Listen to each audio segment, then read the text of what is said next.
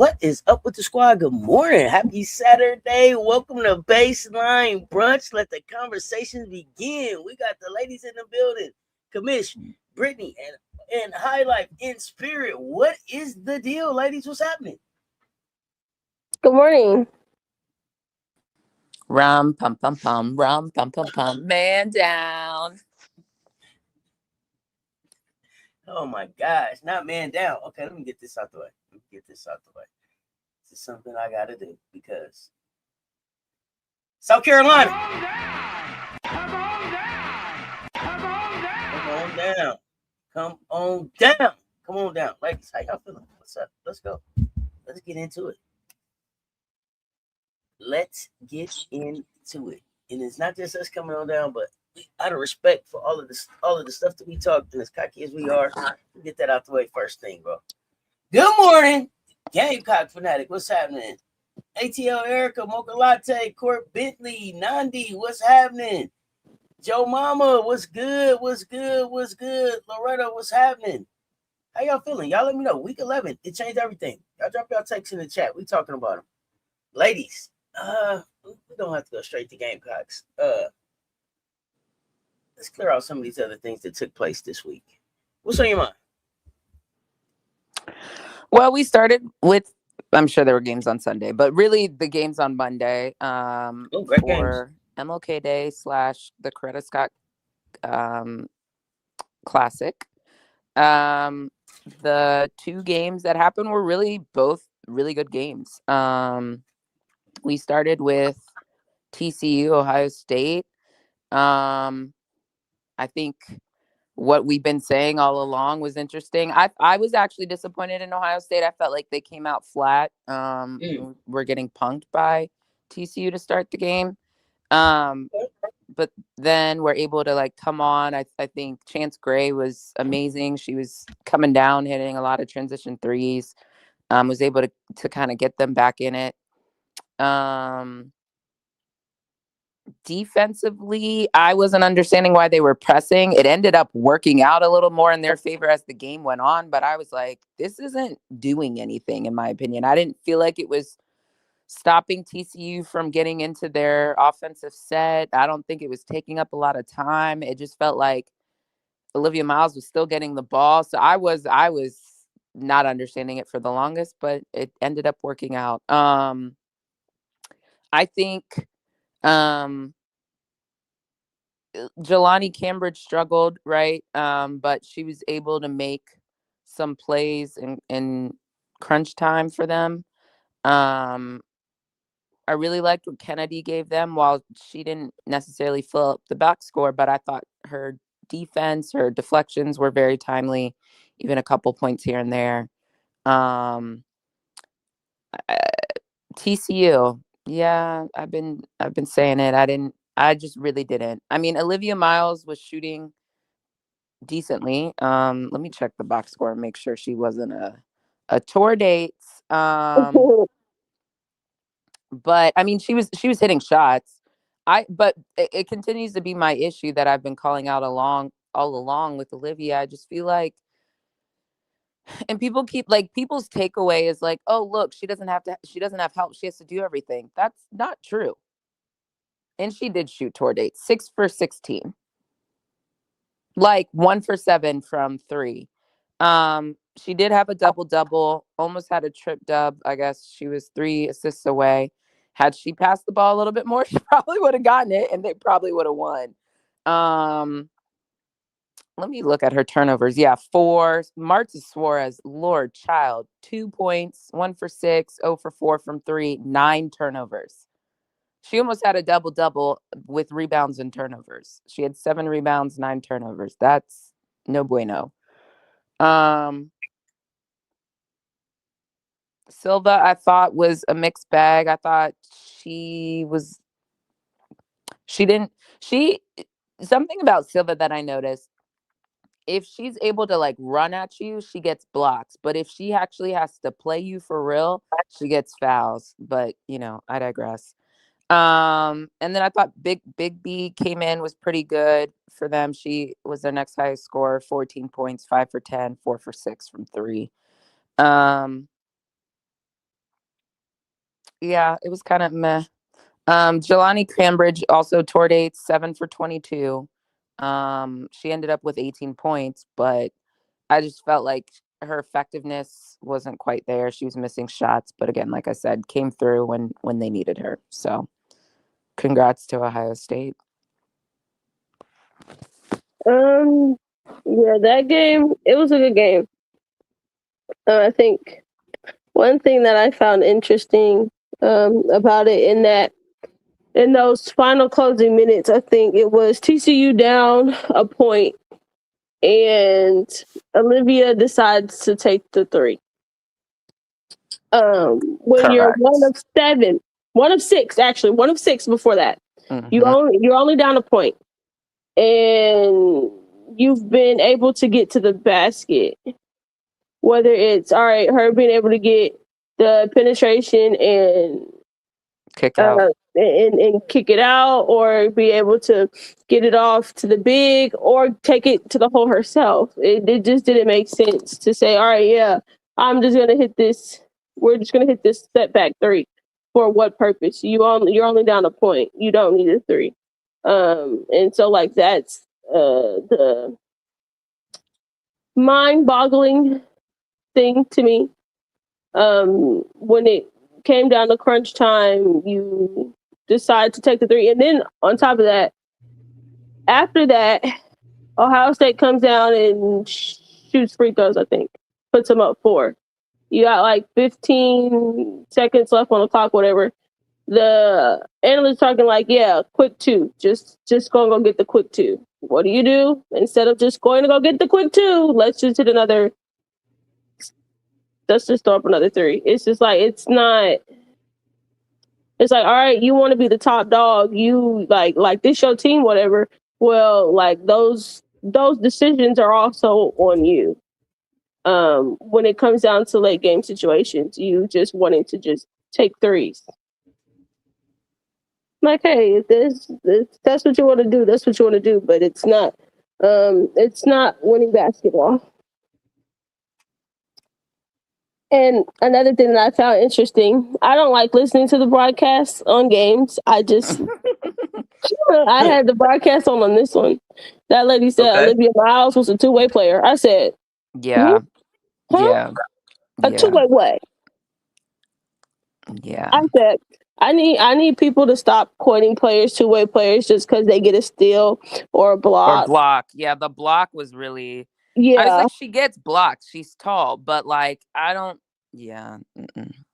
I was like, let's stop throwing around the 2-way player thing, because every player isn't a 2-way player, and hey, that is okay. Everybody doesn't have the stamina and the ability to go out there and go defend either the best player on the floor or the best player at that position, and then also go on to go get key and timely buckets and participate a lot in the offense. And that's okay. But let's just stop putting things out there that's completely not true. Like, especially like, ma'am, were you not paying attention to what happened last year? There were plenty of times as the season went on, like right before they went into like the ACC tournament, where the questions started popping up, like why is Olivia Miles not on the floor in these closing minutes defensively? Why are they doing offense for defense? Like, it's just like, come on, let's not do that. Can she score the basketball? Yeah, sure. Can she pass the basketball? Yeah, sure. But let's not make up this whole thing. Yes, she's a 2-way player. Because homegirl, I don't. From watching the game, I don't think she played many possessions, many defensive possessions guarding Jelani or guarding Chance. Right, she was like off ball in the corner. Exactly, where she needs to be. Off ball in the corner. You can hide her.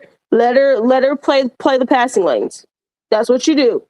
You're trying to make sure that draft stock stays at a top 5 pick. All right, yeah, we're gonna have you do that. We're not gonna ask you to come guard on ball. Not gonna ask you to do that. Let alone against. I need you to come defend the top scores on the other team. Yeah, no, not asking her to do that. But I just found that interesting. Yep.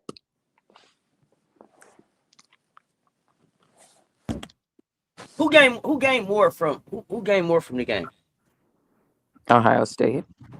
Yeah. Because the other thing for TCU is it also came down to you getting a stop. You couldn't get a stop, which you just lost to Utah. You couldn't get stopped. So we continue. Your losses have all been first off your shot selection, and then you not being able to get stops. They can't get consistent stops. So your defense continues to be a problem.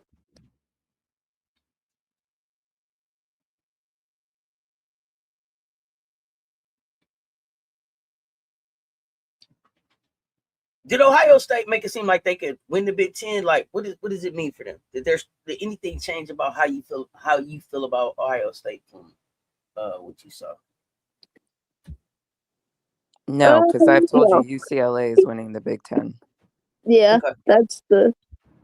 Ohio State is solidifying because they've already beat Maryland. Well, TCU is not a Big Ten team, so actually, I take all that back. So no, it doesn't have any bearing. Okay. That wasn't a Big Ten game. Okay. I just didn't know if you saw something out of Ohio State that, like, okay, maybe they could compete a little bit better. I mean, I think make some more noise in the Big Ten than you actually thought. I thought it was a gritty kind of win. I was glad to see him kind of come back from something. I thought it was not a signature win, but one that'll go on the resume, right? For Jelani, especially with the slow start. I don't feel like that's a Jelani game. That's not a Jelani. No. A grit game. A grit game. Not a yeah, I game, still don't even give Jelani that. Like, really? Yes, no, yeah, no. I give that more to her teammates than her. That doesn't go on her resume. I like that. But I think it goes on the resume as like a grit game that they won, right? Ohio State, yeah, but Jelani, no. Well, I mean, here's the thing: when we're ready, never mind. I won't say that. Go ahead. No, I know what you're saying, but I'm saying, like, when you tell me about a Jelani Cambridge moment, this game will not cross my mind. Oh no, I agree there. That's what I'm saying. I agree there, and I was going to say something else, but it's early, and if you don't have a lot of nice stuff to say, don't say too much. So yeah, I know what you were going to say. That's why I repeated. I put this on her teammates. Yeah, what's going on, y'all? I see y'all in the chat. The Chance, great game. Okay. Audrey, what's happening? Malik, Big Draco, was good. FM, what's happening? Vibing with Ty was good. Danny Joy was good. Emily, what's happening? Amber, what's happening? Oh, I got to get the music out. 1 second, ladies. We appreciate the support.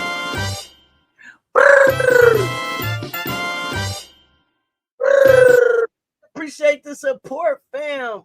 Joe Mama with the super chat. Strong defensive leads our offensive boards. Our priority, get them any and every way we get. Grit. Name of the game. Oh, absolutely. We're gonna talk Gamecocks. Appreciate the support. Commissioner, I see you. Commissioner Kai.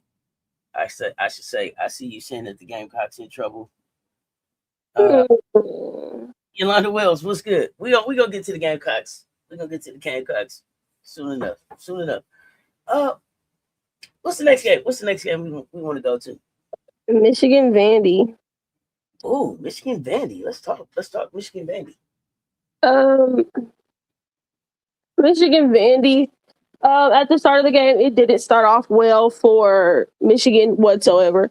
For Vandy, it started off great. Whenever you can have a quarter or a half in which Michaela Blakes doesn't have to shoot a ton of shots and everyone's involved, making shots, assists, all that good stuff. Yeah, it's a great game for you. And that's very much what it was for Vandy in the first half.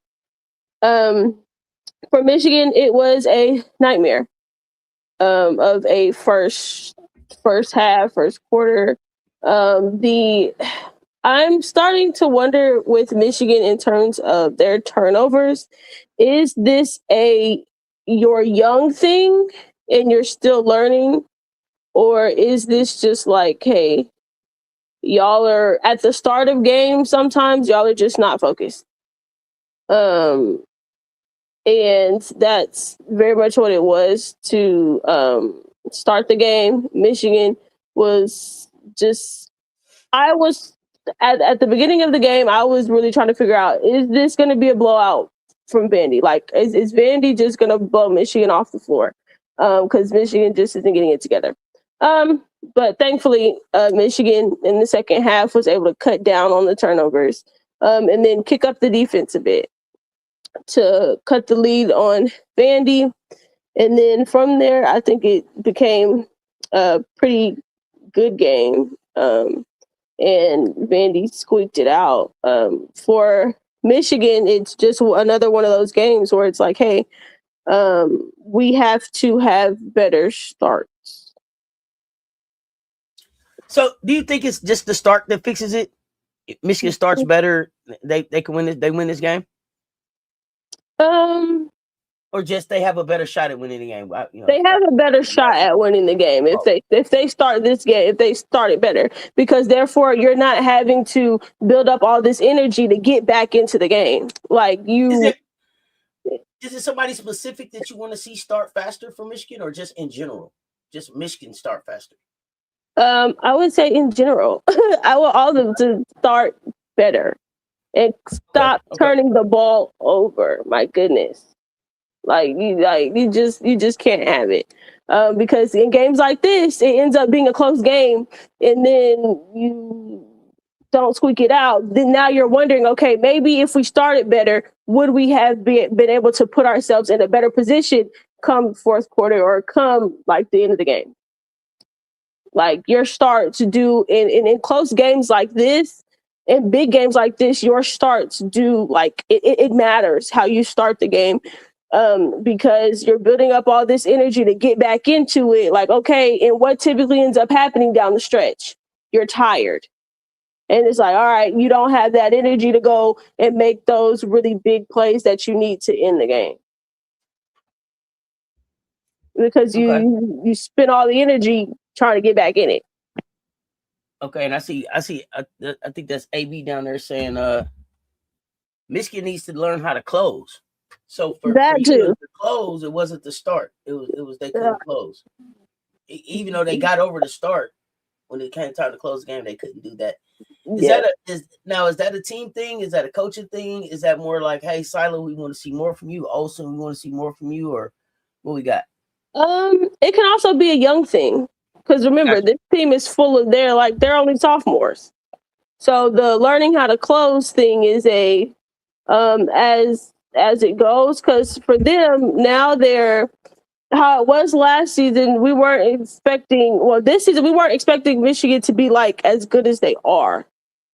So it was like, all right, yeah, they were a young team last season. They did better than what people thought, and then coming in here, wow, didn't think y'all were going to be like this great, whatever. So now it's them learning how to build those, be consistent and learning how to close, and the details is what is now needs to be built, the details, because it needs similar to the game with UConn. They had a poor start, but what were they able to do? They were able to get back in the game, and then now you're at the end of the game. Now you also still need to be able to close. So it's those better starts, learning how to close. Some of this is all right, we're a young team. And then some of it is, all right, yeah, we just need to get more consistent and start and just be consistent in the bridges to becoming a really good team. Junior year, I will say for the junior year, I don't want to see this in terms of junior year. I should be seeing, okay, y'all are winning some of these really close games. Y'all are closing them out well, and the turnovers aren't much of an issue. Come the junior year. For me, my expectations for them. Okay. I like that. the junior year, that's the big year you want to see the jump anyway, or when we should see something. Yes, So I got junior. it. Yeah, that junior year is the jump. The junior year jump. Because if you're not jumping at junior year, yikes. Senior year is very because by senior year we're focusing on you're focusing on, hey, the draft by senior year and putting together those last little pieces that all right the of your game that the league wants to see in the last little pieces to make you become a winning team in terms of long term to look at all right Sweet 16, Elite 8, those type of things.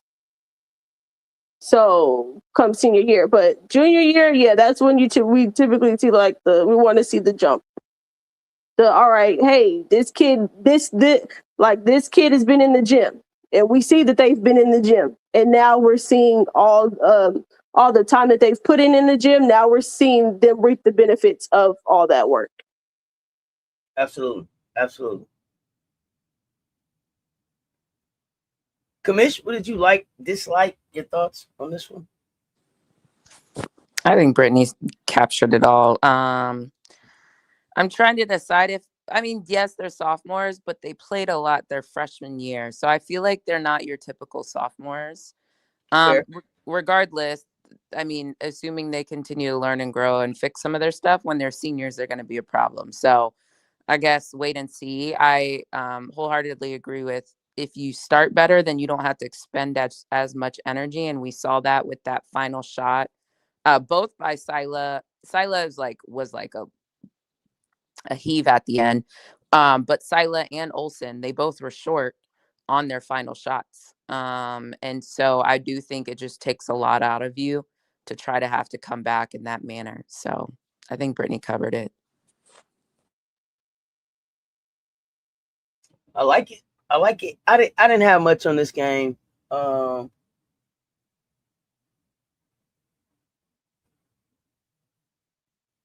still trying to give Michigan a little time. I think I expected a little bit more out of them. But what I realized, I think in this game is for what I thought being able to go 6-1 across the board would look like. They still look really, really small at that time. So, yeah, but that was all I have for that one. Let's see what we got here. Okay, you say you think it's youth. Very good point about the start of the games and energy. Juanita Moan, good morning, fam. Good morning. Let's go, Gamecocks. I believe Michigan had a lot of games where they started out slow, but in some games they were back in the game by third quarter because it's harder for them. Then it's harder for them in the fourth to close. Okay. Which you really no excuses next year. I will say though, I do think they're a bit of with how much they played last year. I think they are about ahead of schedule and or at a really sweet spot where they are at this year for them. It's like, all right, like we did what we did last year. This year we're a bit ahead of schedule. We're in that little sweet spot. Okay. So now expectations for me when it comes to them, expectations will start to come next year. Where I'm saying, hey, I expect you to you should be one of those teams, all right, talking Sweet 16. If not, you in play for a Sweet 16 now. But at minimum next season, I'm saying, hey, we should be talking Sweet 16 with you, right? Because you should be doing the things in conference to put you in a good position for seeding come tournament time.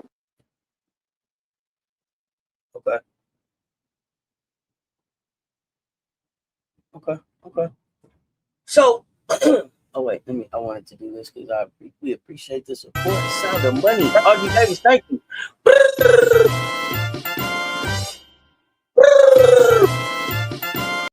Appreciate y'all pulling up and rocking with the brunch. So when you say you expect the growth, right? Is that growth into like winning the Big Ten, just competing in the Big Ten? Is that in Elite 8, Final 4? Where do you, or is it depending on what they add?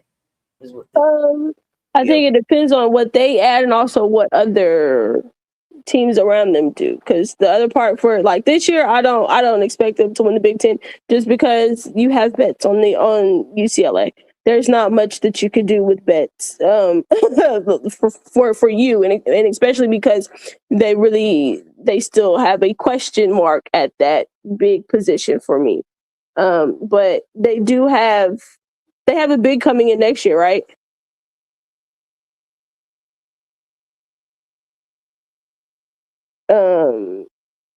Sorry. Yes, they do. Okay, they do. Their recruit. Mm-hmm. Okay, yes. So yeah, them, and I would hope in the portal they will also go in and go get another big just so that you have a veteran big in there.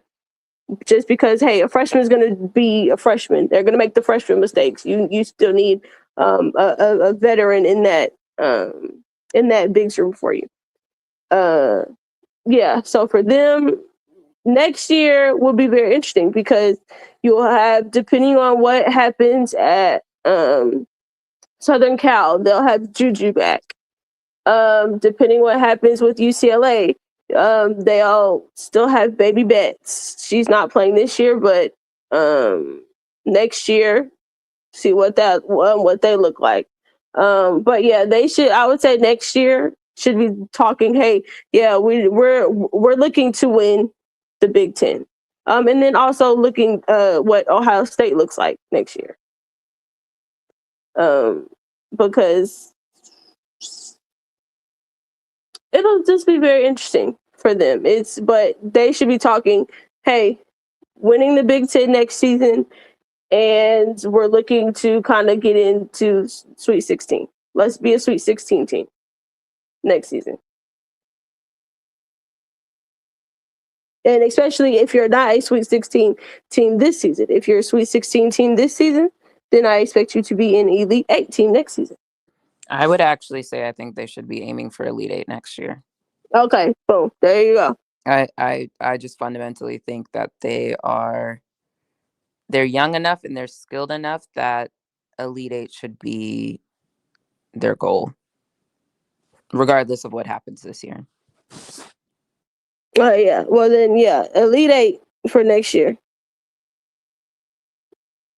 That's the goal for them. Win the Big Ten, Elite 8. And then if you don't win the Big Ten, at minimum, come in second in the Big Ten. Though they should have a good shot at winning it. But they need to figure out the big. You need to go get that portion of your team together because you do need to be bigger. And especially talking not only just matchup wise in the Big Ten, but also matchup wise come tournament time. You're gonna run into an SEC team in there. So you need to have your bigs ready to go.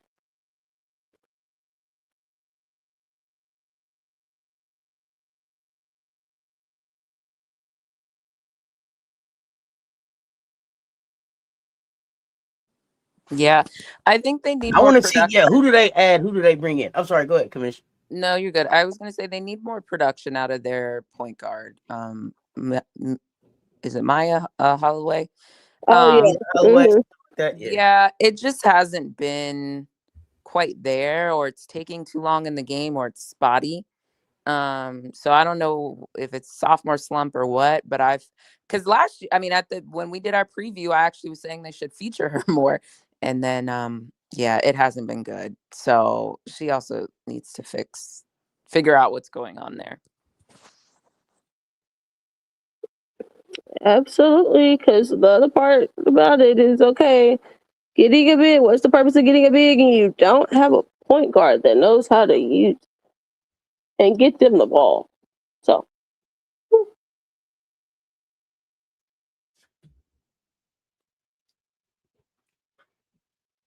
but yeah, for Michigan, for me the time starts game now. Yeah. Oh, I'm sorry, go ahead. Oh no, time starts next year. The clock starts for me next year. That's fair. Give him a little bit more time.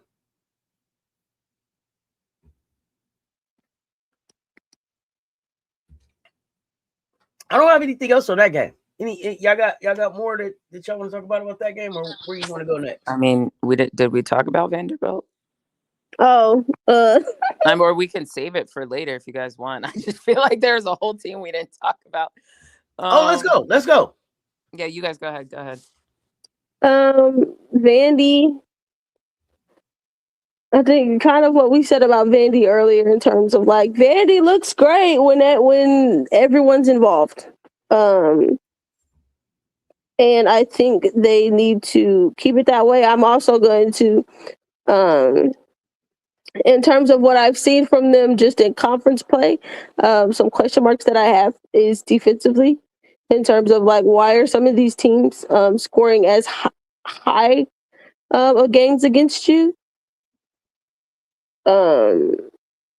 Have some question marks there, which would be interesting when we get to the discussion, the Gamecocks discussion and what we expect to see from that game later. But yeah, that's what I have on Vandy. Y'all can elaborate more. I mean, everybody got involved was out of was not voluntary. I feel like it felt involuntary. They were forced into it. One, I think Michigan, the way they were playing Blake's early, got the ball out of her hands, and then her foul trouble had her on the bench. So I don't know how much kudos I'm really giving, but nonetheless, it kind of is a demonstration of the fact that Michaela or bust is not really the best. And then quite frankly, down the stretch, they almost lost it. Or it got tight because when Michaela came back in, she was pressing and just shooting. And it was like, you literally watched your teammates like at least build a lead, whether they started to lose it. But nonetheless, there were points and times in this game where there were ebbs and flows. And I felt like she was taking bad shots. So I guess the overall question of, is Michaela the reason they're Michaela or Blake's, or is Shay Ralph the reason they're Michaela or Blake's? I lean towards Michaela's the reason right now, but I don't know. It's kind of do say more. Why do you think it's Michaela? I just said it. why would Shay let that why did Shay let that go?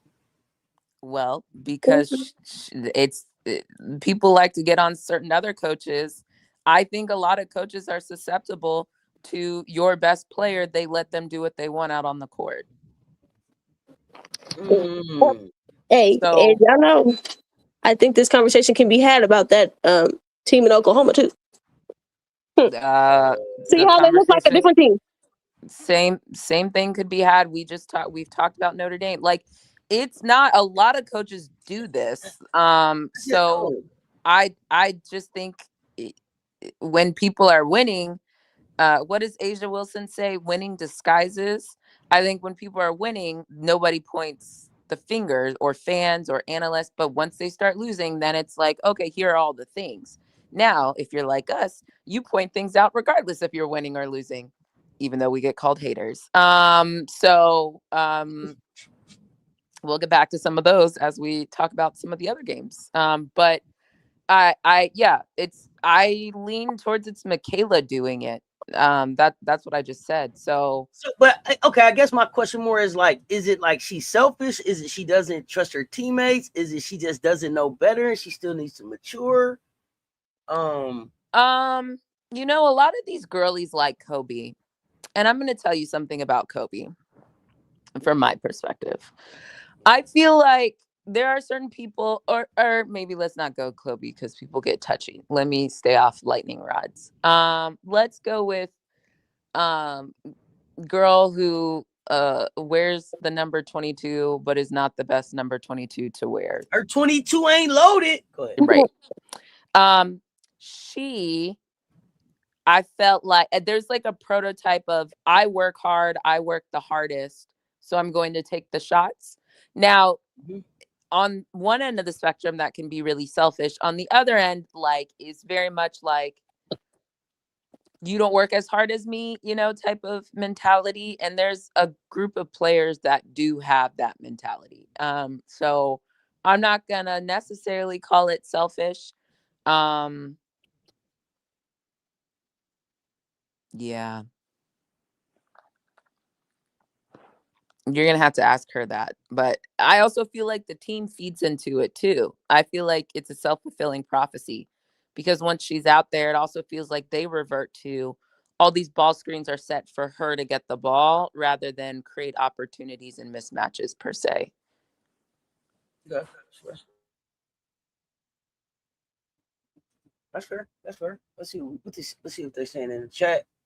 Oh, we got an old Husky in the corner. What's up, Mondo? Jackie, what's happening? MJ in the building. Okay, he said Michigan too short to close consistently. Okay. California team coaches are not good at all. I'll play Angels advocate for both coaches in LA. They may be good coaches, but not for the teams they are with now. What do y'all think?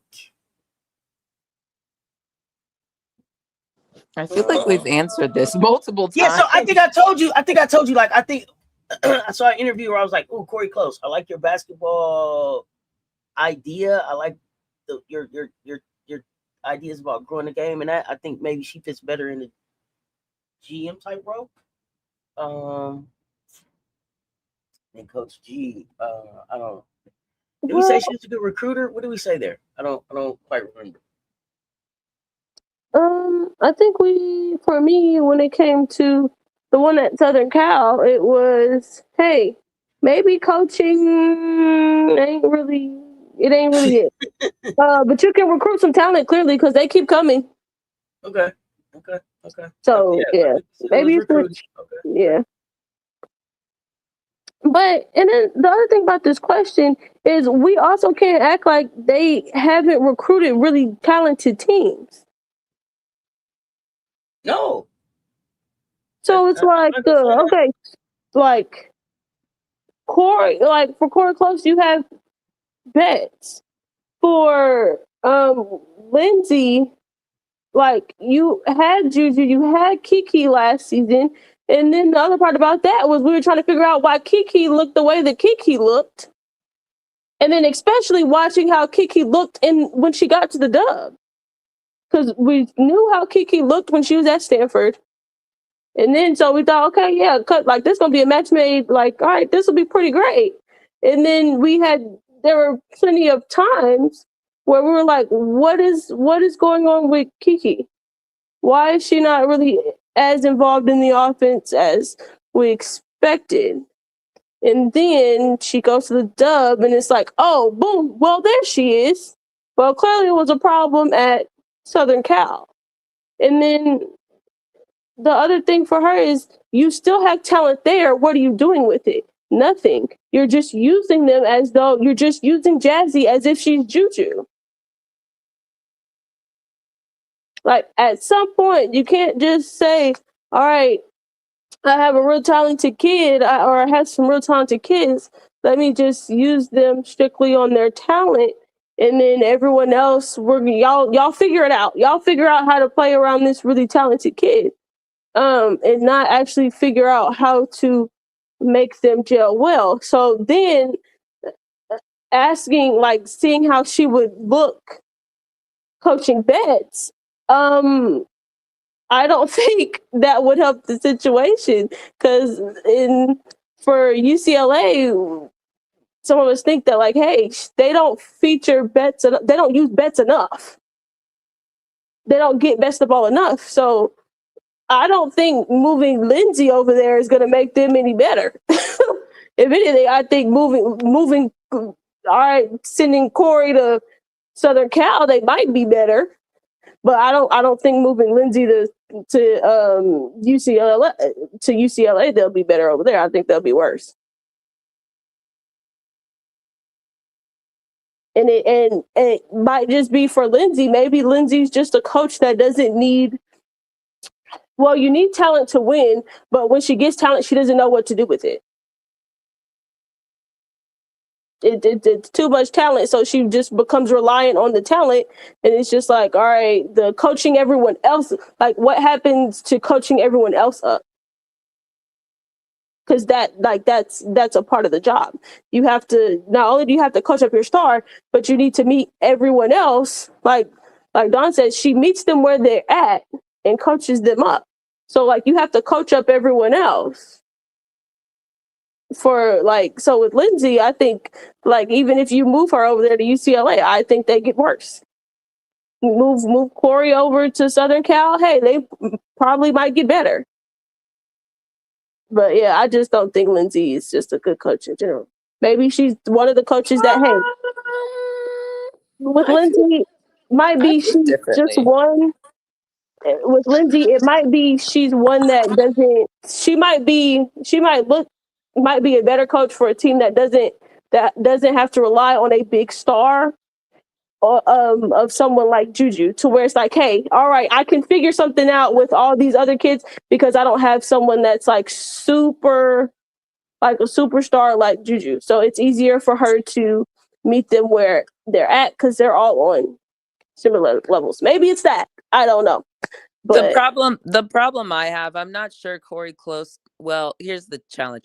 Corey Close going to Southern Cal doesn't feel like Southern Cal would be better, because to me, part of the issue of Southern Cal is their roster construction. Now, if you want to tell me Corey Close would aim to have a better roster construction, then I will give you that. Yes.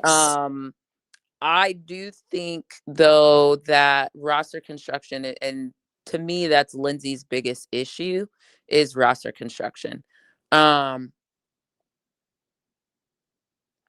I think if Lindsay had UCLA, I don't know, some of her sets are all right. The problem is her girlies just don't be running them. So it's kind of hard to say, because y'all remember what Corey looked like before she got Lauren. Not like she was a world beater and people were calling Corey the best coach ever. True. So I just feel like some of this is like, it's so counterfactual, but I'm not convinced either way. I don't think they'll get like wildly better if Corey went to Southern Cal. No. I don't think they would get wildly better. I just think they would be just a little bit better than what they are now. I don't like we had said earlier about both coaches. Maybe in a GM position, y'all might be hitting over there, but y'all ain't hitting right now. And I think flipping the roster, all right, Corey, you might be able to do a little bit better than what Lindsay got right now, but not all right. Yeah, this team is all right. They're an Elite Eight team. Absolutely not. Not at all. Not at all. But yeah, I don't think if they switch them, there'll be a change. I don't think it'll be like a really dramatic one where it's like, all right, yeah, let's hire Corey Close. Like, she's the one for us. No. But just, I think she'll do a little bit better in terms of trying to figure out how to use everyone else. Because the whole Jazzy or bust, I can't do it. And that kid shouldn't have to do it either.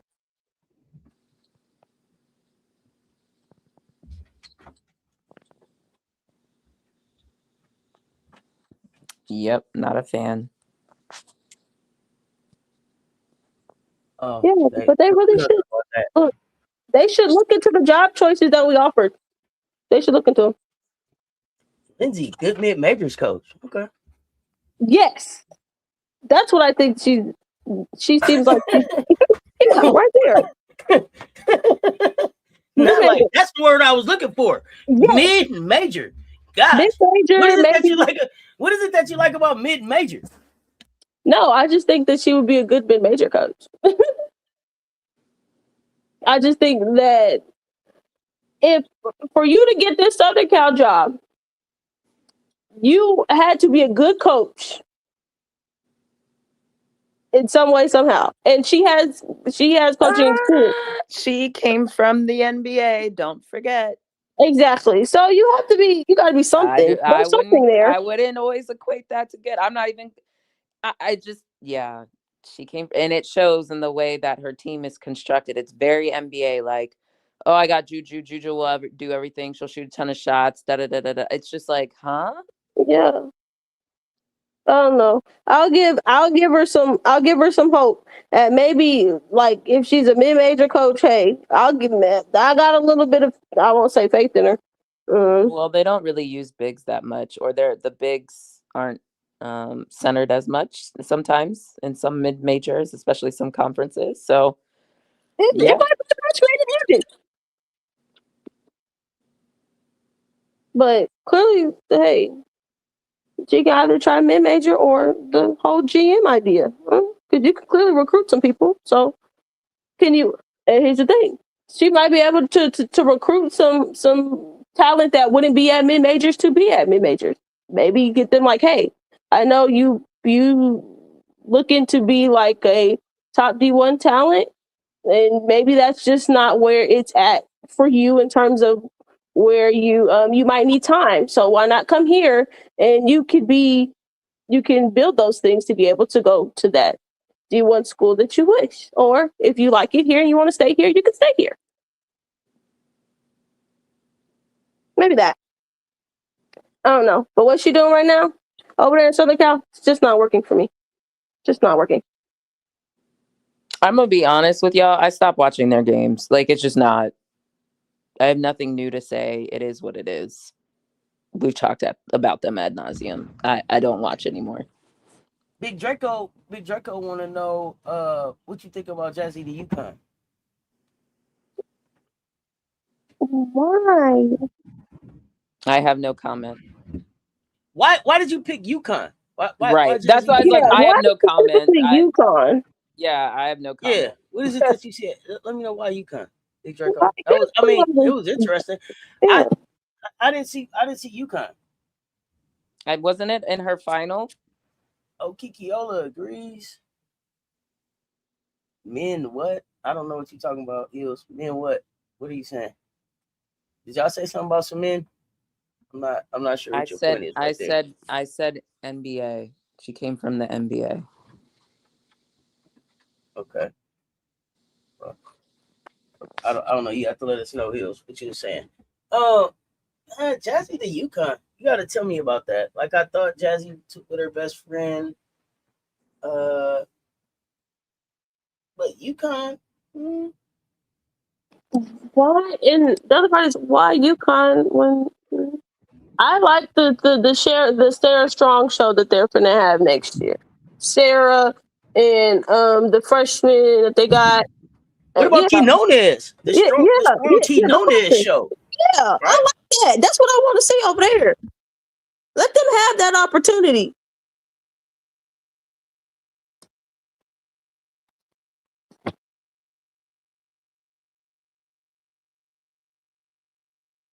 Yeah, but there's plenty of other places. Could have sent Jazzy. You say for her to go to Greppy. Is it that you think he can help her game? Tell me what that is.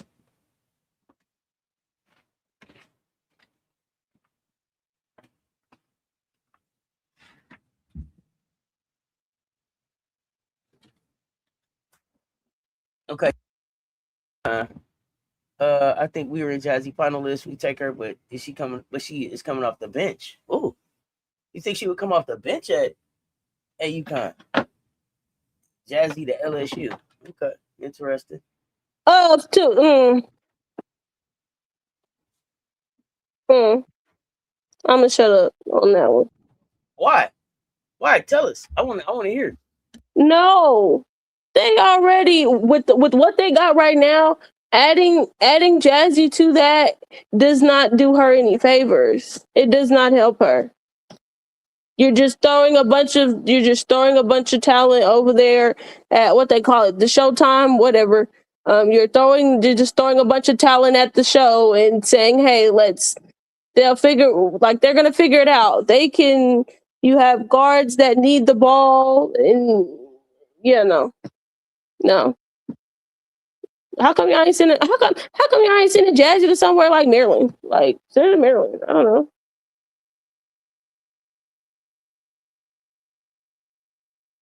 Maryland a good program. So Jazzy with Gucci Lucci. Okay, what do you like about that better? I wouldn't have any problems with that. I probably would like that. Okay, now let me see. Why not Brittany? Let's see. They need her position next year, and they didn't recruit it, so she would fit right in. Oh, you don't think Gino got a point guard coming? Jazzy is not a point guard. The end. Yeah, no. Oh, they're not running her as a point right now. But just because they're running her, they're not really running her as one. But if you want to say they're running her as one, just because they're running her as one there, it does not mean that that's her natural position. Oh, I agree there, but I think that's what they're trying to make her. No. You want to send her back on to Oregon. Okay. For Jazzy going to LSU, Kim would have her playing the 4. Exactly. Send it over to Maryland. Now listen, Davison, Fiso. I like it. I'll take it with Etute. I like it. Why not? Y'all know I love to send somebody somewhere in the portal anyway. I always send the kids somewhere. What else? Jazzy with Ohio State. Which guard are you sending her to the bench, or are you sending? What year is Chance right now? Is Chance a junior or a senior?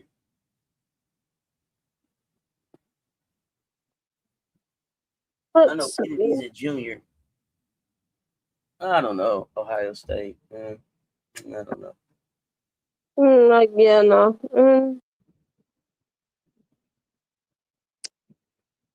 How come ain't nobody say Senator of South Carolina? We was on the list. Is that the point guard that y'all would like to see come in there? Jazzy is not a point guard.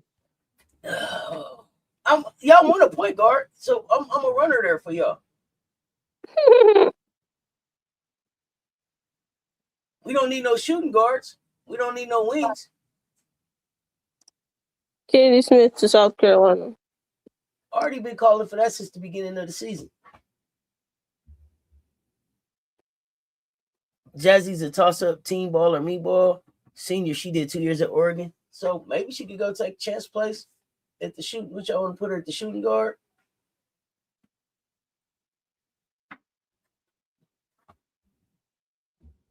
You want her, she's a small forward. You gonna run her at a small forward? Okay. Absolutely. That's the perfect spot for her right there. You're small forward. Not a point guard. So at Ohio State, y'all want her to take Kylie Kidd's place?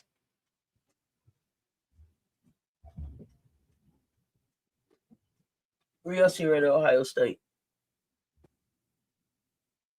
Send her to the Gamecocks. They need her for sure. I don't think so. But I like her going to UCLA. Go play with Sienna Betts. Finalist was USC, UCLA. So are you saying USC like South Carolina, like what we call USC, or are you talking about the Trojans, Mondo? UCLA, Duke, Connecticut, TCU, Texas.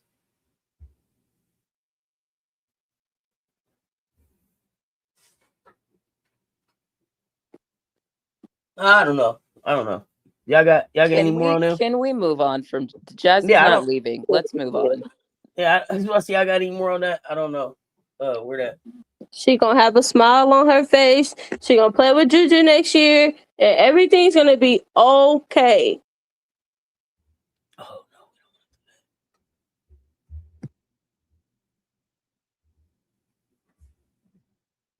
no. Oh, well, then you need to refer to them as the Trojans because they gave up that name, bro. I keep announcing that to y'all. They are not USC in this chat. USC is University of South Carolina. We definitely do need wings, but I want Kennedy more than I want Jazzy.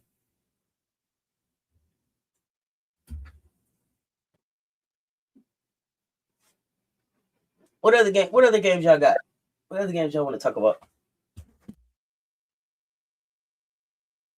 Your favorite twin over there in Tennessee. You can kick us off. I mean, if you talk about Tennessee, I just was shouting out Pardo for taking over her team. It was like she's figuring out how to be the leader. She's been scoring well. They've been winning. They leading the SEC. It wasn't it wasn't much there. Just okay. Shouting her out for that. Y'all said y'all really didn't have much on the Tennessee Kentucky game. We don't have to talk her. I'm gonna keep it short on that in terms of I don't know how many times we have to tell people stop turning the ball over when you're playing Tennessee. I don't know how many times I'm gonna say it. Cause you can out rebound Tennessee. You can You can out rebound Tennessee. You can shoot more free throws in Tennessee. You can double them in free throws, and in free throw makes. And you can about go even with them in 3-point shooting, and you can still lose. Why? Because you turn the ball over, and how many points they generate from you turning the ball over. So, for Kentucky, turnovers atrocious. Tony Morgan 6. OI 2. Oh no, 5. Sorry. Strack 4. Hassett 3. Yeah, nasty. The only people that didn't turn the ball over was the bench, but he only played them 17 and 3 minutes. 2 people coming off the bench played 17 3 minutes. Them was the only people that didn't turn the ball over. We need to have a conversation about Strack and her fouls. Oh yes, please go there.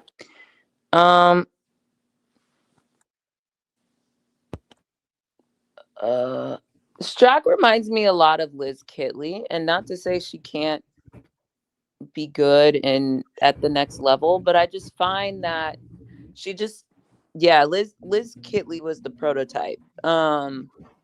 I see a lot of similarity in the game. I don't think they both don't handle physicality pretty well, and then I think the fouls are problematic. This is reason number 3,000 why I don't always believe in blocks as the sole determinant of a good defender, because when you be going for blocks, you get yourself into foul trouble often, especially when you swipe down. So then you're not as effective. So, and then you're a shot blocker. Now you have 4 fouls. Everybody can just go at you and you can't do anything. So I just find it's a dangerous game to play. Absolutely. Is it when it comes to Kenny, this is just his archetype of big? Yes. Or this is okay, or is it like the only big that this is the only type of big that he can recruit? I don't think it's the only type of big he can recruit. I think Kenny is highly biased. Yeah, so it limits his pool of choices.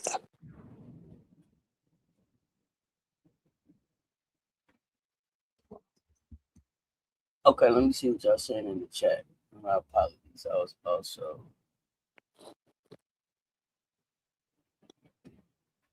Jazzy might like Sandstorm. LSU versus Florida Monday. What you think? LSU should beat Florida. Kylie played the 4, so she wouldn't impact her minutes. Hall of Fame Kim Caldwell never lost to Gino. The refs don't like Strack. I don't know about that. Yeah, I wouldn't say that. I might have to put Pow Pow in that ear for Davidson. Tennessee hasn't played the team at the top of the SEC yet, so I'm still holding on them. I mean, yeah, they might not have played the team in the top of the SEC yet. But they beat 2 ranked teams back to back, so I'll give them that. Liz Kinley is an SEC analyst, so not a good omen. Why? Why you say that? I like these pros making sure that they got a check come in if they don't know what the WNBA going on. Plus, Liz got to find a home somewhere. She got to find her. But I wonder, is she healthy? Is she healthy enough to play now? I don't know. I just never seen Liz get back in the gym for real after Vegas. It didn't seem like so. And I just never thought she was healthy at Vegas. Russell, only bring the facts to the chat. What's going on over there on the Instagram, fam? Who y'all got next on the docket? The one that we've all been waiting for. Oh, let's talk it. Let's talk. I'll let y'all kick it off. I'm gonna let Kamish go because I know watching that game. Was you screaming at the TV all night? Yes. I'll be right back, y'all. So, Kamish, if you want the highlights, give me 1 second. Y'all go ahead. All right, let's do a little participation time. Brittany, help me out here in the chat. You got the chat open? Yes. Okay, thanks. Help me out with some of these. What have I been saying all year? Just list them in the chat. And Brittany, I don't have I'm trying to get I'm gonna tell you what they say. Okay, thank you. Chat participation time. What have I been saying all year? Come on, y'all. She's been screaming it. They're saying I've been saying, come on, y'all. That's it? I'm telling them to come on. Oh, okay, got it. Yeah. Mm-hmm. They might be on a delay, you know? We got to get Yes. Oh, there they go. It's coming. It's flooding in. Rebounding. Oh, okay. What else? What else is in there? Anything besides? All right. All right. Everyone's typing rebounds. All right. Give another one, y'all. There's another one. Make the easy ones. Ah, great. Okay. Keep going, class. Keep going, class. Boxing out. There it is. Keep going. Defense. There it is. Keep going. Layups, free throws. Okay. We'll give it like a few more seconds, then I'll get into it. See if anything else comes up. Okay, bunnies, layups. Okay, yeah. Get out of here, Mondo, with that.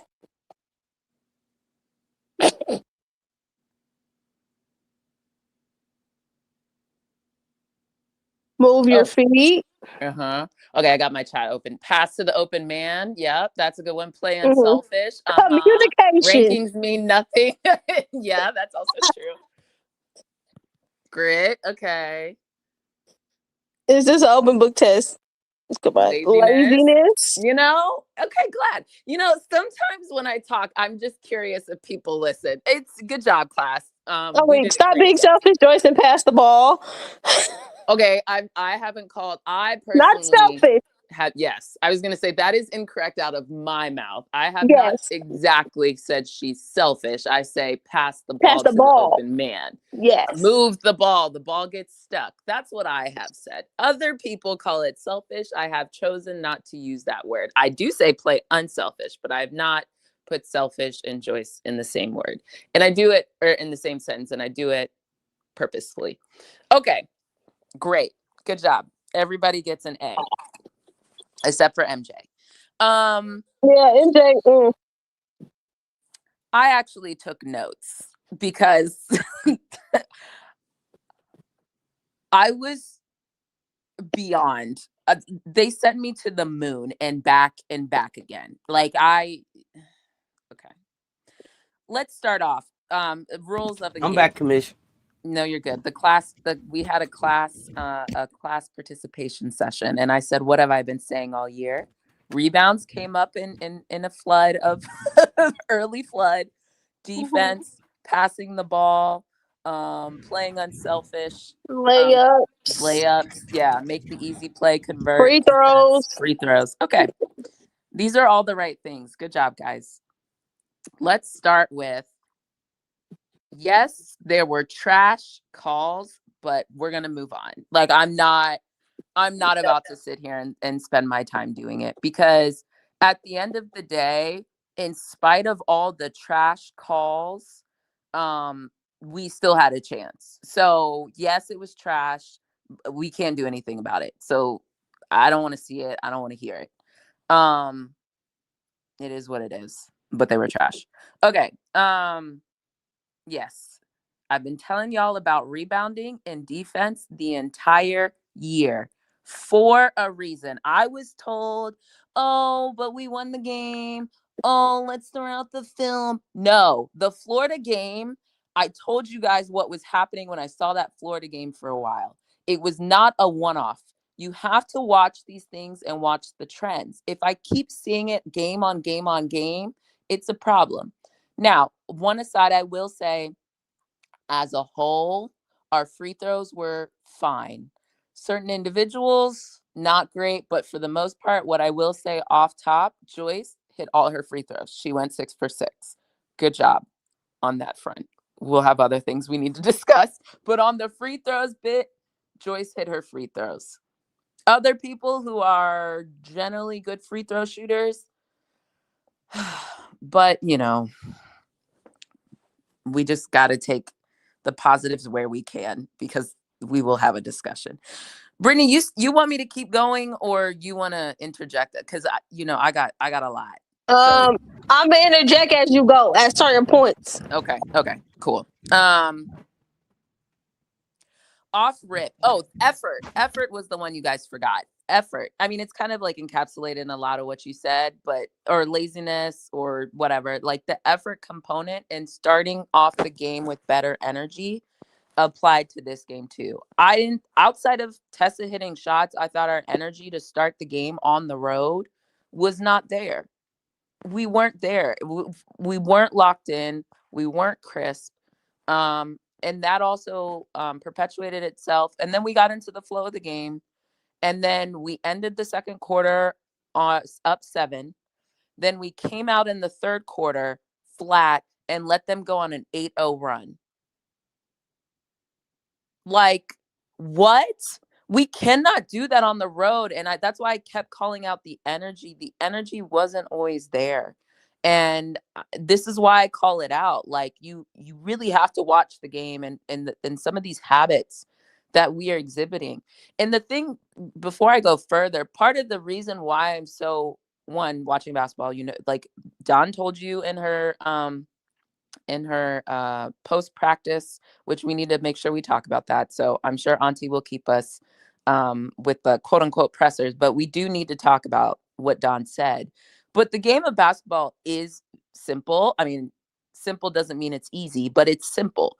Rebound the ball, put the ball in the fucking hoop. Period. Stop the other team from scoring. That's how you win. It's simple, right? And then it has all the machinations of 3-pointers, layups, free throws, boxing. Like, at the end of the day, that's what you have to do. And it's so funny you guys said rebounding first, because y'all know I've been asking for rebounds from Joyce. We'll discuss that later. But at the end of the day, the reason why I'm hard on her is because I know she can do it. We watched her do it in Texas. We watched the effort in Texas. And then to turn around and not give the same energy consistently, because there were points in time in this game I thought I started being like, okay, Joyce is crashing the boards. But it wasn't consistent. And that's the challenge that I have. It cannot be when you feel like it. Defense is not optional. Rebounding is not optional. They are things that have to be ingrained and have to be second nature to us. Fuck that. First nature to us, given where we are as a team. So, people joked about it, but I saw it and I foresaw it. Like, you cannot have your starting 4 spot not give you consistent rebounding efforts and be like in the South Carolina system. We have to have that. And then I remember there was the game, Medina was out for Penn State, and I talked about rebounding then. And I was told, well, when Medina gets back, we'll get rebounds. Well, Medina, if she's in foul trouble, if she's injured, if she's, whatever, there are reasons people are not on the court. So you cannot solely rely upon one person to give you rebounds, to defend, which we'll also talk about. One person can, and a team sport cannot be it. It's a lot easier to scheme one person out of a game than it is to scheme 5 people who are doing the things that they need to be doing out of a game. It makes it much harder. So again, this is why I've been talking the way I've been talking. And then the effort well, there were spurts and stops, but outside of those last 3 minutes of regulation, we did not see the defensive effort to that level of intensity. That's how we have to play. And like this optionality of effort and energy is just, it doesn't work for me. So we have to fix it. It is a non-negotiable. It can't just show up when you're playing Texas. It can't just show up in certain parts of the game. Like especially on the road, it's so critical. These are overarching thoughts, and then I'll go into individuals. Transition defense. Oh gosh. It was an oval game all over.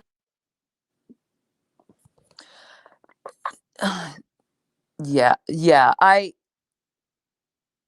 The communication and lack of talking and the lack of attentiveness is what I still don't understand why we pick and choose. Like, this is something that has to be innate. Like, we cannot choose, oh, we're going to be like the scout, I don't know who did the scout for this game, but I'm not even saying the person who did the scout did the wrong thing. You have to go execute it as players. Everybody who's watched Oklahoma knows this is exactly how they play. Nothing they did was a surprise to me. Not one damn thing I watched them do that I said wasn't a thing. Last baseline, Auntie, you asked how much or what needed to be true for us to win. And the first thing I said to you was, we better fucking rebound. Then I said, defend and make sure you get those loose balls, because you cannot give a team like Oklahoma 5-6 chances at shooting and shooting threes and just between beers when they remember to play through her, which they were very intent on playing through her. So kudos to them. They actually remembered when she was on the court to play through her. But you can't do that. And the communication lapses continue to literally, again, they blew me. I mean, they didn't, because I've seen it, but it was like to a point where, okay, that happened first quarter. Okay, that happened second quarter. Third quarter, we're still doing this after halftime. Yeah, it was like, this can't get worse. It can't get any worse. And then it just kept getting worse. It was like, bro, but it got better, ironically. Yeah. But that's my point. Picking and choosing when it got better. So it was like, what? Yeah, and certain lineups did a better job than others, Yes. right? And so that's also another thing that I'm sure the coaching staff saw and are going to evaluate. But for example, on transition, this popped up on the broadcast, which actually was helpful because sometimes they give useless stats. In the first half, Oklahoma field goal, they made 4 of 14. So they had 14 attempts in transition. First half, they were 4 for 14 in field goal attempts. In the third quarter alone, and this stat popped up, I think with still 3 or 4 minutes left. Whatever, there's still time left in the third quarter. Oklahoma was 5 for 7 in field goal attempts. They, in one quarter, had half as much, and there was still time left on the clock, as they did the whole first half. So we really didn't do a better job coming out of the half. So that was a problem. And then defense in general was just, it was taking too long to recognize who to pick up. There was, in my opinion, there was a lot of fake defense played, especially in the first 3 quarters of this game. There was a lot of, I've been talking about, hands need to be up more in passing lanes. There's too many people guarding the ball without their hands up. There's not enough closing out on shooters. Like, know your personnel. Like, again, in overtime, Aaliyah Chavez went off primarily because we were not closing out. You cannot give someone that many times who's a shooter, a volume shooter, that many opportunities and that many free looks at the rim. Like, that's just, you can't do that. You were 2 steps too far away from the shooter, those type of things. So that was a problem. I got 3 more and then we're done. Well, 4. While we're talking about Aaliyah Chavez, she had 9 points and 7 assists early in the 4th. So we actually kind of did our job. And then for the rest of the 4th, but really overtime, what was that? What was that? Well, I will say about that is you did know that there was a matchup switch. Correct. I was going to talk about that. Yes. Yes. All right, yeah. Yes. Good. But we did our job. Absolutely. The first 4 quarters. 3 and a half, 3 and 3/4. Yeah. Like the majority of the game. Let me know when you're ready for your my clips. Don't worry, we're getting to our clips. Let me go through the high level, then we'll get to the clips. Exactly. Okay. Now, stop complaining and get off the floor. You are making it 5-on-4. Fix your attitude. That is a direct quote from my notes. Stop complaining. Let me read it one more time. Stop complaining and get off the floor. You are making it 5-on-4. And we already talked about our transition defense when we did have 5 people upright. Sometimes wasn't the best. Well, now making it 5-on-4 isn't helpful. Fix your attitude and stop complaining. The 2 people I'll wait for that. There are 2 individuals I have to call out about that, but I'll wait. And then missed layups by everyone. I forget what the statistic was. I think Lulu tweeted it after the game. I think in our last 3 games, we're like 10 for 31 on layups or something. Maybe it was 2. It was something ridiculous. I forget the stat. I'll find it as other people are talking, but not good.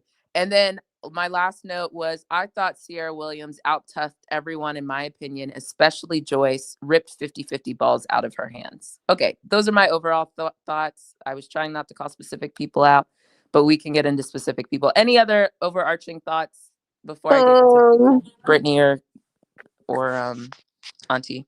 Yeah, the effort, like you said, the effort coming out was just crazy. And it was crazy because it was there was no excuse of overhang from all right, this is just like from yes, exactly. There's no excuse of all right, they just came off of playing Texas, so we expect all right, they might have a little bit of a slow start just because of a game like that. All right, you might have a bit of a little hangover. Yeah, no, you played Coppin State. There's no excuse for you to come out in Oklahoma, and then on top of that, you have to realize that Oklahoma just got their behinds beat at home by LSU. So this team is not happy with the way in which they just played. So for them, and actually they were on a 3-game losing streak. They were on a 3-game losing streak. Yeah, I was just going to call that out. Yeah, they're on a 3-game losing streak. So this team is like, hey, they're fighting for their lives at this point. But what I will say to that point, Brittany, Dawn kind of warned us because before the interview scrum or whatever that she did before we flew to Oklahoma, I forget who asked her. It sounded like it was Matt or somebody like that asked her, what good can you take away from the Coppin State game? And remember, she she said one thing, I forget even what the one thing was, and then struggled. And that was actually very telling to me because I was like, huh. Exactly, because you're getting ready to play a desperate team. Right. And that's why even the Coppin State game, I had my pros for people, but I really didn't have anything like, I wanted it to be a tune-up game. And in some ways, I did feel like it was. I will say what did carry over was Tessa and Alicia, and we'll talk about Alicia in particular. Yeah. Tessa's shooting, at least. Her shooting, which I also have thoughts about that, but her shooting to start the game was hot, and she was our offense. So maybe we just jump into people now. Yeah, because let's start positive. Alicia, loved her minutes. Don't love the fact that she had 4 fouls, but honestly, I would have put her out there to foul out. I think she could have given us one more foul, and I would have just at that point, like, you know, Alicia played what, about 1/3 of the minutes of some other people and had Let me pull it up for you. yeah, thank you. I think half as many rebounds, which like the math shouldn't math like that. So yeah, or more than half. That's a problem. For example, well, I said I was going to be positive. Let me stay positive. Okay. Aaliyah, I thought was not afraid. She doesn't need to work on her fouls. But I can eat that. You know what I mean? Like I can eat that. Yes, Alicia played 14 minutes. Yeah, she played 14 minutes, had 9 points, 3 rebounds, 1 turnover, 4 fouls. Actually, while we're at it, let me just let me just list everybody's stats. Joyce played 40 minutes, 12 points, 3 for 12. That is a tour date. 5 rebounds, 3 assists, 4 turnovers, 2 personal fouls. Medina, 17 minutes, 6 points, 3 for 9. Rebounds, 4, 0 assists, 3 turnovers, 3 personal fouls. Tessa, 32 minutes, 19 points, 6 for 14, 3 from 8 for 3. 4 rebounds, 2 assists, 0 turnovers, 2 personal fouls. Latson, 32 minutes, 6 points, 1 for 10, 0 for 2 from 3-point land. That is a tour date. 3 rebounds, 2 assists, 1 turnover, 2 personal fouls. Raven Johnson, 40 minutes, 16 points, 8 for 14, 0 for 2 from 3, 5 rebounds.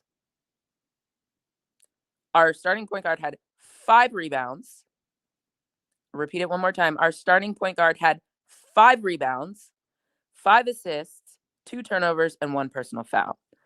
Aaliyah had 14, like I said, 3 rebounds is really more. 3 rebounds, 9 points. Tack had 10 minutes, 2 points, 1 for 4, 6 rebounds. So let me just stop there. I could read everybody else, but Tack had 6 rebounds, played 10 minutes. Medina had 17 minutes and had 4 rebounds. 4. Joyce had 40 minutes, had 5 rebounds. Raven Johnson had 40 minutes, had 5 rebounds. Does no one see a problem with this? I've been calling this out all year. That cannot happen. Okay. I said I was staying positive. I lied. I clearly lied. Let me just keep going. So yay for Aaliyah. Thank you for your minutes. I would have put you out there to get 1 more foul and just foul the game. F it. But yeah, fix your fouls a little bit, mama. And rebounds. I think you should have gotten more rebounds. But again, I give some grace for certain people. While we're speaking of Raven Johnson is that girl. I have been saying and calling out that Raven is our best player for the Gamecocks this season. And while that is great on Raven and good for Raven, and I'm super proud of Raven, and yay, Raven, it is a problem for the construct of our team that Raven is our second leading scorer more often than not. There was a game, and I know people said it in a loving way, and I tried to warn y'all, where someone was like, I want Raven to go for 30. I said, it is a problem if Raven is our leading scorer. Doesn't mean Raven can't score, and I want that to happen every once in a while. But for that to consistently happen means the rest of our team is not doing what they're supposed to be doing, right? Exactly. This is what I'm talking about. Like Raven can't be 15, 16. That's great. That's actually a great game for Raven. You should be able to win.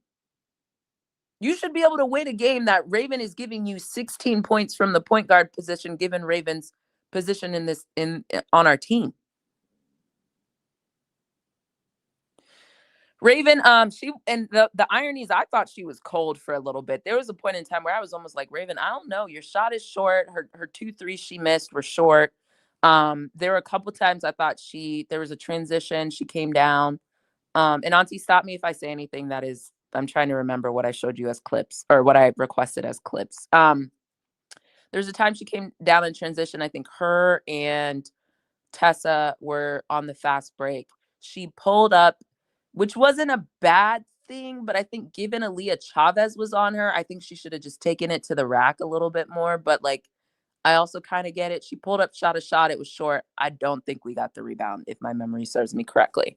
But other than that, like, she shifted into gear and was our offense, clearly. Raven was out there making the tough ones. Yeah.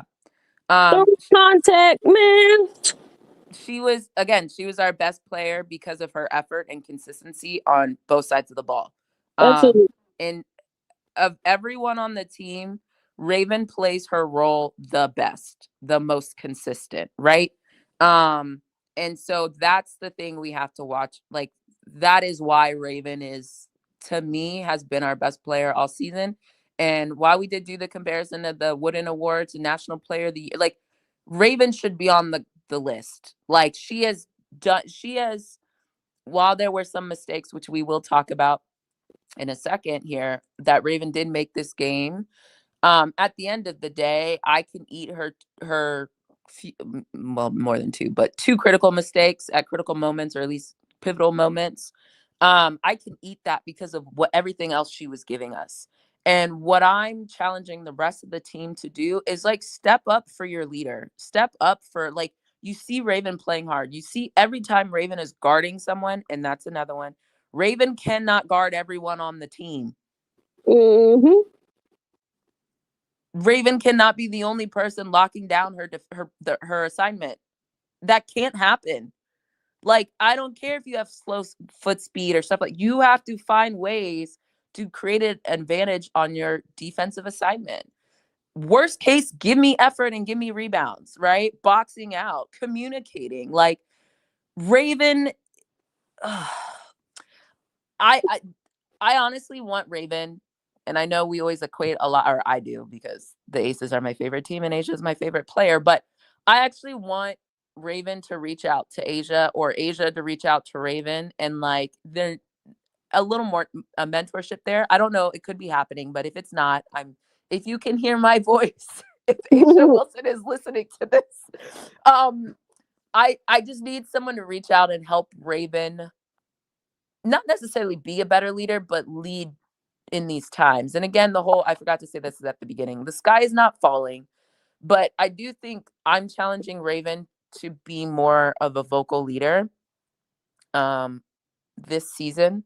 I know she said before everybody's a leader, but, like, she should, like, at this point, Raven, I need you to get in your teammates' asses. Like, yeah. Like, there needs to be a little bit more of a meeting about effort and intensity and, like, that type of thing. Like, Raven is leaving it all out on the floor. For me, that, like, not that we're here assigning blame pie, but, like, Raven is going to get the least of the blame pie in spite of the two things we're about to talk about. So anything you guys want to add on the Raven piece before we talk about the two plays that were critical? Yeah, the Raven put the cape on the other night. She was like, look, and I knew it was coming when Dawn had took her out at, like, the 7-minute mark in the fourth quarter, brought her back in at the 5. Mm-hmm. I was like, all right, she gave Raven these little 2 minutes of rest. Hey, we all out of whack. We taking a bunch of quick shots. I need you. You got to go in there and get us right. Whether that's how like, whatever means necessary. If that means you got to go get the bucket, then go get the bucket. I don't care. Just get something going. Because it was really at that 5-minute mark, it was like, bro, they're rushing. They're just throwing stuff. They're just throwing stuff out up at the basket, hoping that something's gonna go down. And when Raven came back in, it was like, all right, like, Raven's like, all right, if I got to get the steal, I'm gonna get the steal. If I got to go down here and go get this tough basket, I'm gonna go get the tough basket. And I think the worst part about it was seeing how much energy and how hard Raven was working, and hoping that, all right, y'all see her out here working. Y'all need to bring it. If anything, do it for your teammate that's out here doing it all. And they did for a couple minutes. They did it in, like, the final 3 minutes. Which I was saying, I was like, Oklahoma's going to give you opportunities to get back in this game. You're only down 6. If you would just get a stop and actually run some offense and not like, all right, let's just chuck up something real quick and just hope it goes down. Like, yeah, no, run something. Let's get something going. And that's what they did for those 3 minutes to get them to be able to have a potential to go win the game in the last couple seconds, in the last like 15 seconds or so. But the thing is, like, if you could replicate Raven at all 3 guard positions, oh my gosh, it would be amazing. But it's not just the guard position to me. True, but true. Not just the guard, yeah, but positionally, yeah. But like her intensity and all that, if everybody would have showed up with the same intensity that Raven had, oh yeah, this would have been the game that I predicted. Yep. And the thing that I will also say is, as we noticed, all right, Raven was on Aaliyah throughout the first 3.5 quarters. And Aaliyah wasn't finding much there. She was getting her assist in through transition. All right, there's nothing Raven can do about that. Or on like loose balls. Yes. Because we didn't secure the rebound. Heads up play, but was making, pretty timely passes to people under the rim. Because exactly. We didn't have our hands up, but I already addressed that. Keep going. So like she was able to do that. But Homegirl was contained for those 3.5 quarters. But when everything just started to shift, and it was like, all right, Raven, I need you to come guard Verhulst. And why did she need to guard Volhorst? Volhorst, she was cooking Tessa. And cooking Tessa in terms of with guarding a guard like Peyton.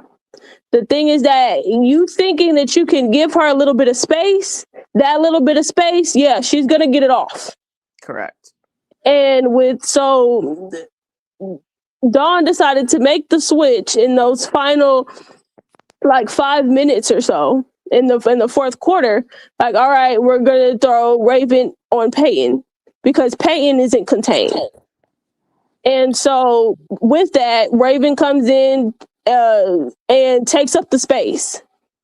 So, all right, yeah, there's no room for you to get this off.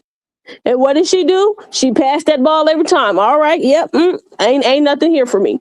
Well, that's where the cookies came from at the end of the game. Yeah. Raven specifically got cookies off of Peyton. So even someone made the comment, and I've seen other people see it, that it was a mistake to put Raven on Peyton. Well, I don't necessarily think so. The problem is we were playing whack-a-mole defensively. Yes. And we move Raven here, and then whoever Raven wasn't guarding was went able off. to get off. Exactly. That is not like, to me, if you had left Raven on Chavez, I still think Peyton would have gotten off because of exactly what we just articulated.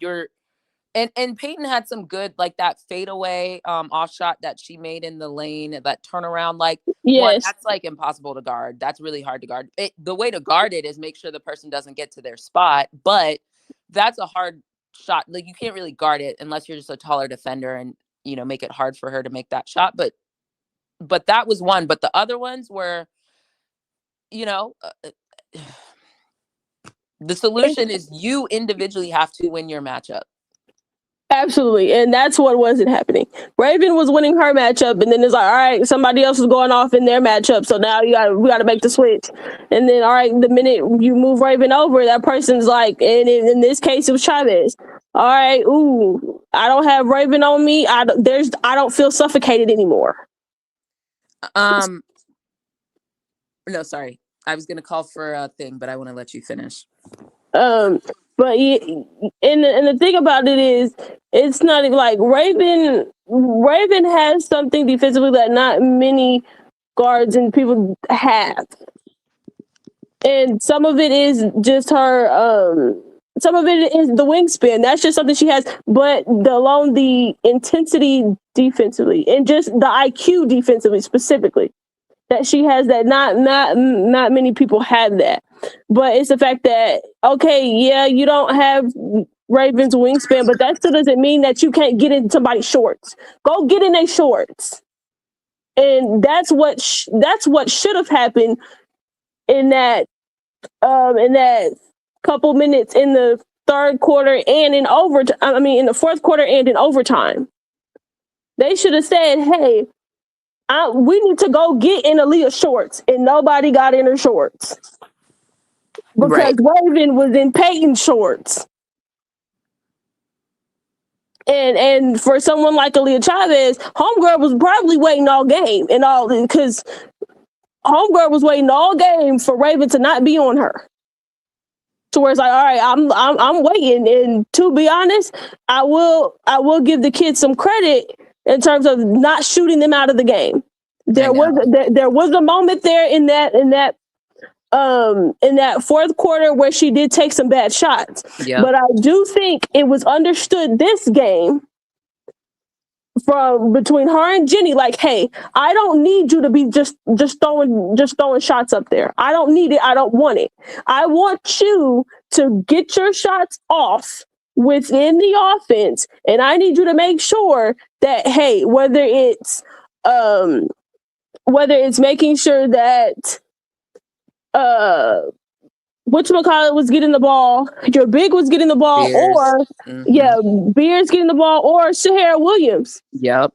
And also Peyton got it down there a couple times. Sierra won whoever was guarding her, which included Joyce for the majority of the game. And it was, we could get into that matchup when we get into talking about Joyce, but it was, I will give Aaliyah that credit for not shooting them out of the game, because there were plenty of opportunities where she could have done it and where she probably wanted to, but a conversation was had. I'm sorry. Hey, we need to win this game. Let me jump in here, because I got some of the stuff that y'all say in the chat kills me. How in the hell did you get so Johnson's defense is sucking pretty much? What? No. How did we get to that? What? How did we get to that? And it's not that I don't think the defense I don't think anyone else. I don't think the team as an entirety played good defense at all for the entirety of the game. And right. I think Peyton was just able to pick on Tessa just because Peyton is the vet. She's the senior. She's the fifth year senior. I expect you to go out there and find ways to kind of affect this game, especially going down the stretch. And she found a way to pick on Tessa, and in part because she's bigger than Tessa. Am I? Well, it's not bigger than Tessa. She's able to create space. Right, and she's a great shooter. Yeah. Remember, the girl is going to the W next year. She's also the more experienced. Like where we are right now is exactly where we're supposed to be. Raven is supposed to be the best player on our team because she's our fifth year senior. Raven is the one who has seen it. Raven is the one who understands it. Joyce, second year. Don said, what? You don't even understand the system yet. By the third year, that's when you get it. Okay, so Joyce, you're going to look like a sophomore. You have the most upside on our team, but you're going to have sophomore moments. Got to live with that. Also, Tessa, got to live with it. Got to live with it because you don't know what you don't know. But I disagree with your classification being your best player. I don't think those two, yes, they are correlated, but I don't think they're entirely a 1-for-1. I think your best player can be your sophomore. She is, but she's still going to have sophomore moments. Okay. But I feel like in this system and what the Gamecocks do, Raven is supposed to be, just like I said last year. Tessa, Lay, all of them, they came on. Even in their freshman year, they came on. They had moments, but they still had games where they looked like freshmen. They still had moments where they looked like sophomores. And we still had moments when Sanaya, Raven, Bree, Tahina had to close the show. We don't have as much of that as we had last year. The chemistry that comes with some people playing together for 5 years looks different than some people playing together for 5 minutes. Yes. We're also dealing with a young lady who, if we listen to it, is having a tremendously hard time adjusting. Based on what Don talked about. And it's a variety of things. And it didn't sound like it was all just basketball. So it's a lot of stuff being managed at the same time. But the sky is falling. What we gonna do? Oh my God! Get all these. I don't know where that energy comes from. Well, I guess we dropped one game in the SEC. We dropped one game in the SEC and 2 games overall in the season. We're still going to be top 5 in the nation, and we're still learning, growing, and figuring it out. Go ahead. You was going to say something?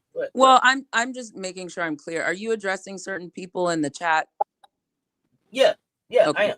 Okay. That's what I'm talking about. I'm talking about the overall energy, and not even just in the chat. The overall energy with the. Here's the thing. This and I'm gonna get on the soapbox here for a minute because I'm sick of these so-called Gamecock fans showing up with their garnet and black shirts on, and I don't know if it's purple and gold draws or whatever it is y'all got on, but you're on the fence. And I'm over that energy. I'm really over that energy. This is a team that's growing. None of these players have played together. None of these players, besides Joyce, Tessa, and Raven, who went and won something together. Who even knows how to go win something? Besides them 3, who even knows? Nobody. So you don't know until you know. Yeah, Emily, straight up turncoats. I'm sick of it. And one thing I will say is to say that, okay, Johnson sucks defensively or whatever the person said. That's not something fair to say. That's not what we're saying. And then on top of that, that's not fair of you to say for her. And then especially because you're comparing her defensively to Raven, and these are 2 different types of players. Let's not forget, Tessa wasn't playing defense like that until she got to South Carolina. She said it herself. Well, and my other thing is defense. So this is what I wanted to address. Defense, defense to me is a team / individual thing. You can play good team defense and not be the best individual defender. Exactly. Right. So it's a little bit of both of what's happening here is like the individual defender can still not be the best, but if you have the right principles and you shade them to your help, and that's also another thing, your help side needs to be there. Your big being the anchor. We've talked multiple times about how South Carolina's system generally has a big to anchor that back line. Well, that is Medina. And Medina isn't all the way there. Either she's off the floor recently because of foul trouble or whatever's going on. So that's also part of the challenge that we have is that our bigs are not they're human. They're human. They're not robots. It's a lot of stuff going on. They're not basketball robots. Right. But speaking of the analysis, right? Like at the end of the day, there's not that trust is not trust, or I think part of it is trusting each other and not saying they don't get along with each other. I mean, part of this I do agree with, everybody's kind of new to what they're being asked to do in whatever capacity it is.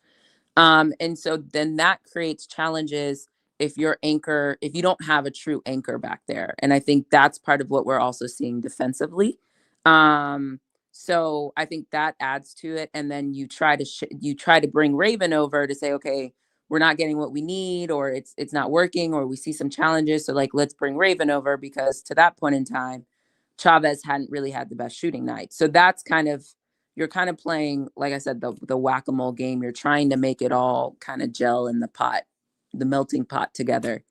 And so I think that's what we're seeing. But individually, I didn't use the word sucking. I just said Tessa wasn't able to hold Peyton. And then when Tessa did get on Aaliyah, Aaliyah got shots off because Tessa was playing too far off. That's what I said.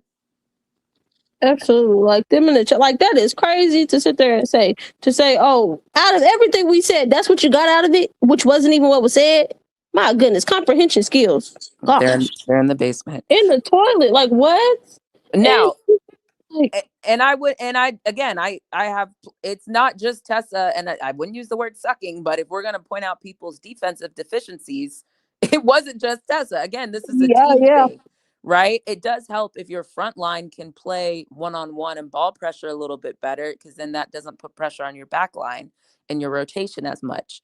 But all of it is interconnected. And so kind of your first line of defense kind of from that standpoint. So, you know, from that standpoint, like, I think while we're on the Tessa topic, that second foul was bad. Who got the second foul on her? Peyton, by the way.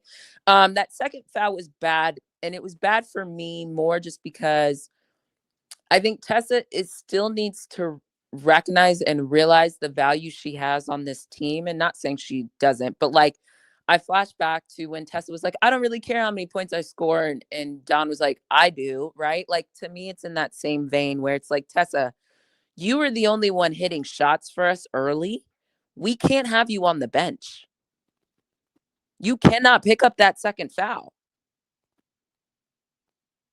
Like, that's just kind of part of that maturation of like realizing kind of not time, you know, possession, but kind of in that same vein of like, all right, I got it cooking. I'm literally in fuego. Like, I cannot be off this floor. Like, if that means Peyton just gets this easy lay, like, I kind of got to let it go, you know, so that I can still be on the floor for my team. So I think that's something I'd like to see Tessa also be cognizant of. Like, I appreciate the effort. She was trying to fight, but in that moment, that wasn't the right time to do that. It was too early in the game. Yeah, Tessa, you're no longer a bench player. That was my note. Yeah. Like, you are starting three. Like, you have to be on the floor. So, you know, figure that out. We already talked defensive transition. She was guilty of that a couple times too, and closing out to shooters. There was a couple times I was just like, Tessa, why are you backpedaling? Stop backpedaling. Stop backpedaling. Stop babackpedaling in transition. Right. Stop ball. Stop ball. You're backpedaling and they're not stopping. If you're gonna backpedal as the offensive guard, oh, you want to backpedal? Okay, cool. I'm gonna keep going because you're not gonna stop me. They do need to come together as a team and figure out why the communication continues to be a challenge. I don't know if it's just individuals being a little flighty, but especially after made baskets, like, we cannot give up layups on the other end or open threes because we didn't get back. And there were times where Tessa was in no man's land and then would realize it and then would run out. A couple times, luckily, they missed those. So I don't know. They need to come up with their own system of like, we got to point it out. We got to call out who you have. I have 5. I have, you know, whatever. Take it back to kind of basketball 101. Point out who you have, because that was a challenge for us. Yes, because I think that's how Aaliyah got off one of those threes to start overtime. Overtime. I was gonna say overtime. I have nothing to say about that. I mean, I have nothing to say because overtime was a mess. But yes, that's exactly what happened. We had Medina guarding Chavez. Like, no, absolutely not. So yeah, but they got to figure out a system. I feel like it was the communication. At this point, the system has to be to over communicate. Correct. Over communicate. That's your system right now. Like Amazon, I want you to email me, text me, call me, show me that my package is 9 stops, or 8 stops, 7 stops. At the sidewalk, on the porch. We opening it. Like, I need to take see a picture, app, bro. Get the picture of the delivery, bro. Yeah. Yes. Exactly. Sign your name. I want to see the delivery driver's name, everything. Over communicate right now. Let me know 3 days out that we received your order, and then we got your order. We opened your order. We putting stuff in the box, like over peanut packaging in the box. Cause like doing the only pointing, like the only pointing thing to say who you got. I don't love it either. Chemistry. We don't have that chemistry. We don't have that pointing. Yeah. I want y'all to get tired of hearing each other's voices where you just turn around and be like, "Will you shut up? I got her." And you notice communicate to that point. And you noticed in practice, which I found funny, with Don, Dawn doesn't usually hold her media scrum while they're still practicing. I was so elated to see that. It was almost like in a sick way that I was like, yes, she's holding practice and they're still practicing. And you couldn't even hear half the questions because they were yelling in the background. And I was like, good. Like, we need more communication. Like, it's a non-negotiable. Like, everybody, you should have no voice by the time the game is over.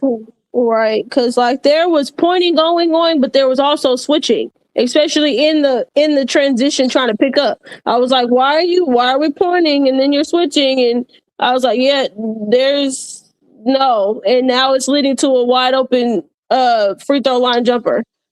Yep.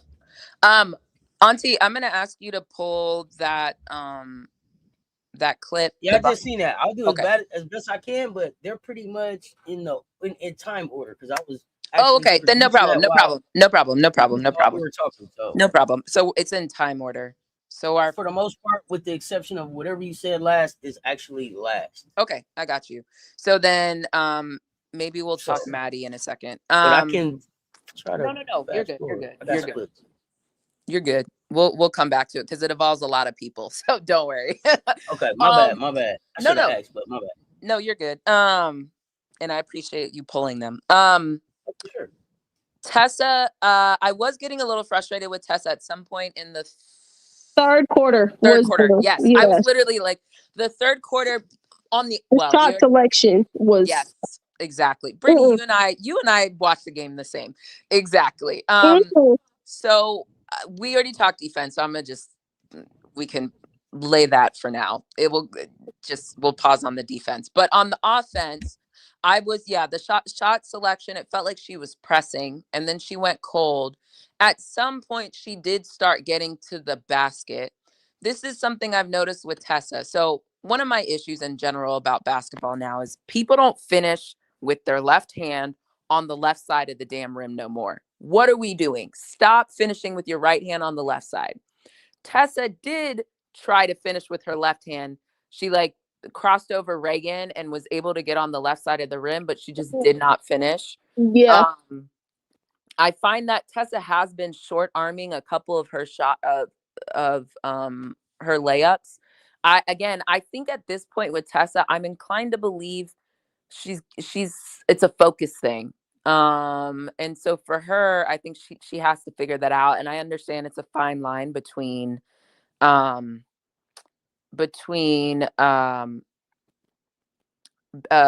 loose and playing tight, right?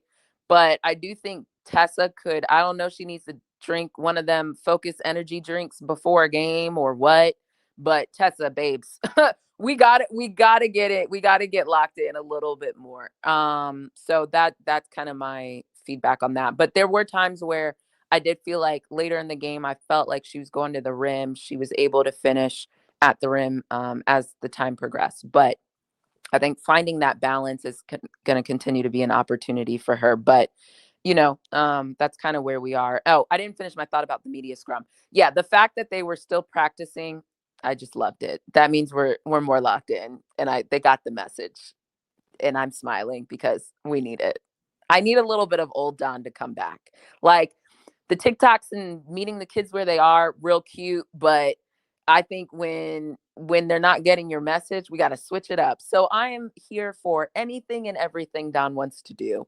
If that means people's minutes get adjusted, or what needs to happen, or we look at who's producing well defensively as a unit well together. I think that's another point that maybe won't get talked explicitly, but Isla, Gotti, I think it was Raven, I think it was Alicia, and one other person. They were able to be a little bit tighter defensively. I think it was Joyce. Was it Joyce? Yes, I think so. Okay. I felt like them as a unit were better defensively. Again, this is where kind of defense is both individual and also like that team component. It's a lot easier for the team to be good if individually you're solid. You know what I mean? But whatever it was, they were solid, and I at least wanted to shout them out for that. Oh yes, I think I think the bench did what the bench was supposed to do. When they got minutes, they went out there and they produced. They did. Yep, 100%. The bench did what the bench needed to do. I 100% agree. It's like the role players don't play like stars don't play off of role players. Role players play off of stars. That's how it goes. Your stars have to set the tone. So the bench came in and did. Thankfully, the bench was like, all right, our starters, they're not playing all that great. We need to figure something out. And being thrown in there, they did what they needed to do. With a slight, okay, let's talk Maddie. Because I think yeah. Wait, before we talk Maddie, because I see Roach, you Roach Anthony, you typed something else before you answered my question. So you said it was no dogs on the floor except Raven. When exactly did South Carolina get down to one dog? Was it just this game? You've been feeling like that all season? Let me know. And then who is your team? I see you type something else, but I'm not interested in that until we get back till we finish this part of the conversation. So let me know. Yeah, so Joyce ain't a dog and all of that. Let me know. So when did you make the decision that Raven is the only dog on the floor? I want to know. That's how you've been feeling. You felt like that last year, just this year. Let me know. And then who's your team? And he also made a comment. Who's the 3 people in the starting lineup that don't want to rebound? Yeah, I was gonna get to that after we get to that because he tried to type that. He or she tried to type that shit after I asked the question. So, who is your team? And then when exactly did the dogs get off the floor? When exactly did Raven become the only dog on the floor? Let me know. I think Dawn is letting them work through their growing pains. She'll be yelling in the SEC NCAA tournament. No, she's gonna yell now, so she doesn't have to yell in the SEC NCAA. Yeah, no one's waiting for them to do that. Now. Wait to fix the problem when it becomes that's no, hell no, that's not when you do it. You yell and scream right now. You take L's right now. You play with your lineups right now, so that in the SEC and the NCAA tournament you stacking wins. Right. You put that work in right now. We're not forming what habits. In the fuck would you sit around for and be like, you know what? Nah, I'll fix it when we get in the SEC tournament. Right. I'm not fixing it now, but I'm gonna fix it when everything is on the goddamn line. Make it make sense. That's when I go home. Right now, it's when Don did let them be wild to me, bro.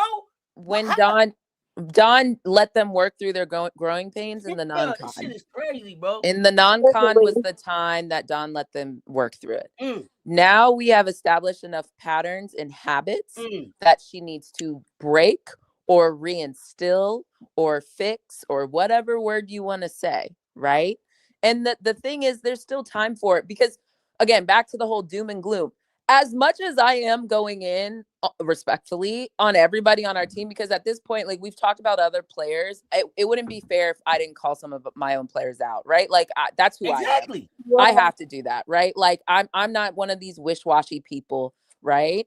But we have to call them out because now we've seen it and we've been calling it out for a while.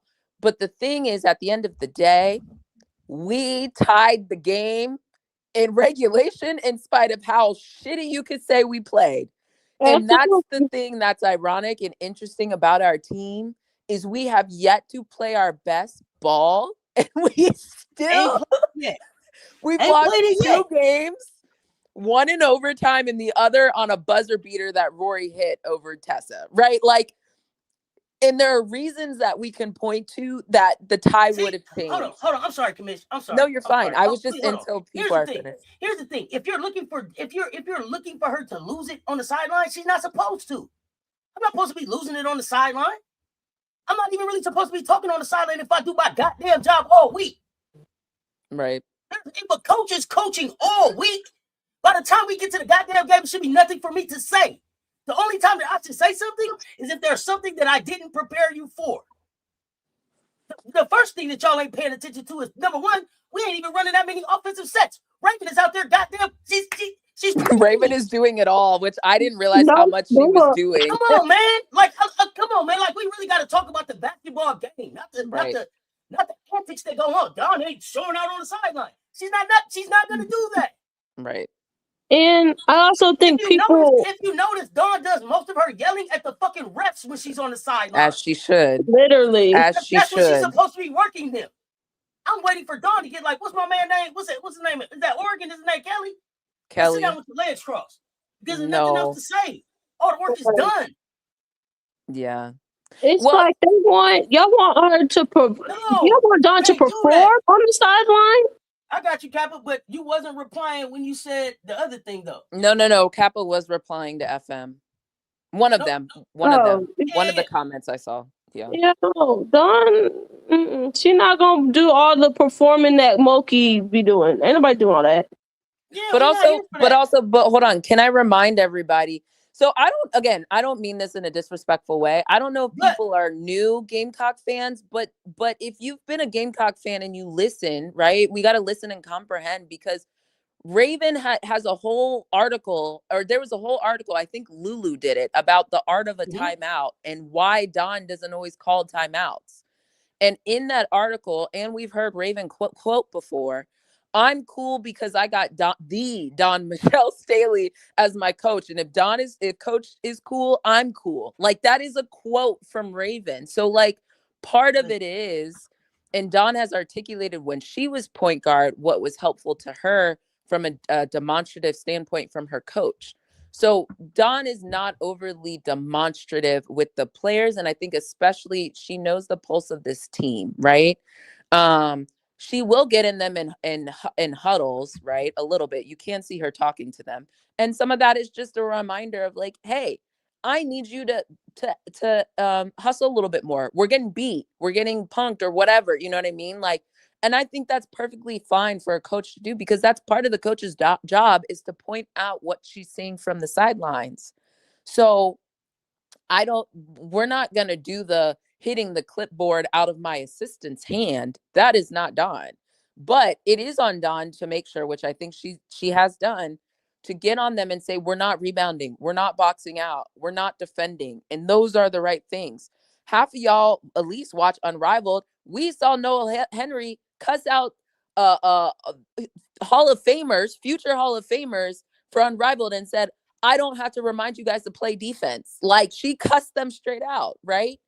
And we're not saying Dawn has to do that, but again, it's the job to be like, hey, it's a reminder. You're not doing these things. And I can tell you that calmly. I can get in your ass about it calmly. I can be matter of fact about it, and I can cuss about it. But all at the end of the day is I'm telling you what I'm seeing. So I do think people asking for her, not in this way, but like for her to be memeified in a way, like, you know, and this is still a Black woman at the end of the day. There's a lot of Black women here in this chat. Very cognizant of that too. Yeah, like how cognizant she was about it until she made the comment about ESPN seems to catch me. Exactly, because somebody they have like, "Oh, I send you this meme." She was like, "They always catch me with these in these moments." So it's something that she is very cognizant of, and she's like, "Yeah, maybe not." I'm not trying to be on that. So exactly. Anyway, anything else y'all have to say about this? Otherwise, let's get into Maddie. Yeah. No, I just want to be clear that. No, I got you. We don't fix problems at the SEC tournament and in 100%. March tournament. This is 100%. Why I keep saying that when Dawn is coaching in November, she's not even looking in December and January. She ain't even looking at the player out there, the team out there. She's coaching for April. When this happens in April, what's going to happen? How do I fix this? What are my options? Ain't even about right now. Go ahead. And no. I just wanted to put a real pin in it for the Raven component, because what you just said is a good reminder when we get to the last 18 seconds of Raven.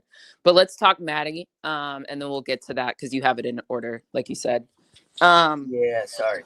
No, you're good. So let's rock it. Don't apologize. Brittany, do you wanna kick us off on Maddie?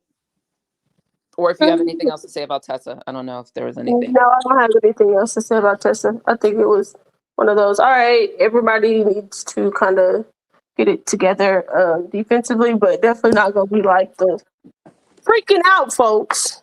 That's the world's falling folks. Yeah, no. Okay. You want to jumpstart us with Maddie? No, you got the Maddie one. I do. You got the Maddie one. Okay. I'll start, and then you build on anything that comes to mind. Okay, so Maddie by the way, this applies to everyone, but again, we're talking this. Okay. Sorry. Let me catch what we're looking at here. Okay. So Maddie in general has to give more, but particularly on defense. And this kind of applies while this clip is rolling. Watch Maddie in both of the this clip. And the reason why I'm particularly pointing this out for Maddie, well, the reason why I'm pointing out is because she does, right? Like there's no other reason for it. She does, because at the end of the day, Raven is going to give you what Raven is giving us from offensive play sets and all that stuff. So when Maddie comes in, Maddie needs to make sure that one, the ball is moving with that second unit. But in particular, if you're going to be out there, especially with Raven, give her some reprieve on the defensive end, right? And so I do think Maddie, especially given her stature, I've said this before, but especially given her stature, for given how small she is, she needs to be a pest. She needs to be a defensive pest. That is actually where I see the value for Maddie a little bit more. Because so she's young and she's learning, but like at a certain point, like guys, everything can't be someone's young and they're learning. Like learning is instituting what you learn, right? Like otherwise it's just, that's not learning. Learning is the retention and the action. And I'm not saying she's not there, but like sometimes it feels like we just regurgitate the same sayings, right? But at the end of the day, sorry, can you go back to the Maddie one if you can? Because I didn't articulate what I wanted to say about Maddie, but she needs to be more of a pest defensively. I think on ball defense, she can be a little bit more pesky, but Maddie, so watch Maddie, she sinks for no reason. Like she comes off a van on this play. Why are you coming off a 3-point shooter to sink in the lane and then you give up a wide three? Now, ideally, someone else would have rotated, but Maddie should have never been the one to sink. You have Isla, just you can't do that. That's a bad rotation. And then do you have the other Maddie clip, Auntie? Probably somewhere. Let's see. No, this isn't the Maddie clip. Okay, that's fine. I'll talk it. If you don't have it, I'll talk it. So there were 2 plays in the first half. We watched one of them. The other one was Maddie checks into the game in the second quarter at the 2:56. So that's after this play, or she goes out for a little bit, then comes back in. And immediately when she comes in, Van hits another 3 because she sunk again in the paint off out of bounds play and gave up the 3. Sorry. You found it? I think I cut that out. I'm sorry. Oh, go ahead. no problem. So like our help side D is not where it's supposed to be, right? And this is where on ball defense will save you if you can stay in front of your player, but also on the backside, we're not doing what we're supposed to do, especially some of the guards, right? So I just wanted to highlight that to be like, we need that. we need it, and Maddie's gonna make her bones by being better defensively, not only on this current team, but when I project her in her future, her being pesky defensively will change the game. Given her size, that's just something that has to happen. If there's anybody who is a non-negotiable for, it's actually Maddie. You have to make sure that you're a plus on the defensive end. So I would like to see her mature in that space a little bit more. See, that's I think also with that maturity is just gonna be. Oh, I'm sorry. Go ahead. I just was gonna say real quick. I think what comes with that maturity also is just like you were talking about too, the chemistry and the trust. Like Raven has that trust because you don't need to see because. Well, but Raven's been in situations where she's like, shit, I ain't got to go back there. Ashlyn back there. Camilla's back there, right? So she's been able to build trust with people and know that they're back there. Like, they're going to have to build that trust with each other and just know, yo, Mo is back there. Deli's back there. Like, I think that they still have to get to that. And that comes with just like the chemistry and like you said, the growth. Yeah, but okay, maybe this is unfair because I'm not Maddie, but respectfully, Maddie, what are you gonna do? Like, you're not blocking nobody's shot down there. Like, if you want to take a charge, I'm with it, but a block shot, you're not really doing that. And she did that with Madison Booker the last game too, and she ended up getting a foul. So she does need to adjust that. She's now done that a couple games. I agree with the trust point, but like, you have to do something a little different. That's where, like, maybe watching Rory tape is good for you from that standpoint. I think also on those plays, it's the like plays like that. Sometimes it's like players just be forgetting, like the principles. You forgot, like the principle. Hey, you can't just. All right, I think my teammate's getting beat. Somebody and it's looking to go and make a play. Yes, right. Should you be trying to make a play? In the big scheme of things, you're looking to make a play, but you need to be looking to make a play within the principles of the system. Yeah. Not like I can see, okay, she was hoping that she was going to be able to intercept that any pass that was going to come into one of the bigs flying down the middle of the lane. Or at least deflected. And it's like, hey, no, you're not going to be able, no, because you have to remember who you're playing. This is a 3-point shooting team. You got to say, okay, I see 1, 2, 3, 4 people here in the paint. Somebody's not here. But the thing, but these are the muscle memories and the bad habits that Dawn is having to break as people are coming into college too. Like, right. Yes. So, right. Yeah. But even on that play, Brittany, that's where it's like, okay, film study, right? And it's some of it is still like, it's hard to break a habit, but like, even if there was no big coming because Aaliyah was up with the big. So everybody was high. So why are you, you sinking now and then the pass ended up going right over her hands to Van. Yep. So you didn't accomplish anything, So Yeah. So like, I think the other thing too is, and this is where you get better by watching film, right? Like we all saw Asia walking around with her big Goyard ass bag and it clumping she was walking around with her laptop, right? Like she was constantly watching film and seeing how people were playing. So like some of this, and I get it too, it's a lot easier in the W, you don't have school, blah, blah, blah, blah. But some of this is being a student of the game, right? And this is where I always challenge some of the girlies to be like, you need to also be a better student of the game, right? Raven said that Gotti reminds her of DB. And I don't think Gotti meant it in I don't want to be DB way, but more like a tall, skinny girl. You're just calling me DB. But you can tell who is watching other people and taking things from them. So again, Maddie, my challenge to her is you need to find more people who are of your similar stature, see how they have been successful or what works for them, and start studying up on that. Or figure out your unique thing you can bring defensively to the team. I think being pesky on defense, getting in passing lanes, disrupting, that type of thing, that tends to happen with smaller stature players. And that's where I would like to see her kind of do that. Any ball that gets put on the ground is mine. I'm closer to the floor than you are. That type of thing. Like and that's where I want the grit and tenacity.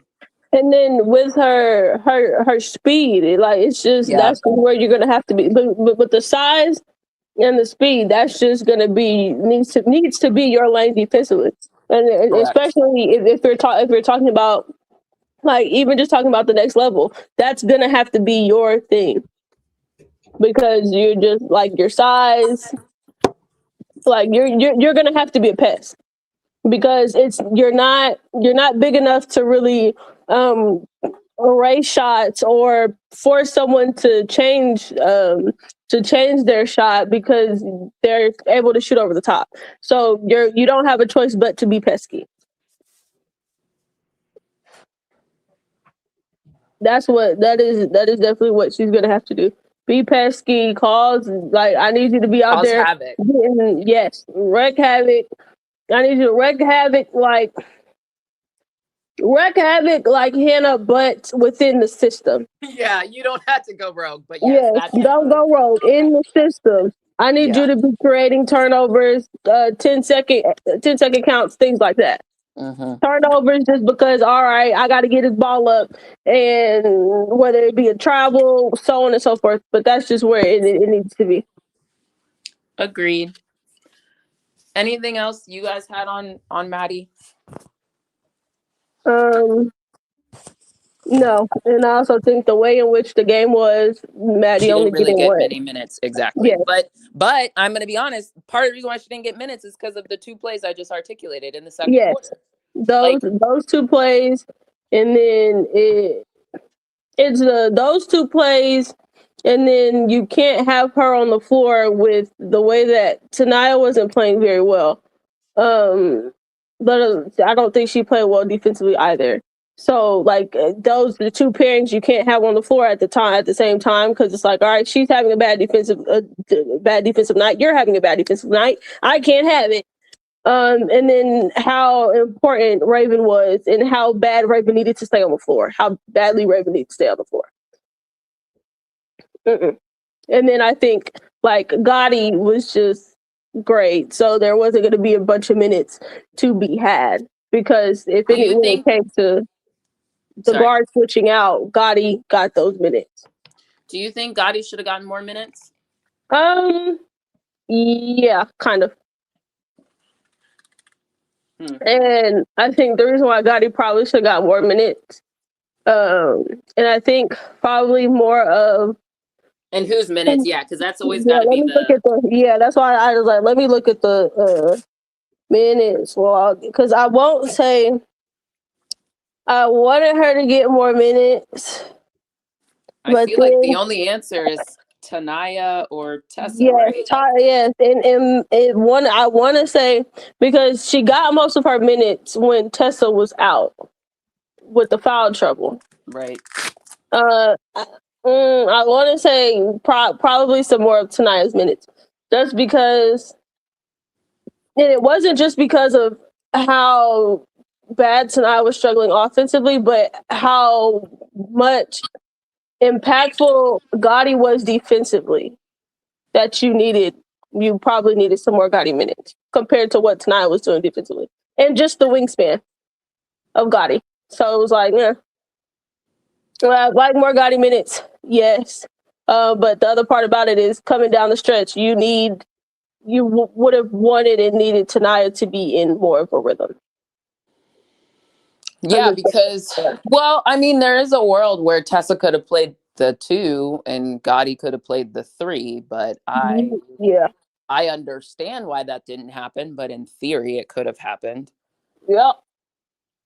I do think Gotti's tough, because I do look at it and I'm like, I do think she played well, like on both ends. I think she attacked downhill, and she was one of the few people that finished her layups in transition. God knows. Yeah. So from that standpoint, yeah, it's so hard. It's hard for Dawn. I really feel for Dawn, because I guess Gotti had already played 20 minutes, so that's the other thing. 20 minutes is a really great spot for her. So it's like, for who? For Tanaya? For Gotti to get 20 minutes. Yeah, she got 20 minutes. Yeah. So trying to squeak out some more, could you? Maybe, but could have been at the detriment of Tanaya, or size wise. I don't know. I think they could have pulled it off. So. Yeah, they could have. I'm not just. I don't feel strongly that she couldn't have played more minutes. Go ahead, Auntie. Oh no, go ahead. You answer. Go ahead. No. That is my answer. So go ahead and add in your thoughts. No. I was gonna ask a question. I was actually gonna ask a question. Okay, go ahead. No, but that's why I said you answered it. You was like, oh, as far as like her minutes. Yeah. Okay, got it. I thought you kept saying go ahead. Go ahead. She had already played 20 minutes. So it's like, how much more minutes could you have found out of it? Especially, it would have been a struggle. Okay, let me say it. I see this in the chat. Do you think playing in the SEC is taking a toll on Latson? No, I think that she's learning how to play in the SEC. But even more important than that, she's learning how to play in the system. She came here to show that she can play in the system. So no, I don't think it's taking a toll on her. Not a toll. If I don't think it's taking anything, a toll on I her. think it's just like anytime. I personally do not think that. I personally don't think that Tania Latson is playing at 100% health. I think that she's still nursing the ankle, but that's just me. Go ahead.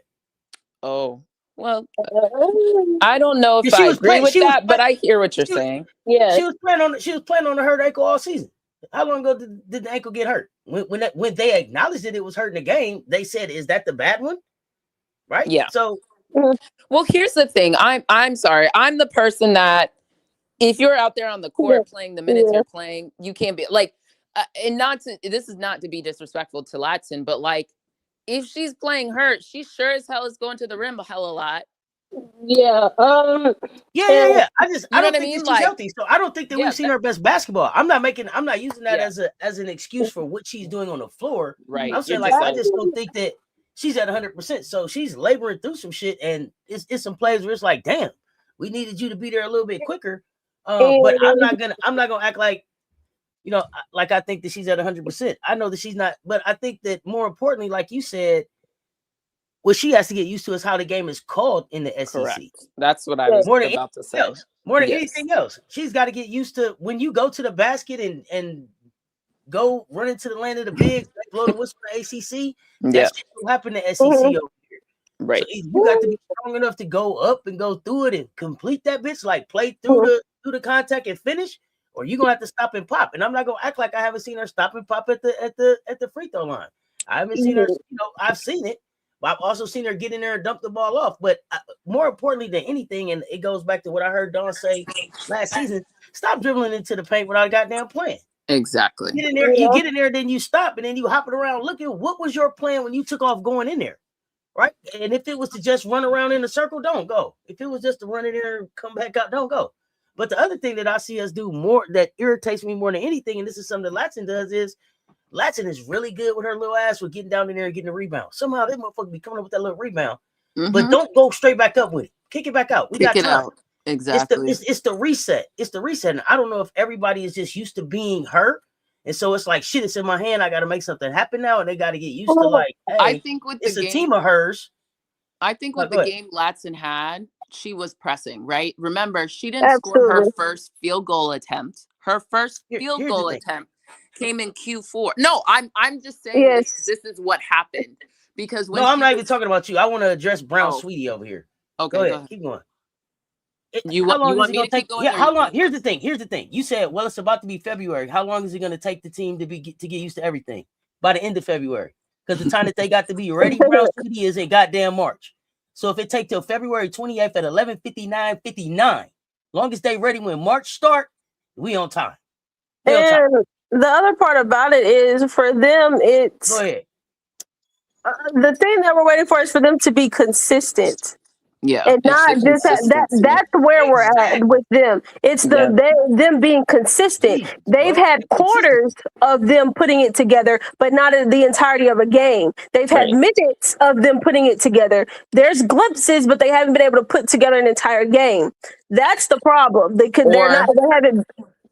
And or they're individuals who have been able to do it, but not the collective. Exactly. What did Drip say? I wish everybody would have a good game on the same day. Right. That's all she waiting for. Everybody have a good game on the same goddamn day.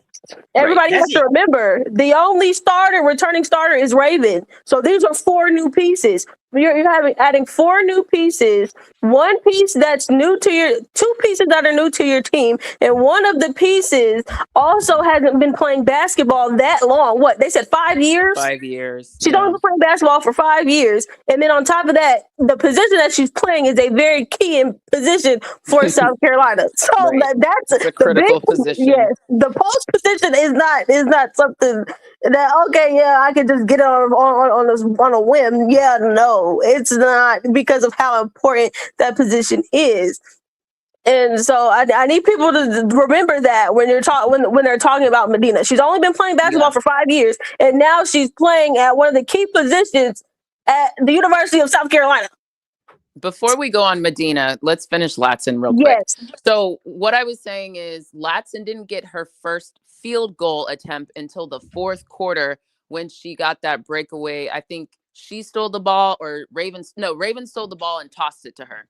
That was her first field goal attempt. It was like 7 minutes, 6 minutes. I can't remember. Other than that, the other points she had were at the free throw line. Her first field goal attempt made was in the fourth quarter, like halfway through. So back to the point of her slicing in there, which Tessa was open at the top of the key, but we move. Okay, yeah, that one. She sliced in there. She got in there. Reagan Beers had 4 fouls, right? Reagan, doesn't move. Beers doesn't move, right? Because she low-key can't. She gets the rebound. Great job. She gets the rebound. She taps it. Again, agreed. She should have reset, brought that back out.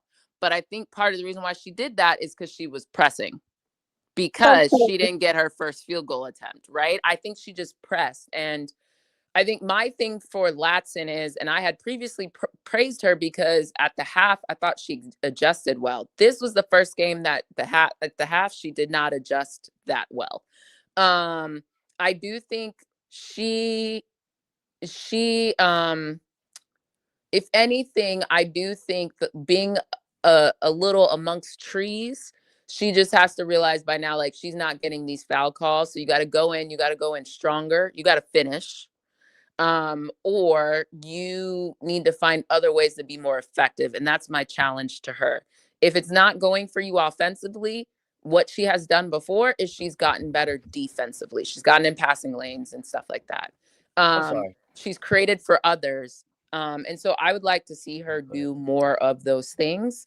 And then also, I think she needs to take advantage of not just shooting threes and not just being at the rim, but the in-between game. Find something that's comfortable for you and find some spots and some middies there. But that's, I think, what I'm seeing from Latson more than it being, and she's in a new spot where she doesn't have the ball in her hands all the time. Now, at this point, we have to adjust, right? So I think that's just kind of what we have to do. That's why I'm saying, like, I know Raven probably doesn't want to do this per se, and she wants to like be leaders by committee. And I still think you can be, but I would like to see Raven have conversations with the team for people to talk through either what's happening or what they're seeing. And this is normal, by the way. Every team does this, like have a meeting, have a conversation, air it out. And not that it all has to be bad. I just think everybody is pressing in different ways, right? So have a conversation about what you need to see to trust the person behind you more. You just need to have trust, or you need to let it go. You're too valuable. We can't have you in foul trouble, or slow down, or you don't have it. They're doubling you. Kick it out. Like everybody has something they can work on. So yeah, it wasn't a great night for tonight, and I knew how bad it was when she had a layup. Coming down the lane, she had Chavez there, and she tried to dump it off to Raven. Yes, And Auntie, please bring up the clip. This is my other clip I asked for. Man. You can talk through it, but this is my clip I asked for. I don't know that one. Which clip is it? The Latson clip. Is it the last thing you asked for? Yeah, it was the last one I asked for. Sorry.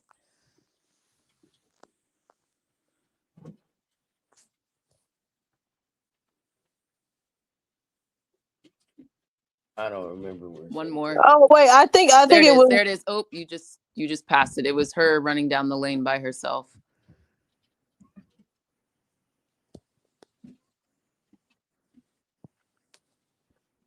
That's end of regulation right there. No. It's this one.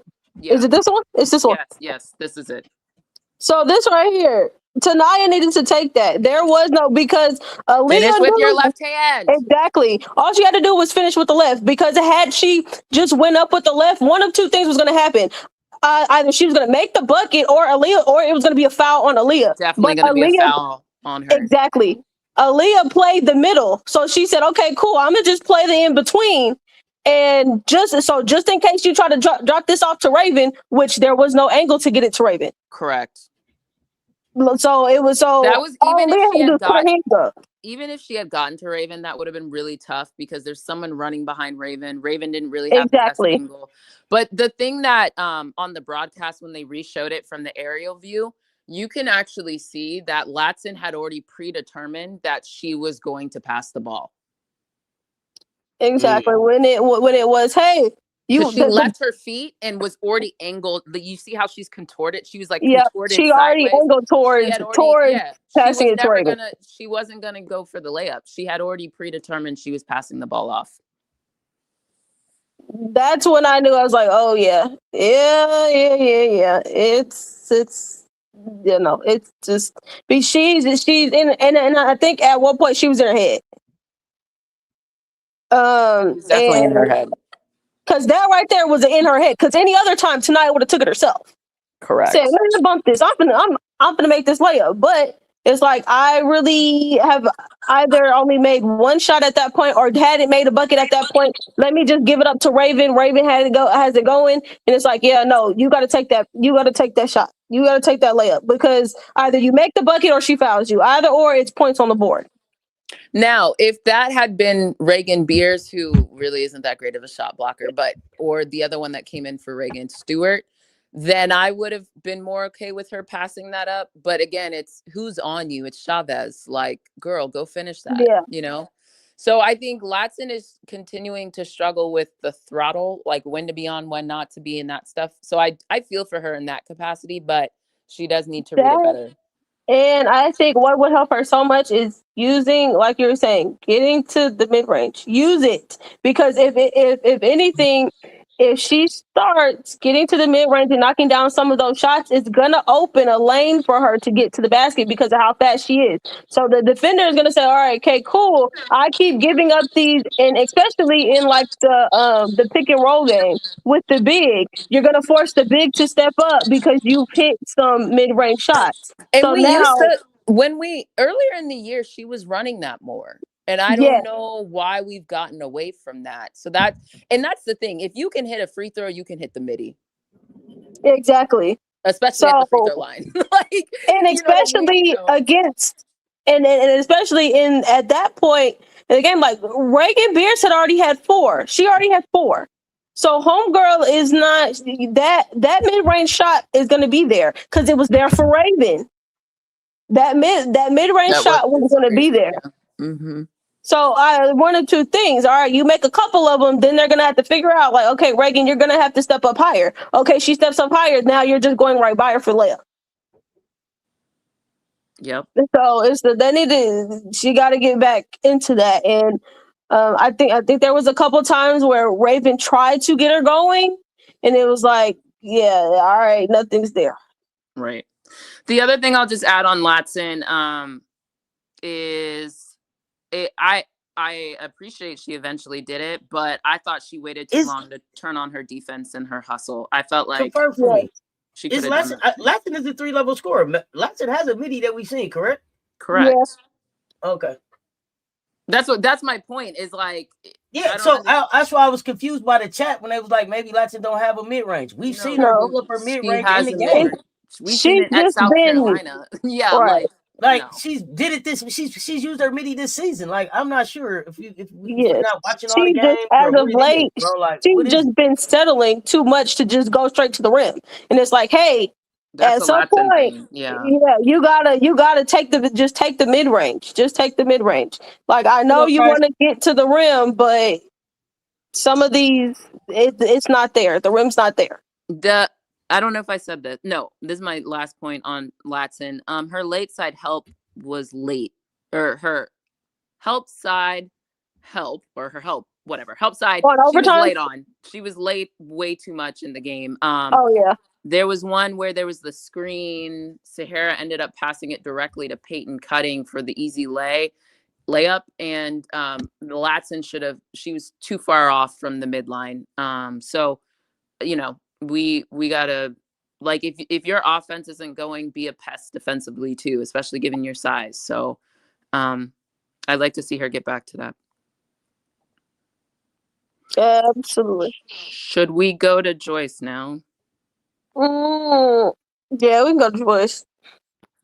Do you want to start? You still want me to start? Joyce. I'll start on Joyce. Okay. Oh, Lord. Joyce. The thing with Joyce is it was a night where Joyce didn't really have it going offensively. Well, can we say, okay, well, what about the fouls? Yes, okay. The foul calls aside, we wasn't getting the calls. But there were plenty of shots that at the basket that Joyce had that she didn't make either. And I did notice that in But the why? But why? Do you have different reasons for why? um the why she didn't make them, Uh-huh. I think some of them was she was crowded, Uh-huh. but I also think some of them were also some of them was she was in a crowd. So some of them, I think there was a moment, I think, to start the game. She ended up getting crowded and she was able to kick it out to Yep. the perimeter. To Tessa, who shot Yes, the 3. for the 3. Correct. She was I able saw to get that at that first one. and I said, okay, here we go. Oh, We're in for a good absolutely. one. I said, okay. I was because it was one of those tough passes that I was like, oh, I don't know how she got it, but she got it, and it was especially because she zipped it. She zipped it out there. I was like straight in the shooting pocket. It was partially was the crowding that was going on down there, and then wasn't no calls getting called in the paint. Period. Point blank. Yeah, she did get mauled. The one where Dawn Yes. basically came out on the court and That one was ripping crazy. up the refs. That was crazy. She got mauled on that one. And especially because I think that one was on a fast break, was it not? It was. And they didn't call it. I did notice. I will say, Sahara Williams, Joyce was getting bullied by Sahara, and was. I didn't like it. It was Sahara. She's the senior. She's the 5th-year senior. Whatever. There's going to be some difficulties there, just because. All right, she's been playing for 5 years at this level, so I would expect her to outsmart you at some turns. But some of that was out hustling. Exactly. Yes, because Sahara Williams had 10 rebounds. Yep. Smaller than her, had 10 rebounds. Beers had 14. Did she end up with? She ended up with. Let me open it up. I think she had a double-double. No. Yes, she did have a double-double. She was in double figures. Yeah. And she was bullying Joyce, and I was like, all right, Joyce, don't. She's a vet. She's gonna have moments where she's gonna have those little tricky moments. But there's no reason why she should be bullying you. There's a couple times she snatched the ball from Joyce. She snatched the ball literally out of Joyce's hands on rebounds. She had 12 points, 6 to 12, 10 rebounds, 5 assists, 6 turnovers too for Sahara Williams. But she did the dirty work for him. And then there was another time where Joyce bounced off her like a pinball. I said, "What the heck is this?" I said, "This is supposed to be the other way around. They're supposed to be bouncing off of Joyce, not Joyce bouncing off of her." So I don't think she matched Sahara Williams' intensity. I don't think she matched it. But I did notice come the fourth quarter in that like 3-minute stretch, I think 3-4 minute stretch, Dawn made the switch of putting Joyce on Beers, which I did think worked really well until it didn't work. But I think it worked. I was like, "Ooh, I like this. This is good. Joyce is competing. Like, she's fighting for position. She's fronting her really well." I actually liked that. That was, to me, the best part of Joyce's game the entire game. Yes, that was the best part. Her being in, part of it was just because Joyce is very quick on her feet, so she's able to front and move quicker than Medina was, and we'll get more into the Medina struggles. But I did like that matchup switch until like the last possession. She didn't secure the rebound. But yeah, it wasn't a Joyce night. Would I have preferred? Would I have wanted her to rebound better? Absolutely. And you needed her to rebound better. She only gave you 5. As a side note, I'm sorry, real quick. I have to get this in here. It's the end of the half. Georgia's up 34-26 on Kentucky. I'm sorry, continue. I'm kind of not surprised, but Kentucky up and down team, they're probably getting bullied. They're probably getting bullied. And Claire Strack is probably in foul trouble, if I had to guess. Yeah, probably. But yeah, that we got to get to that final play in regulation. That turnover. We got it as the final, but before we get there, we got another play we have to show. Auntie, do you have the I think I saw you might have a couple Joyce plays. Let me see what you got here. Yeah, so the Joyce play is going to start first with the up close, and then it'll break out to the whole play. So it's slow motion first right here. Okay. This was the challenge play. I don't know why they challenged that. And then we're gonna show the whole play next. So this should be the play right here. Bang bang. Right. Like, Joyce, why is that ball floating in the air and you not aggressively getting it? Like, I know you're faster than that. Like, that thing just floated. She moved the tire. She waited too long. Go grab it with two hands. Exactly. Like, go get the damn ball. And then, okay, anything else anybody has to say about this play? I mean, in theory, Raven could have been there too, but whatever. Oh, last one on that last play. Aaliyah sunk. She shouldn't have sunk. That was her man. Yep. So at least I have to give, because there was between Gotti and Aaliyah, they messed up. It looked like Gotti had 21 Stewart because she's down there. Yes. But that's not actually her person. So there's a miscommunication between Aaliyah and Gotti on, like, maybe Aaliyah thought she was covering 21, but then that means Gotti had to sprint out to get number 3. Anyway, this is kind of the miscommunication that I'm talking about. Okay, can we do the behind the back play too from Peyton? Oh yeah, the just watching, letting your man cut, just letting her cut. Correct. I was going to say, everybody watch what happens on the behind the back whenever Auntie gets to it. I know we putting you through it on the production. The production. That's right. We're pulling it. I'm pulling it off. Here we go. I think this is it. Okay. We're going to watch it again. Watch Joyce and her man. What was it? Yeah, Joyce. Who gets the ball? Boom. Because Joyce just sat and watched because she thought, she turned around. And didn't even box out. Didn't, like, you can't do that. You can't do that. Yeah, the behind the back was a lucky kind of play. Tessa still came over. Tessa soft played that one too. Like, girl, if you're gonna do it, you gotta hard close. Yeah, you gotta commit to it. Like, you gotta do it. To be honest, Tessa was floating a lot for me, but that also happened on the final play with Reagan's putback. Like, Tessa was kind of there.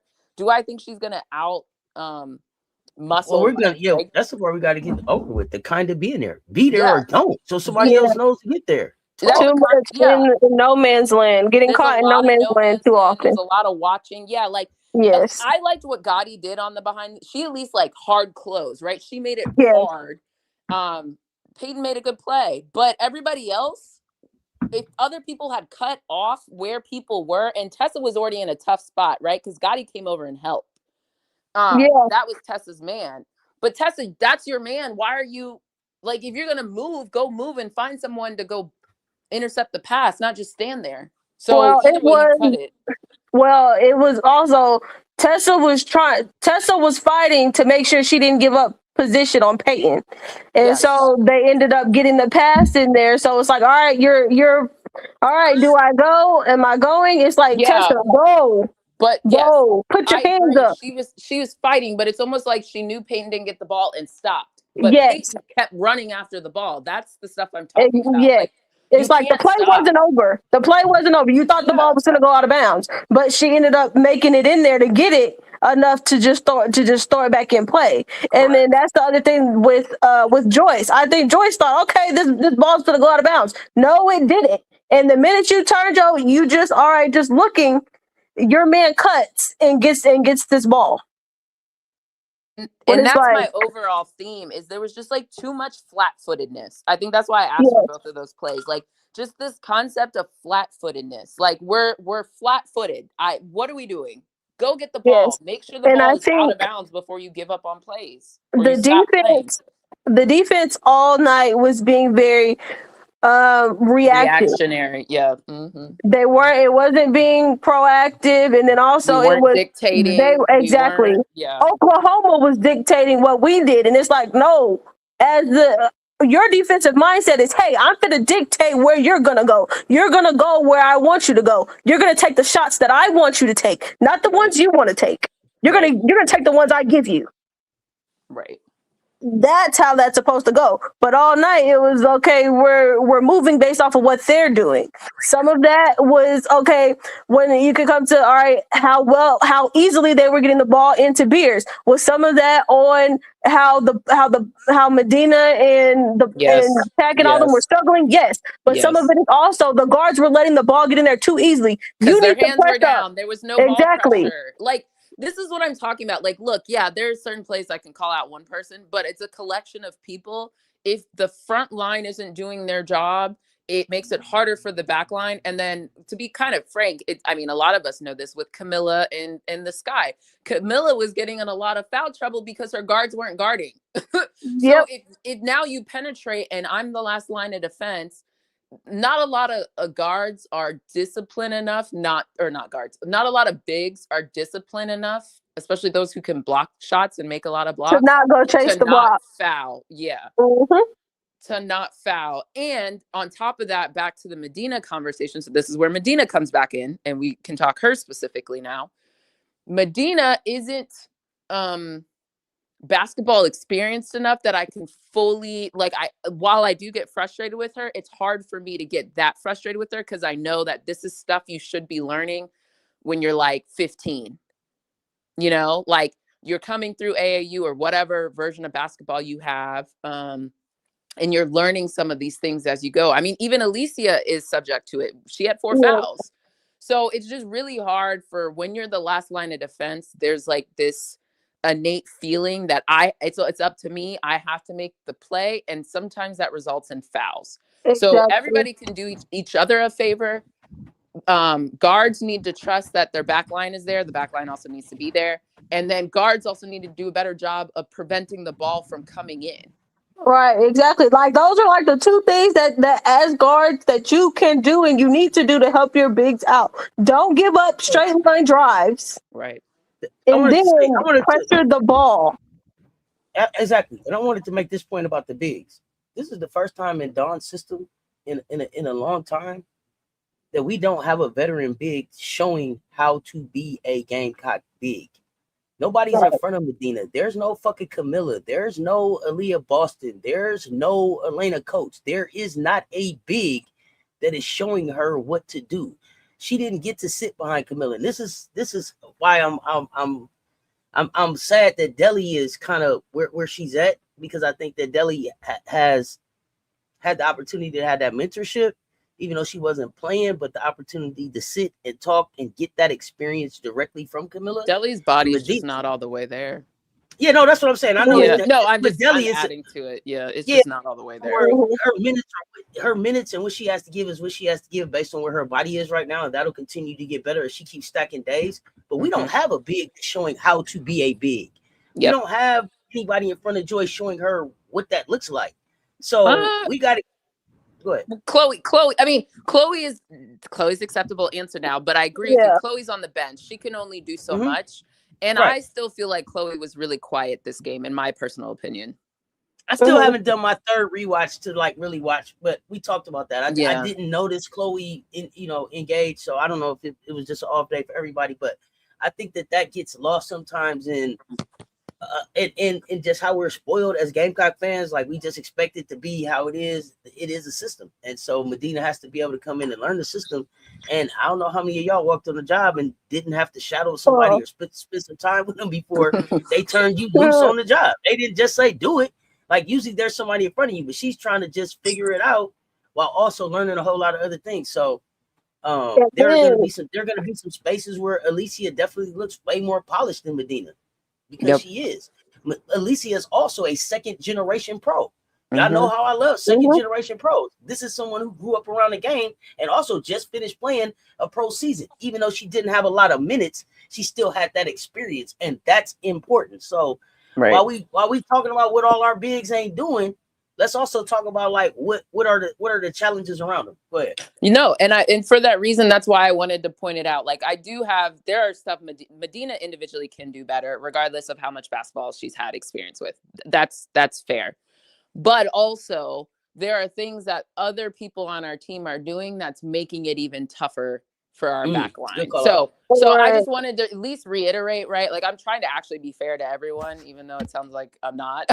But I am actually trying to be fair. And no, I think you've been really fair. I think you've been really fair in the assessments. But you know how people are apparently critiquing is like wishing them to eternal damnation. Like, I don't know how y'all grew up, but like critiquing is part of what gets you better, right? Like, and if you have aspirations to play in the W, which majority of our players do, then like you need this, because that's what's going to make you better. And I've always said this before, like everybody wants to compare everybody to Asia and wake up and be Asia, and this person's Asia. First thing, many people are not.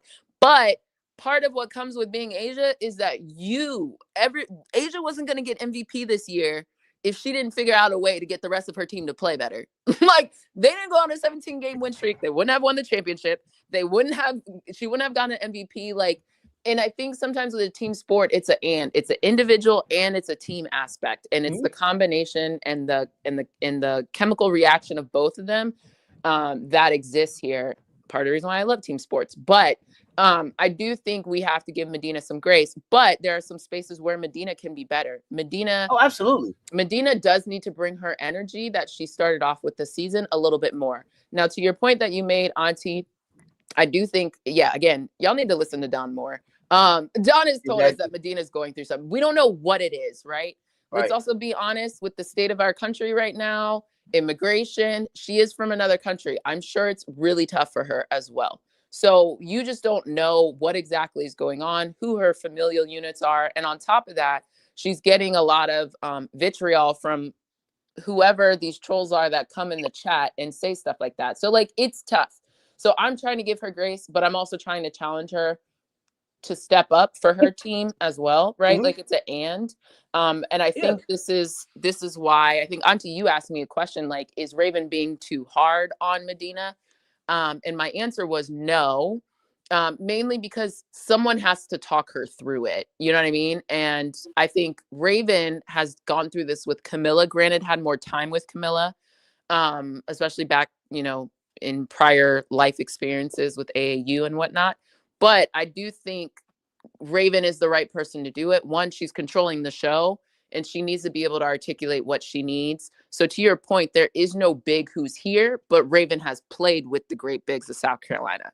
So for that reason, it's even more important that Raven has to keep talking to her, breathing life into her, trying to encourage her. But Medina also has to accept that too. You know what I mean? It's two-sided. It's a two-sided street. Like she has to be willing to accept that. And not saying she's not, but I'm just saying like she has to be willing to take that on. So and meet the moment. Hold on, because I'm sorry, because I see Eldrin. Did you say that Medina was going through something, or did you say that it looked like Medina don't love basketball? No one said that. Where do you guys come up with this? I'm talking because Eldrin said I cussed them out when they said Medina was going through something. What exactly did you say? And be exact with your words, Eldrin. Eldrin. I'm talking in the chat. Be exact with your words, because you didn't just get in the chat and say, "Oh, Medina going through something," and I cussed you out. That ain't what you said. Say what your exact words were. See, that's the thing, and I keep telling y'all when y'all over here fucking with me, words matter. Y'all gotta stop playing with Auntie and realize that she actually be reading the stuff. I read the goddamn chat for this is what the fuck I do for a living. So you didn't come in here and say Medina was going through something and I cussed you out. You was like, body language. It don't look like she loved basketball. Do she want to play? That's the shit that you said. Be exact with your words. Be exact with your words. And don't come here and fucking with me. I done told y'all now words matter. Her body language doesn't give that she doesn't like basketball. Her body language gives that she's defeated. She's frustrated and she's a bit defeated. Yeah, and I believe that I said she's over here in a new country. Yep. I believe I said that she's coming from being out of a dunker spot at a team that she didn't have any responsibility on. I believe that I said that she's over here trying to figure out how to be a Gamecock, and I believe that she said it's kind of like the same thing that Miriam Dowdle was going through. But what I don't let y'all do is come over here and put jackets with no receipts. But what I'm always gonna get them because they steady fucking with me. And Eldrin, you be in the chat like half you. It don't even be genuous with the shit that you be in the chat with. Not genuous. No, for real. You know, disingenuous. It just I can tell. She said, "I'm gonna make it that word genuous. for real. You not genuous." It's not, your shit ain't genuous, bro. You not over here. That's funny. What's up? What's up, Bryce? Yeah, words fucking matter. Yeah.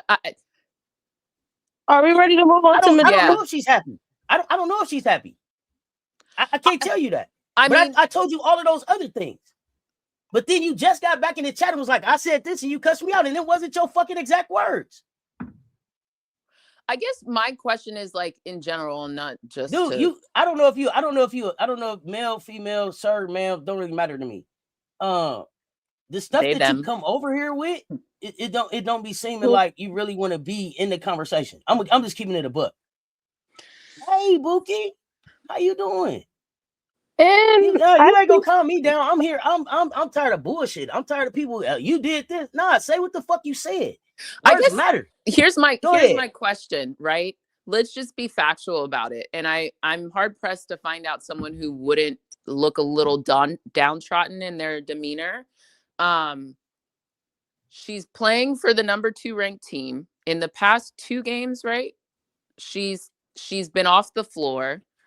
She's not converting her layup. She hasn't had a double-double in a while. Like at a certain point, like I'm not surprised she's looking frustrated and a little dejected.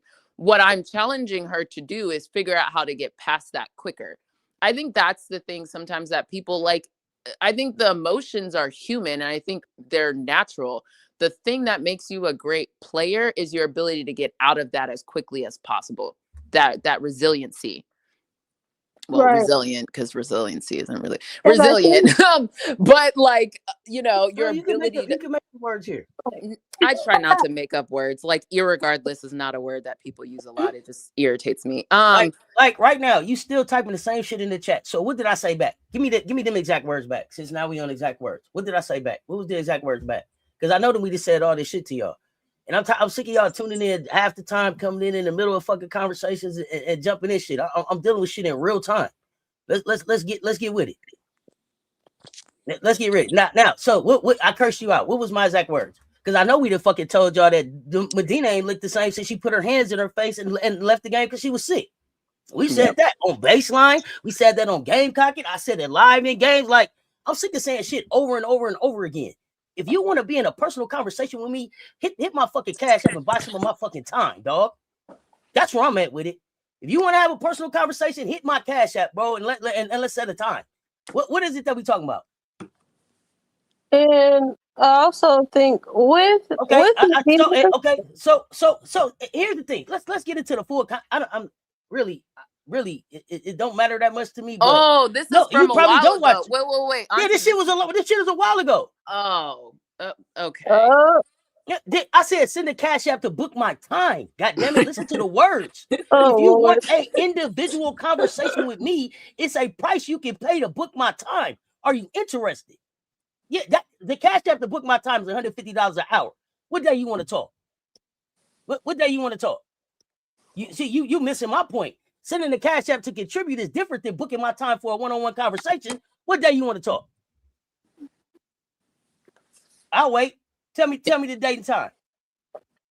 Do you mind if I finish my Medina stuff while y'all work out your schedules? Please, while I get my appointment schedule. Yeah, your schedules. I'll wait. Go ahead. I'm looking at the cash app now. Let me know the date and time. Yeah, put that in the cash app. So for quarter 3, actually, as long as the 150 hit, we talking tomorrow. I ain't heard the clink yet. Soon as that bitch hit, clink. I ain't heard it yet. Soon as it hit, 150. Soon as it hit, we'll talk right before the game. Go ahead. Okay. So the things I did. Well, let me start with that way I can end on a good note for Medina. What? Okay. It's all right. As long as it hit. Did it hit light work? Let me see. Because I want to make sure everybody pull up for the conversation. Let me make sure it hit. 60 minutes. Go ahead. So, and while we out here just cash apping people, I got a new purse I'm trying to buy. So let me know. Let me know. Give it out, light work. Shoot. It ain't light work. Hey, let's get it. 60 minutes. I got time. So ahead. Medina just, I mean, she just has to be better all around. But I guess, well, not I guess, one of the things that I specifically want her to stop doing, and this is one of those where, you know, you always have to determine when you give people, you know, criticism, right? What can they action on? And sometimes some of Medina's stuff is just like, you got to work through it, baby. Like, you got to play more basketball and you just will figure it out over time, or you'll just like, so, but this one is actually very actionable. I want Medina to stop bringing the ball down and going 2-on-1. And again, Medina's not the only person on the team that does this. Our bigs in general need to stop doing this. Stop bringing the ball down to the ants. And this is where Maddie can be really good on the reverse end of that. Like, be pesky, because unfortunately, the way basketball is taught these days, people aren't really, not all bigs are good about keeping the ball up. It's a weakness that people have. So they'll bring the ball down. And at the end of the day, if you have to dribble, the ball has to touch the ground before it comes back up, so you can touch it. But that's the thing with Medina. She keeps putting herself in tough positions. I think she was trying to go 1-on-1 with Beers a little too much, but I also kind of get it because Beers is foul prone. But the thing is, if you're going to do it, you need to have really assured moves. I felt like she was rushing a lot. When she did make good moves and she would get to the basket, it was like she was off balance. She was fading away. It just wasn't really a strong foundational move. So I want her to continue to work on that. It felt like she got sped up a little too much for me.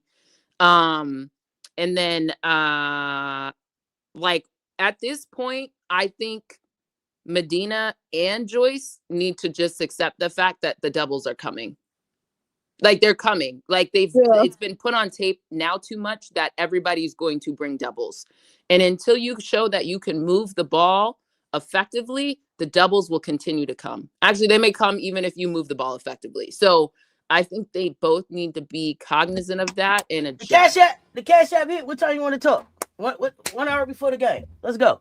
I keep it a buck. What you gonna pull up? What you gonna do? What time? What time? You want me to email you the link? Let me know. Go ahead. I'm sorry.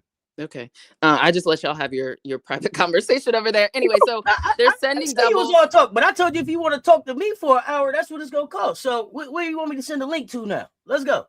Yeah. I'm sorry. Go ahead. So and your point is true, Mocha, where Allie does keep the ball high. I think that is where she does a good job, and I think her high-low is more evolved than others on our team. So those are her two strengths for me, definitely. But I think the what I noticed is that they're sending doubles, especially off of Raven, which makes sense. I would do the same. But you know, it really is important that that those things occur, that as a team collective, you got to move and make yourself available to the big, and the big also has to pass the damn ball. So it's two-sided again. That's where I'm actually like, y'all need to sit and talk about this, because some of this is all not just like truly individual. It's like individual plus with what the other people are doing. If you're standing flat-footed and not getting into the eyesight or a clear passing lane of the big, it makes it hard for them to pass the ball. But the thing I'll finish on is at the 44-minute mark, not 44 minute, because there's not 44, well, 44-second mark of Q3, Medina actually got the ball. Someone bounced past it to her. I can't remember who, but someone bounced past it to her. She was in the middle of the key, basically, like at the free throw line, essentially, in the middle. Got the ball, turned, which I do think schematically there's things we can do to help Medina. So that's on the coaching staff too. But she turned and then was able to see and assess. And instead of just going straight to the basket, the double came off of, I think it was Agat. It was off of Gotti, I think. Yeah, it was off of Gotti. Gotti got the ball and in her relative shooting pocket, shot the three, was short, but was able to go get it and lay it back up over Reagan Beers. So it's there. I know the coaching staff is talking to them about it, is now just actualizing on it. So I do think there's a component of the individuals need to do better, but I also do think there's things schematically and that our team can do better to help people in the situation. But I think at this point, everybody should just recognize the doubles are coming. They're coming. They're coming. Be ready. Figure it out. They're coming. Be ready With to shoot. Medina, Yeah. there's things on both sides of the floor. Yes. Like you're saying, offensively, it's I think sometimes they'll empty out there are a couple times they emptied out the corner for her, and she went one on one with Beers. And I think for her, the thing that is going to be next for her to learn is playing at her own pace. Yeah. As That's a where she's being. rushing. When she does make Exactly. the moves, she's rushing. She's And she's off rushing. balance. Yeah. All the really great bigs, they play at their own pace. I don't care what the defender's doing. I'm going to put this ball on the floor as many times as I want until you bring. If you don't bring a double, okay, cool. I'm gonna make my move when I want to make my move. Right. If you bring a double, I'm gonna make you pay for it. And so she has to learn to get the footwork needs to be better, and she has to learn how to don't let what the defense is doing, your defender doing, dictate what you have going on. Right. It And don't don't get sped up exactly. by the double coming or things like that. It's like don't panic. It's like the panic sets in when the double comes. It's like, hey, don't panic. Pick the ball up. All right. If you have the ball on the floor on the floor and the double comes, grab it, pick it up, put it above your head, and survey the floor. Exactly. Not I think the other thing I'd like her to do is not immediately go into dribbling the ball. I think it's in that same vein where it's like turn around and before you dribble the damn ball or you get where the ball, the defense is first. Yeah, keep it high. Assess the defense. Assess your ability to And take a then shot. go. Assess the defense, then go. Yes, I think she might do it a little bit better when she gets it at the In the middle of the high paint. post. Yes, Yeah. in the middle, because at that point you can see the entirety of the floor. But then when she's in the corner or just on the block, it's okay. You don't see what's going on behind you. So like if there's anything, if there's a teammate on the other side, you're not on the other wing that's not directly in front of you. You can't see it. Yeah. Because a bunch of like teams love to just end up when the ball's on one block. All right, we're running some type of screening action on the other wing for that guard, and as soon as the big turns, okay, boom, there's that cross court to that guard on that opposite wing. Because there's so much going on because they typically put a shooter in the corner and a shooter on that wing, whatever block the big is on. I'm sorry. I'm gonna have to put on my auntie hat for a second. Y'all gotta stop disrespecting Lauren Betts. Like I know I'm higher on her than some other people, but like we're getting to the point where Lauren Betts is a good big. Like she is. If Medina actually she's not there yet, but if Medina was able to do some of the stuff Lauren Betts was doing, we'd be undefeated right now. Yes. Like I'm being dead ass. Why are they acting like Lauren Betts can't pass out? Don't be passing out of that joint. She's like their leading assist getter, and she's like guys, we have to watch basketball with some reality. I do agree that Lauren isn't the most swift big, but she is fundamentally old school 5. Like if Medina would assess just a little take a half second to assess, she wouldn't have as many turnovers as she has. She would be more effective. So like even if she took 2 dribbles, I actually would appreciate that instead of turning around and trying to go through 2 people. That's the problem. Yes, because it's like she doesn't realize the minute you turn your back, that's when they're coming. The minute you turn your back, they're coming. And that's the problem because she's turning her back or she's already starting moves in her dribble. Look, when you're 6'6" and you have to dribble the ball from your hip, let's assume you dribble from your hip to the floor and back up is a lot higher and takes more time than if you're Raven.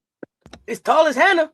Yeah. Like, guys, like it's actually in a way that's why if you want to call her 2 dribble Betts, you don't want Lauren Betts dribbling more than that because it's a little too much. The taller you are, the more time it takes you to dribble.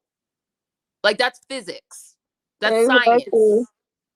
So like there's a reason she doesn't take too many dribbles, okay?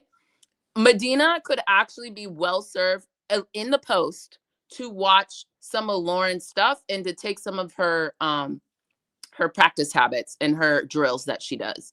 Medina needs to slow down a little bit. I think Medina and Joyce are highly susceptible to both the predetermination of what they're going to do.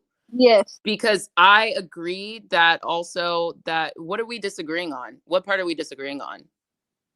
What? And then here's my thing. Y'all talk about bets, but y'all cannot name another big that is in college right now that can handle bets. Please give another one. Because Reagan Beers got in foul trouble when she played her, by the way. Like, what are we talking about? We saw that game. Like, I really think a bunch of y'all do not respect post players, traditional post players. Y'all don't want real post players. For real. I didn't say it wasn't two dribbles. Brittany, did I say it wasn't two dribbles? No. Guys, we have to work on comprehension skills. It's like y'all say it's two dribbles. I said you don't want her dribbling more than two dribbles because of physics and science. That's what I just said. Exactly. And then the other part is she doesn't need to. For what? She's right there at the basket after the two dribbles. And guess what? You know who Betts does? She passes the ball. I gave you one example that Medina passed the ball. Medina needs to pass the ball more. So again, those are two examples of which I just refuted your point of what I just said that Medina could learn from Betts. Bryce Smith, you would like to see Crooks against Betts in terms of what and with what outcome do you think is going to happen? Yeah, Crooks isn't playing against Betts. Yeah. What do you think the outcome is going to be? Well, Crooks can get her fadeaway off on Betts, maybe. But Crooks isn't getting rebounds, and she's not defending. She's going to be in foul trouble against Betts. Exactly. So or she's not going to foul and let Betts get all the points. Either one. But yeah, I don't see anybody giving out a list of bigs that they think that are better than Betts. So moving on. In college, I don't see anybody saying. I think we're and guys, like if you're a South Carolina fan, like let's go to like Gamecock History 101. One of the things that historically has made Gamecocks the way they are is the big position. So Gamecock fans generally are aware of the big. And yes, she can dribble once and make a move or maybe no dribble. If I'm right at the basket, I don't need to dribble. I just turn around and hit it off the backboard. Yeah. Whatever issues you have with Lauren, like you got to sort that out on some lady's couch. Like I can't help you with that. Like she doesn't have to be your favorite, but to act like the girl can't put the ball in the hoop is wild. Yeah, we're gonna let y'all have that one. But yeah, with Medina, it's just too much predetermined, too much. Yeah, it's just like she has to find her own pace. Okay, if you want to put the ball on the floor, find your pace. But then you also need to be prepared for that double to come and have yourself in a position to where you can turn and see. But that part of that comes with footwork, the footwork of turning and seeing. The feet aren't together. So like some of the best bigs are never off balance. They're never off balance. Yeah. I mean, it's just, look, no one's saying Medina can't surpass Betts. Again, comprehension. I'm just saying what Medina can work on. And this is, again, I said this at least an hour ago. All the girls, and it's not just Gamecock, but if you have to be a student of the game, that's where, like, looking at Lisa Leslie tape, looking at Tina Thompson tape, look at, I know we don't, but like Jokic, like Aaliyah Boston, like, all these are bigs, but they all played slightly different ways, right? And so that's where Medina's skill set is unique. But when she specifically gets in the paint, I think she can learn from other people about patience, about seeing the floor, making effective reads. And by the way, that is not typically 101 basketball. That's 201, 301, grad level studies, doctorate, like those are advanced. Yeah. So that's where she needs to improve. You can tell what she prefers. She prefers to be able to put the ball on the floor and get downhill. Exactly. Her first thing is always to put the ball down, including on fast breaks sometimes. Yeah. And sometimes I'm like, no, don't do that. because once you pick it up, now you're stuck. You can only pass or shoot. And if you're Exactly. full force down the court, you can't shoot. And it's most of the time in the position in which she's picking up the ball, she's not.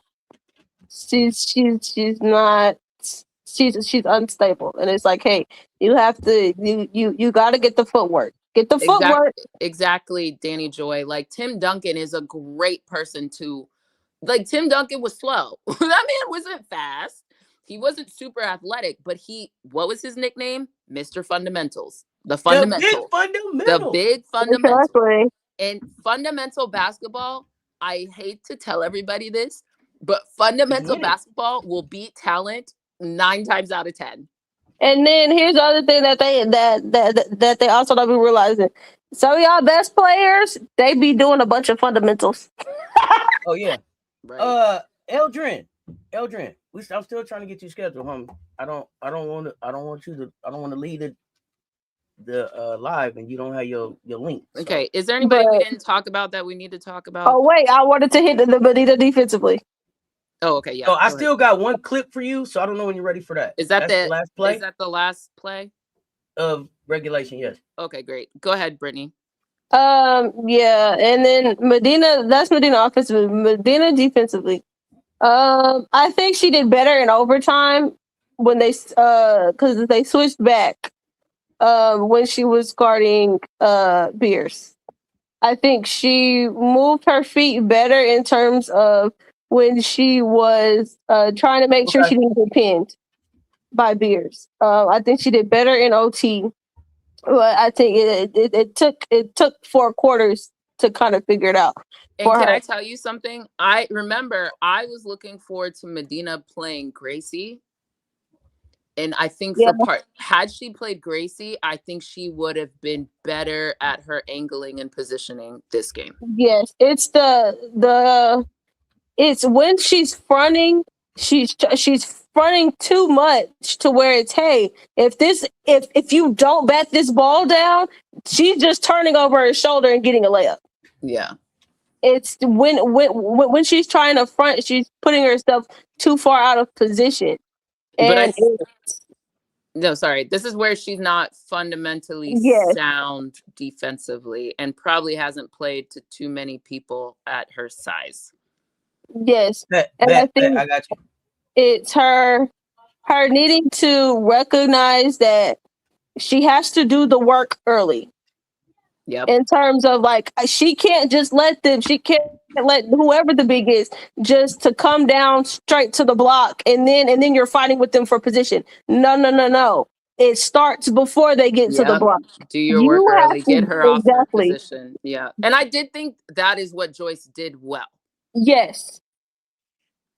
It was and especially for Joyce, Joyce was moving quick enough to not allow herself to get pinned. And that's one thing that Asia does well. And that's one thing that Asia talks about when she plays bigs like BG. Mm-hmm. She does not. Asia's very light on her toes and quick to where it's, hey, yeah, I'm not letting you pin me because once I get pinned, I'm stuck. Correct. So let's also be honest. It took Asia some time in the league to figure that out. So I don't want to, I think sometimes the collective we get very enamored with what Asia is right now, and she had to work to get there. But what's the adage? Basically, like a stupid man like has to burn their hand. A smart man burns their hand and doesn't stick their hand on the stove again, and then a wise man never has to burn their hand, right? They learn from other people. Yes, exactly. And that's exactly what I'm talking about. Like for Medina to accelerate up the curve, right? Because invariably there's going to be just she has to play through basketball, but her acceleration is going to be dependent on her ability to rebound quickly mentally and to study other people, so that you don't have to learn the same lessons over and over again, because that's just going to take longer. So that is while she still gets grace, that's the thing that we can call out is like, you don't have to learn all these lessons on your own. Partially, that's why you came to South Carolina. So you don't have to learn them on your own, that you can get accelerated quickly and be more fundamentally sound. If push comes to shove, when you're fighting for position, if they have to lob it over the top of you, good, because the help should be there. Well, We talked about the help, but yes. Yeah, the help should be there, right? The help should be there. I agree. But the other part is they didn't have to throw a bunch of lobs this game either. No, they threw around a lot. Yes. Because you were shading. Just... But Adele was, to be fair, Adele was guilty of that too. Yes. I didn't feel like Adele played Beers that much better, but Adele did get more rebounds.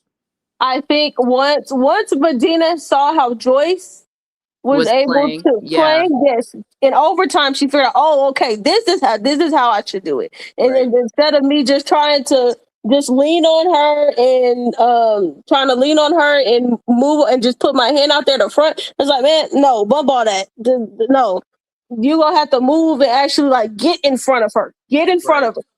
So I think, like I said, had hopefully Medina learns from this, right? Because again, this is what we keep talking about. Learn from this, because the day we have to play, as y'all call her, 2 dribble bets, right?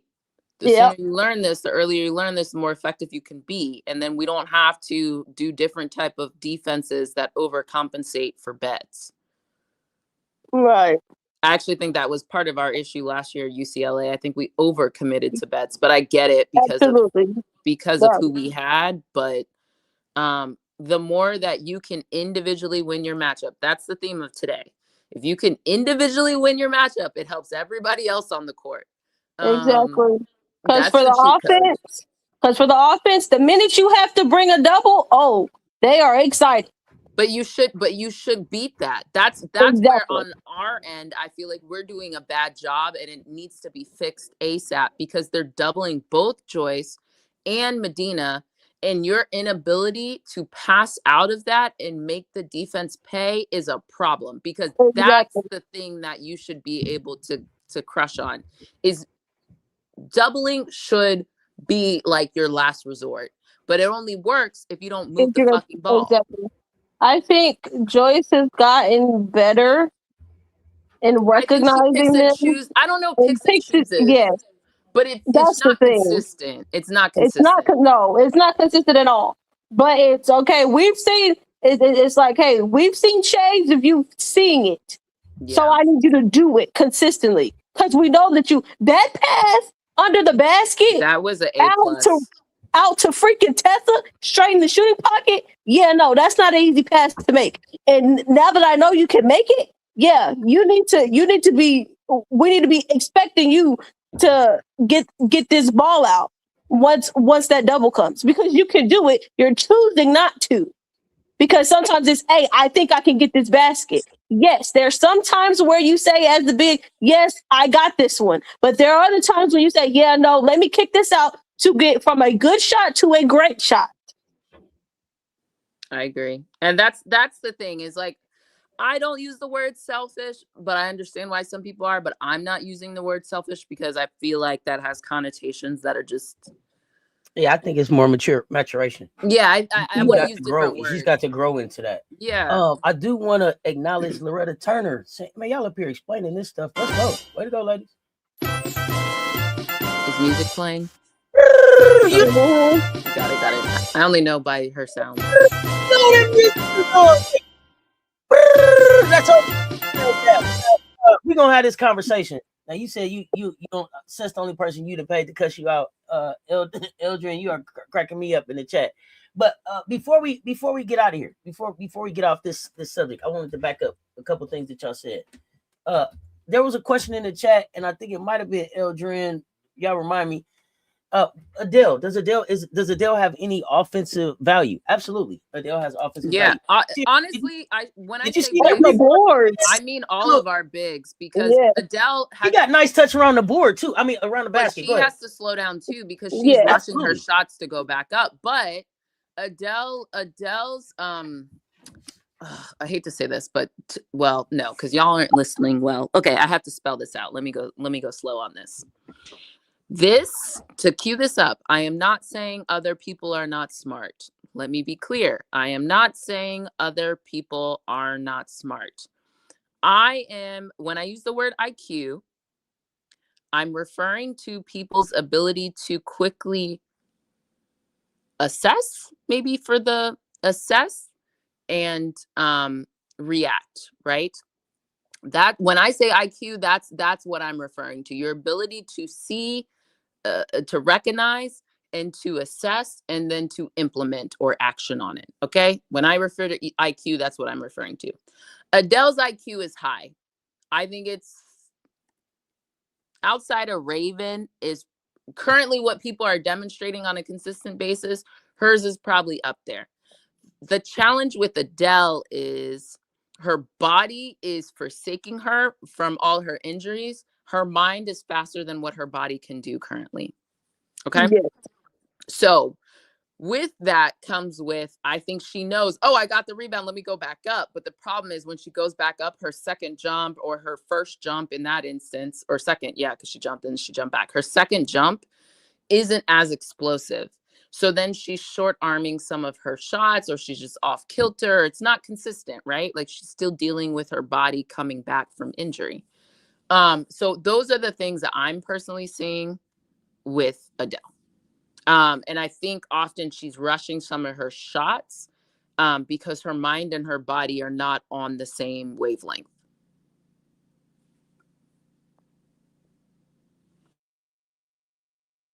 Okay, so the next thing I wanted to say, for everybody to keep comparing Joyce to Asia, that's fine. If you just have to compare Joyce to Asia, but what I need you to do is compare Joyce to sophomore Asia and not 8 years in the goddamn WNBA Asia. If we could just, let's keep the comparison apples and apples. Sometimes I think we get, like, she's not doing this like Asia, and it's like, well, was Asia actually doing that when she was a sophomore, or is that something that came later in the game? I think sometimes we got to keep that in perspective if that's what we're going to do. They're doubling both from Dina and Joyce. Yes. Yeah, Malik, I'm with you. If Georgia closes this damn thing like they could, yeah, I got to rank it. Oh yeah, Georgia's ranked if they win this game because they already beat Ole Miss. And then they would, it's Kentucky, right? They would beat Kentucky. So yeah, they'll be in the top 25. I tried to tell you guys, and I don't think it should just be at 25 though. Yeah, I think everybody 20 and below is very questionable. Yeah, 20. It feels like they'll be flipping in and out. Yeah, you think they're gonna flip in and out? Okay, because you expect them to still be a little inconsistent. Yeah, I think a little bit. Okay. You kind of have to. I don't know. I'm not watching the Kentucky game, so I'm not seeing how they're doing it. But if they're doing it in the same manner that they did against, like, it depends how they're doing it, right? Because if they're doing it in a way where is Woolfolk back? I assume not. She kind of looks like she's out. Can they replicate it? That's the thing. Can they replicate it? How easily repeatable is what they're doing, right? Exactly. Because Carnegie going for 40, 35, whatever she went for, 30 plus. Like 36, almost a 40 ball, right? Right. That is not exactly. If that's not replicated every night. You can't do that every night. If that's they don't want that to be their identity. If that's how she's playing against Kentucky, then I'll put you at like 23. If now other people, Gonzalez, the other girls and stuff like that are getting involved, then I'm gonna put you at 20. You know what I mean? It depends how they're doing it. So I'll have to check it out later. But well, maybe your Georgia aspirations are coming true. Hold on now, Aldrin. Now I know I just played this music and said that was for the Cash App too. You need some special music. We'll play a little. The Cash App, but you getting a combo. You getting a combo though. You pay for a combo. Yeah, you paid for a whole combo. What you need? You need some music too. I give you some music, but you getting a 60-minute conversation. I mean, yeah, you come on out. You gotta make up your mind. I disagree with that comment. Can you go back which one? The one that was like, "There's no room in the paint because our guards aren't being defended." Right here. If someone's not defending the guards, then they're open. Oh, like what are you talking about? If no one's defending the guards, someone's open. Okay. Are we ready for the final play? Well, I don't know if you have other comment. Let's keep going. I don't know if y'all saw the comment about Isla. Should she have gotten more minutes? Is that the comment? She didn't play very many minutes, but it seemed like it was kind of I think it was good minutes. So here's the things I like about Isla. Well, at least what I've seen. I think she came in, she got to business. She got to business. I like that. Absolutely. I like that because before we were begging Isla to shoot. So at least Mhm. she got in, she got an open shot, she hit it with confidence, right? I love that. Mhm. The other thing I love about Isla, and this is again where you got to watch the game, her seal outs on box outs are really good. Yep. It's not always consistent because it's kind of hard, right? Like if you're on the side of someone, you can't seal them out without like literally offensive foul or fouling them. But she does a really good job of sealing. I don't know what more Isla needs to. I think Isla's confidence is the part where she would get more minutes if Dawn saw that from her. Mhm. But Isla does the things that you need someone to do on the court. She also had that block. I did feel like Isla had a good game. I don't know if I feel confident enough that I could have said that Isla should have gotten more minutes and over who. But Mhm. I reserve the right to say this though.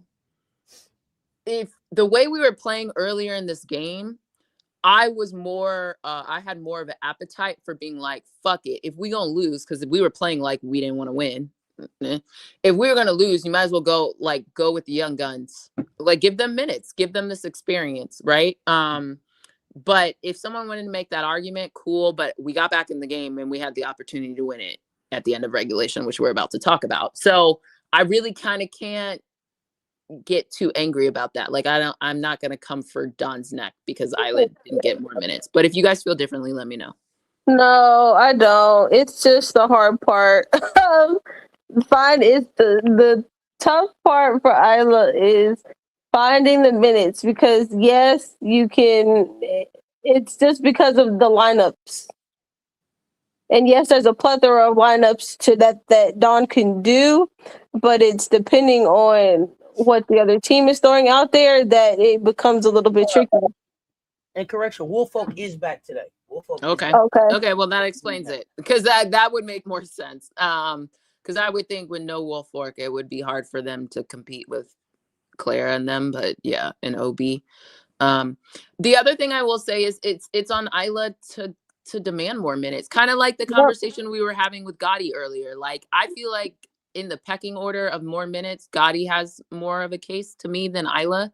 But it's on the freshmen to come in and really demand more minutes. And I think Exactly. Dawn is to the point, which I understand why you don't want to make some of these changes a little too early in the season. But I think Dawn's now to the point where it's like, I've given you runway and if you're not demonstrating the things, because the same thing with trust on the court, Dawn has to also be able to trust who she puts in. Right. Right. And so that trust comes with consistency. And I do think for some personality types, if anybody watched the Post Moves podcast, which is good, everybody has different feelings about different people, but it is really good with AB and CP. They did one with Kelsey Plum, and Kelsey Plum has talked about this on the Bird's Eye or whatever with Sue Bird. But I do think it was helpful to hear her say it again now that the season's ended and the Aces got the championship. But Kelsey's disposition, while Kelsey at times give me heartburn on the court when she was with the Aces, but what thing you'll never say me, like Kelsey always had heart. At sometimes I thought she was a little overzealous in her shot selection. But I will never say Kelsey doesn't try. She's probably Right. one of the hardest working If people. nothing else, Kelsey will be that pest that you talk about. Exactly. That's another Absolutely. one. Kelsey's another. Some of the stuff I She said can still be better defensively earlier. She's Yeah, a competitor. Yes. But you can count on her to get in there and fight. Yep. Yeah. She gonna get in there and fight. Now, she might not. It might be like a gnat on a goddamn bear. Right. But she'll get in there and fight. And one thing she'll do, she'll set a nasty screen. Absolutely. Screen. Nasty. Yeah. You know what I mean? Yeah, and that is one filthy. thing I do love about KP. She got Asia open a lot. She's fucking tough now. Yeah, she's fucking tough now. Wasn't it KP that set that screen for that lob to Asia against Chicago? Yep, against Chicago. Yep. The KP will set a nasty screen. And that's what I'm talking about with like Maddie. There are so many things that I don't even have to get to like her shooting the ball that she can do on the court. And so that's what I'm just saying. Like for certain personality types, you do need someone like Kelsey has flaws, but one of her flaws I will never say is that she was pesky. She's annoying. You don't want to play against her. She's annoying. But KP talked about where was that going? Like how Becky, when she came in, KP had already been a 6-man. I think she had won 6-man by that point. And remember, she was the number 1 pick. So she had her own ebbs and flows in the league. And that's why she has her dog camp, even though I will say, I think watch out for KP. I don't think she's with Under Armour anymore. I think she's going to sign with somebody else. My money's a little bit on Adidas, but I would be out of there too. Especially Steph didn't left. Oh yeah, this thing going down here. I don't think Under Armour is going to be having basketball as a focus area anytime soon. But I digress. I think she might be with Adidas, but we'll see if someone throws a bag at her. The Skechers people be doing that. But I my money's a little bit on Adidas. Part of the reason why I think she might have been on the Post Moves podcast, but anyway, she did say that when Becky first came, she sat her down to be like, hey, I'm going to have you coming off the bench, and tried to have that conversation with KP. And the way KP tells it is funny, but it's also like truly the dog mentality of like, how can you even say I'm on the bench? You've never seen me play. And she was like going all out that practice, that training camp and stuff like that. I do think people need to look at that as kind of an indication. And KP talks about, part of the reason she plays the way she does is because she had to go through the trials and tribulations, right? And I do think sometimes some coaches may play games, but sometimes like they're trying to get something out of you. So maybe with some of the changes we see, like Don is trying to play the game of, if I do this, then what? You know what I mean? Like, is this the right person to play with their minutes or to light a fire? Or how do I light a fire? Is it more effective to light a fire in this way or that way or blah, blah, blah, blah, blah. And so I do think like, as we watch this as fans of the game, we also have to like keep that in the back of our mind of like, maybe Don is not playing games with the kids, but like either you're not giving it to me and I just need to these people are, or it's a function of like, I got to light a fire under you. You're like, your spot isn't solidified. If you want to tell me that Isla maybe should have gotten some more minutes over Joyce this game, I could see it. Okay. So, and I want to keep us moving too, but because I know we want to get to this last play, but one more thing that I saw in the chat, I don't know if we talked about this one. Douda. Wait, before I do Douda, I just saw we got a new member, Juicy. Welcome, Juicy, to the membership.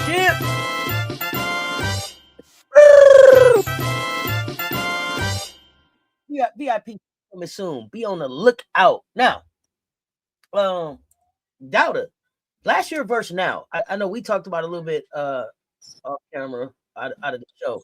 But Douda played a lot last year versus Beers, I think was a comment in the chat. And she had a lot of hair out there. She did have a lot of hair. But what did you think about Douda's minutes, and how are you feeling about Douda's use in this game, ladies? This game or this season or both? Let's do both. If you gotta take on them both, let's do both.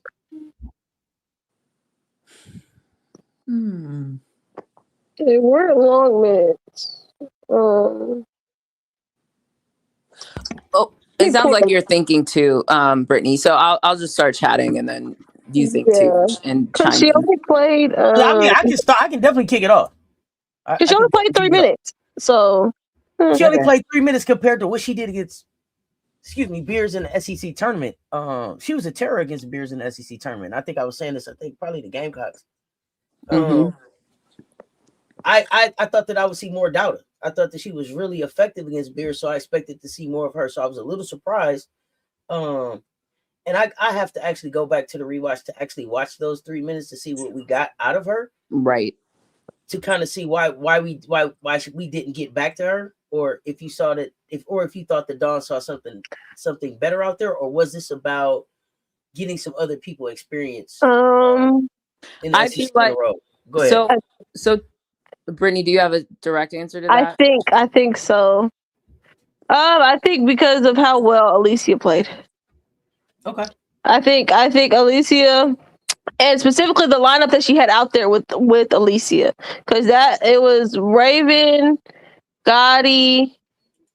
Was that the youngster lineup plus Joyce that Yes, I was talking about? yes, that youngster lineup It was and Youngster Aaliyah. plus Raven. Was that the lineup? I Yes. think so. Yeah. Yeah, that lineup was that second quarter second quarter lineup that played really well. I think she The found lineup that something. got us back to lead or within 2 or Yes, something like that. Yes, yes. that's Yeah. what I'm talking about. That's that lineup played really well. So it's like, all right, we're looking for something, found something, and it was going very well. And Aaliyah wasn't picking up. She only picked up like one foul at that point, or yeah, she might have picked up maybe one foul in the second quarter. So and this was the lineup where basically Aaliyah was making the shots. Absolutely. Exactly. So it's they're not messing with it, not touching it. They found a rhythm and it was working, and Aaliyah was causing problems. She was causing problems. So, and I was gonna add to the point that Miriam got in the game because we weren't getting what we needed from Medina or Tack. She was looking for an answer. She was Dawn. Dawn was literally looking. Dawn was searching. And once Aaliyah touched the floor, there it was.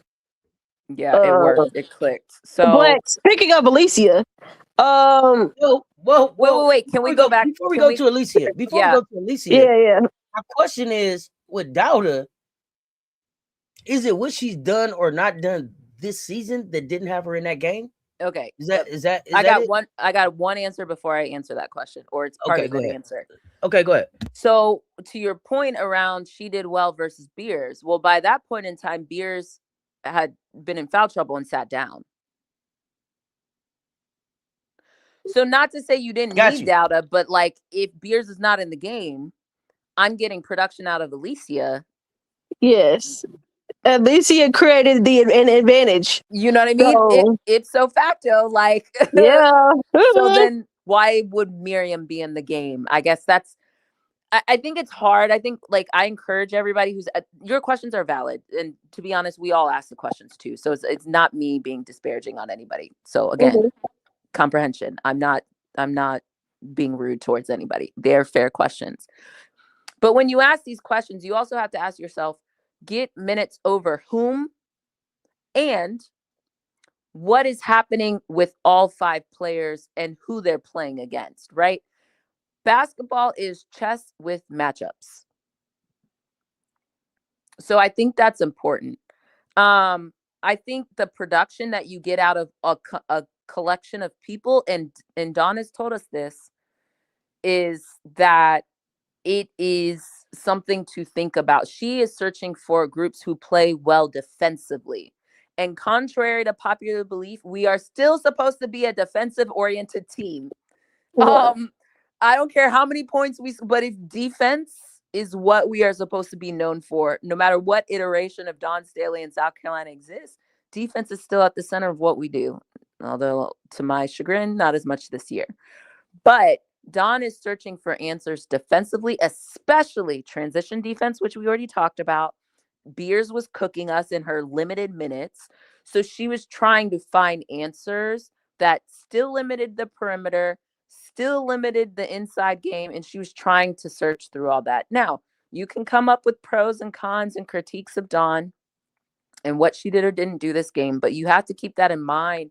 It's not always just a 1-for-1. It's the collection that we're trying to optimize for.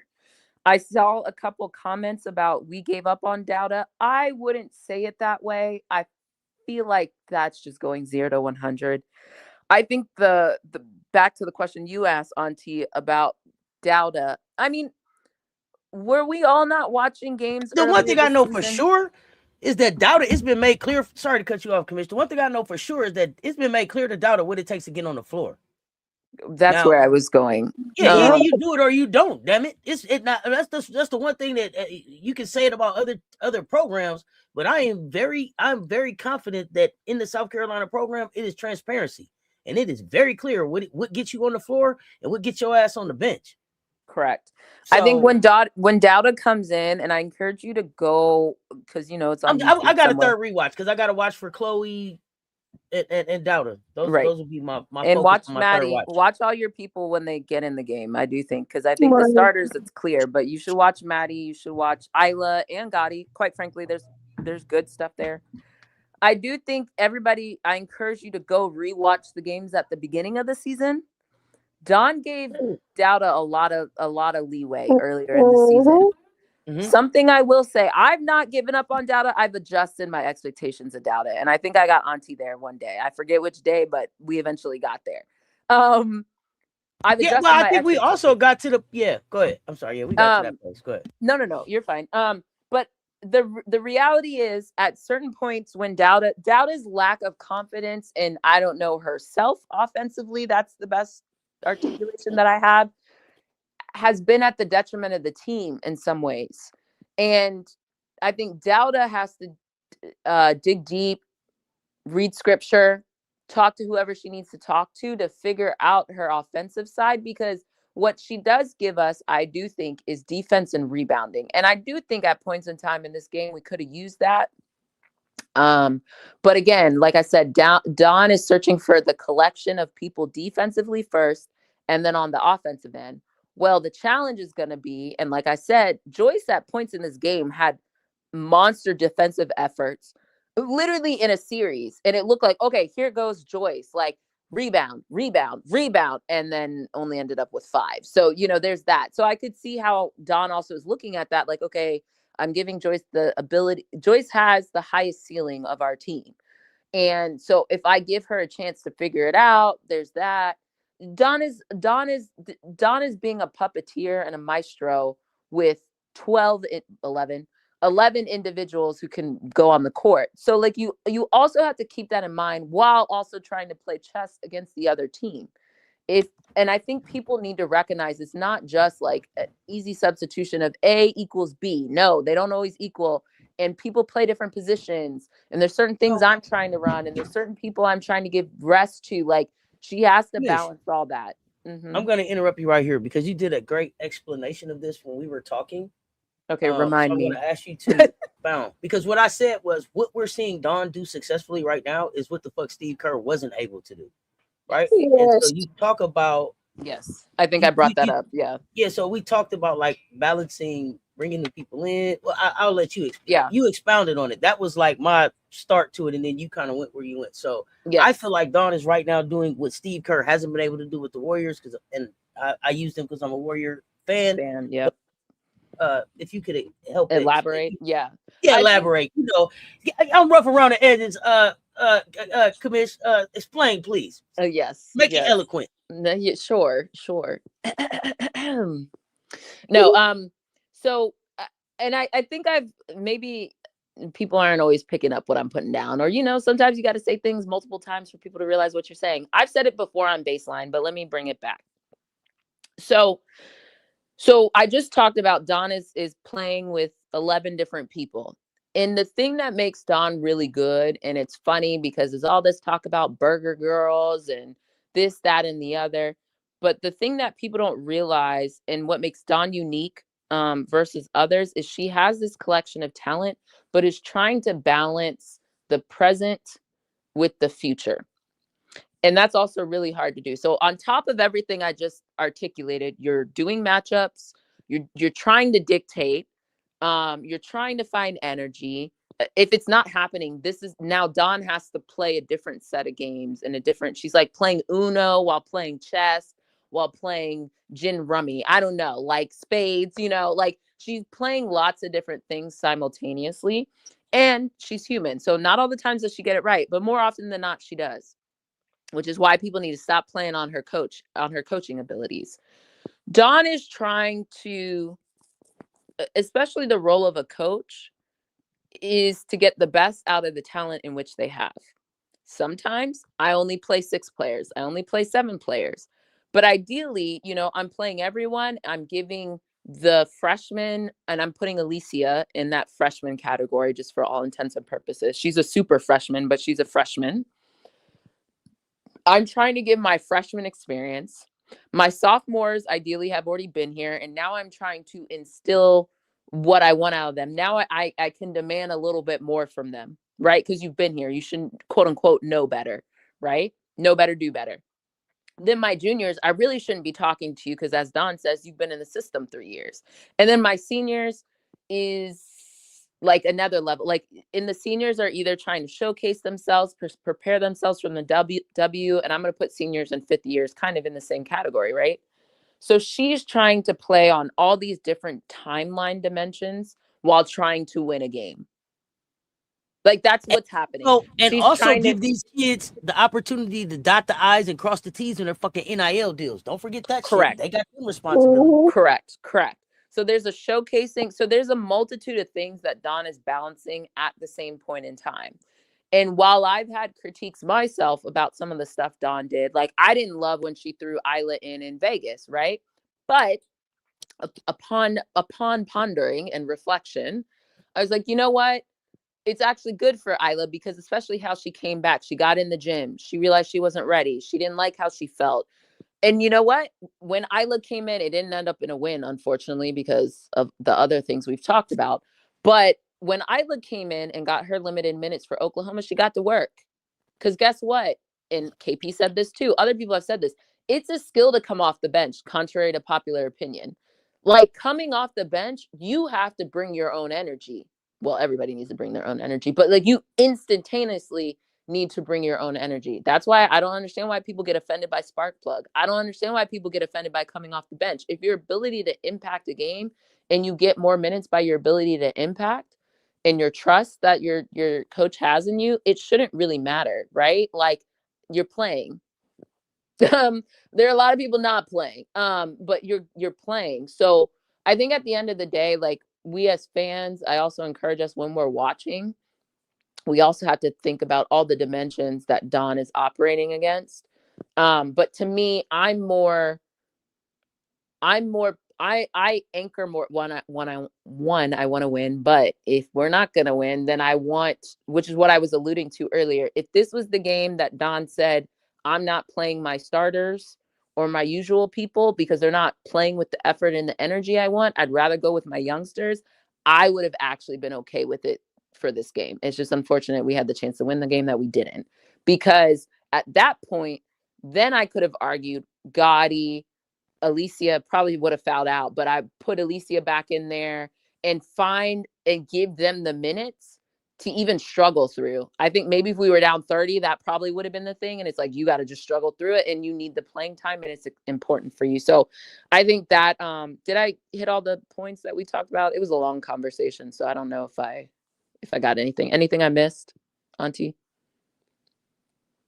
No, and that was perfect. I just wanted you to elaborate on it. I thought it was real valid, like all of these things. And then she's still trying to do that with 200 minutes. It's only 200 minutes a game. Right. And only 5 people can play on the court at once. And I think the thing, maybe to connect it to the Steve Kerr and what Steve Kerr hasn't done, which is perpetuating itself every day, is the whole Kuminga, Moody, even though Moody's getting more minutes, but it's not consistent. Wiseman, the plethora. What player have you brought in and been successful with, Steve? Correct. That isn't Draymond, Clay previously. It wasn't there when you got there, Steve. Right. Yeah, so, and the thing is, they're still losing anyway. And they're still losing. They're still losing. So you might as well just play them.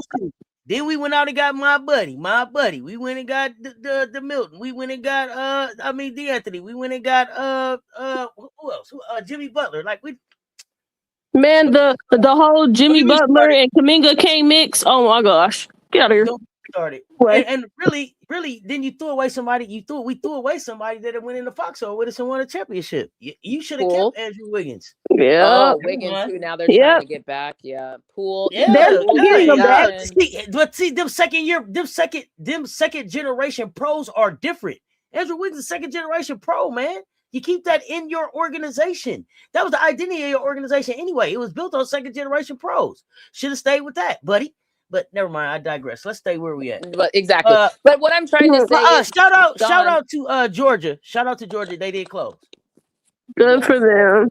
No, Looney's not a good example to me, because I think Looney played his role, and that's the other thing. Kevon Looney? Oh no, we can't give him no credit for Kevon. Yeah. Kevon was gonna be Kevon wherever he was at. But maybe Go ahead. maybe FM means loony. I don't know if FM means loony from a development standpoint or loony was already kind of I don't know what because I just saw the loony. So maybe FM Oh, elaborate. yeah, tell me what you mean. But my point is, I think when we look at Don, we should, as Oh, maybe you're saying we should have kept Kevon Looney. Go ahead. oh yeah. But Kevon Looney he had a lot of respect within the organization from the He players did. that I don't think that they value. Mhm. So and he was a Looney very quiet leader. and Looney and Poole were boys from Milwaukee days, so it just all was a mess. Oh, speaking of Poole, did you see the little kid asking what it felt like to get punched by Draymond? I did. That was so Kids- Oh my disrespectful. goodness. That I mean, was so kids just disrespectful. was it disrespectful or was it just a kid? Hey, he was this man. You up there No. talking to us about No, how good because- it was in because Golden State. He was like, someone's "Well, hey, how did it feel to get hit by Draymond?" Kids say the damnest things. They cracked me up. Go ahead. I'm sorry, it did. How old was the kid in your mind? Just Between guess. 10 and 12. Yeah, you know better at 10 and 12, but that's assuming you're raised right. But let's get off that topic. You can't ask that. You can't ask that. Like, whatever. I don't know. You're uncouth. But I'm gonna just move on. No, Um, yeah, uncouth, but funny as hell. Go ahead. Kids say the damnest uncouth. thing. Where's the couth? Where's the genuineness? No genuineness there. Genuineness there. Anyway, the point is, Okay. Commish. Brittany, do y'all have Cash App? Eldrin is trying to send y'all Cash App. send You got it to Cash App? Auntie. We'll work with Yeah, Auntie. yeah. Send it to Auntie. And I will make sure that they get it. I promise. Now you just want us to play the music again. That's all. I see what's happening with you now, Eldrin. I think you like this goddamn song. I'm gonna play it for you though.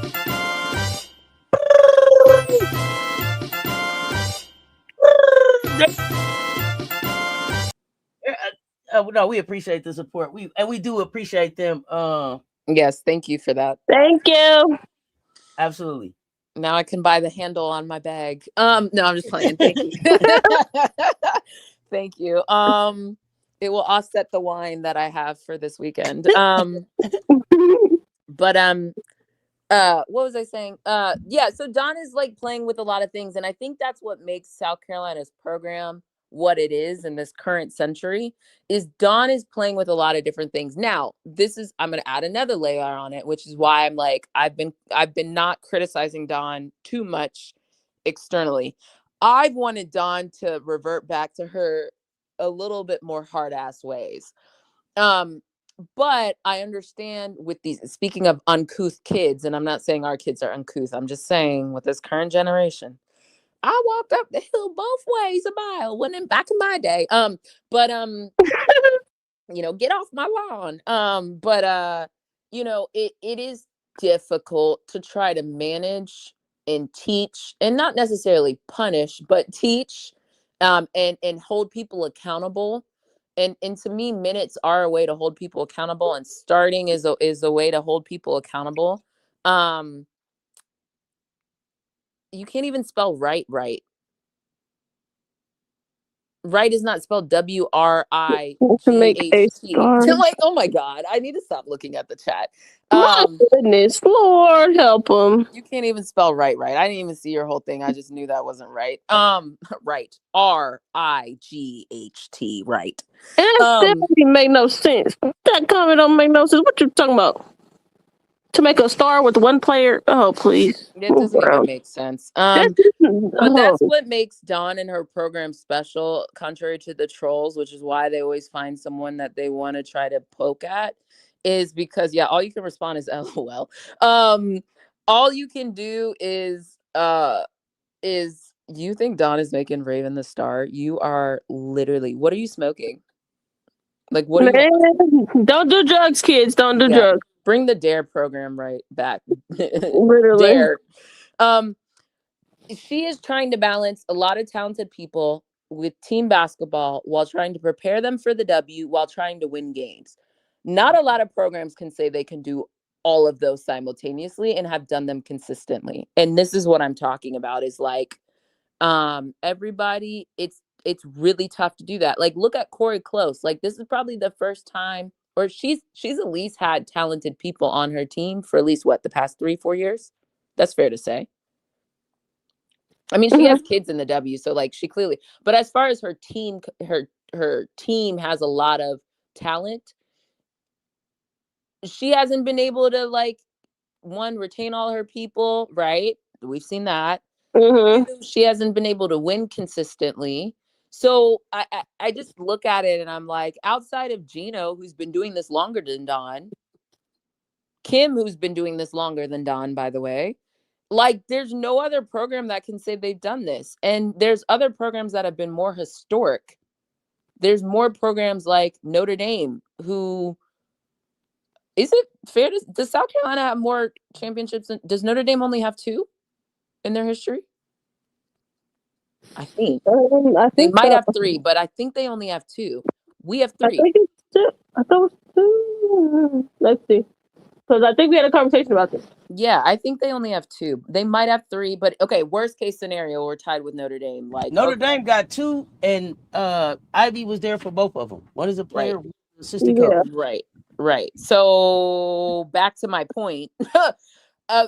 Dawn came and built this program. This is not a historical program like Notre Dame, like Tennessee, like LSU. And so for me, Stanford, right? Stanford might have more. No, Stanford has more than us. What are they at? Maybe we're tied. Can you look up Stanford? Yep. But my point is, regardless, Tara was Dawn's coach, right? So either way you cut it, Stanford has a head start on us, even if they might have 4. It's either 3 or 4. But like no other program can really say this. 3. We're tied with Stanford. Like that's crazy. Like in a good way. So like what Dawn is doing is she's operating on so many dimensions simultaneously that other people are not. Or if they are, they're able to because of their historic success. But we're not, we're in top 3 and we're not 3 is my point. In current basketball, we are not 3. So I'll take that. Anyway, so Here, I'm sorry. Let me interrupt? Because the Hills wrote this shit like 17 times all over the place. I keep on seeing this thing. You keep talking about Tessa's the best player. The play should have went to Tessa. She was shooting 50%, 56% in overtime. What did Tessa shoot? Why would you not go to your best player shooting 56% in overtime? What, Brittany, you got the stats? So they can stop. Let me look more. We will answer because and then let me say this too. And you didn't even say hi. So you can stop telling us about Tessa. Come in here, say, hey, chat, how you doing? What's good? Yeah, you didn't even say hi. Read the room. The fuck? Like you coming into the house. Hey, chat, what's good? What's up, panel? Hey, Cess, how you doing? You coming in like answer this. If you want to get a question answered like that, put it on the super chat. Otherwise, speak. Come in, get in the conversation. But you keep on doing the same thing. But you did it. But you've been typing this thing everywhere. Here's the thing. As far as me and Tessa go, as I've told y'all, I'm taking Tessa over Juju. So please stop. Every time I see your name, you telling us Tessa's this, Tessa's that. We know who Tessa is. What is it that you think we don't know about Tessa? Yeah, we're gonna get into that final shot, y'all. It's okay. Just hey, how you doing? What's up, chat? What's up, panel? What's your team? Where Hills, you from? Hills, did you just get here? Because there's no way you've been sitting on this chat and you've been listening to us. The Hills has been writing this for a couple days now. That's why I seen it. It was like, oh my God, please address it. Please address it. Because I've seen it. The Hills been writing this. Tessa 5. Who's number 5? Tessa for me. I see you, Hills. So Brittany, you get it? Yeah. I want to answer. Let's go. Okay, I got it. Hold on. Keep talking. Okay, yeah, no, because I think Tessa only she only hit like 1-3 after half. Correct. So Tessa was cold as hell. Like, did you watch the game? If anything, you definitely didn't watch the game because you would have saw the shots that Tessa was putting up in. Don't address the last play. Wait. Don't address the last play. When you say Don pissed you off with that last play, are you talking about? Don't address it. We're gonna get to it. Are you talking about the last play? No, I'm just saying the last play of regulation, right? To go to overtime. That's the last play Yes. you're talking about, right? That's the play we're about to get to. Yeah, hold on. Let me get Tessa's second half Like because I y'all just just be think that's talking out of your Like mouth. I love Tessa over here. I take heat over here about Tessa because I keep telling them I'm taking Tessa over Juju. Like y'all don't understand how I feel about Tessa. You gotta tell me about Tessa. Total Tessa is a star over here.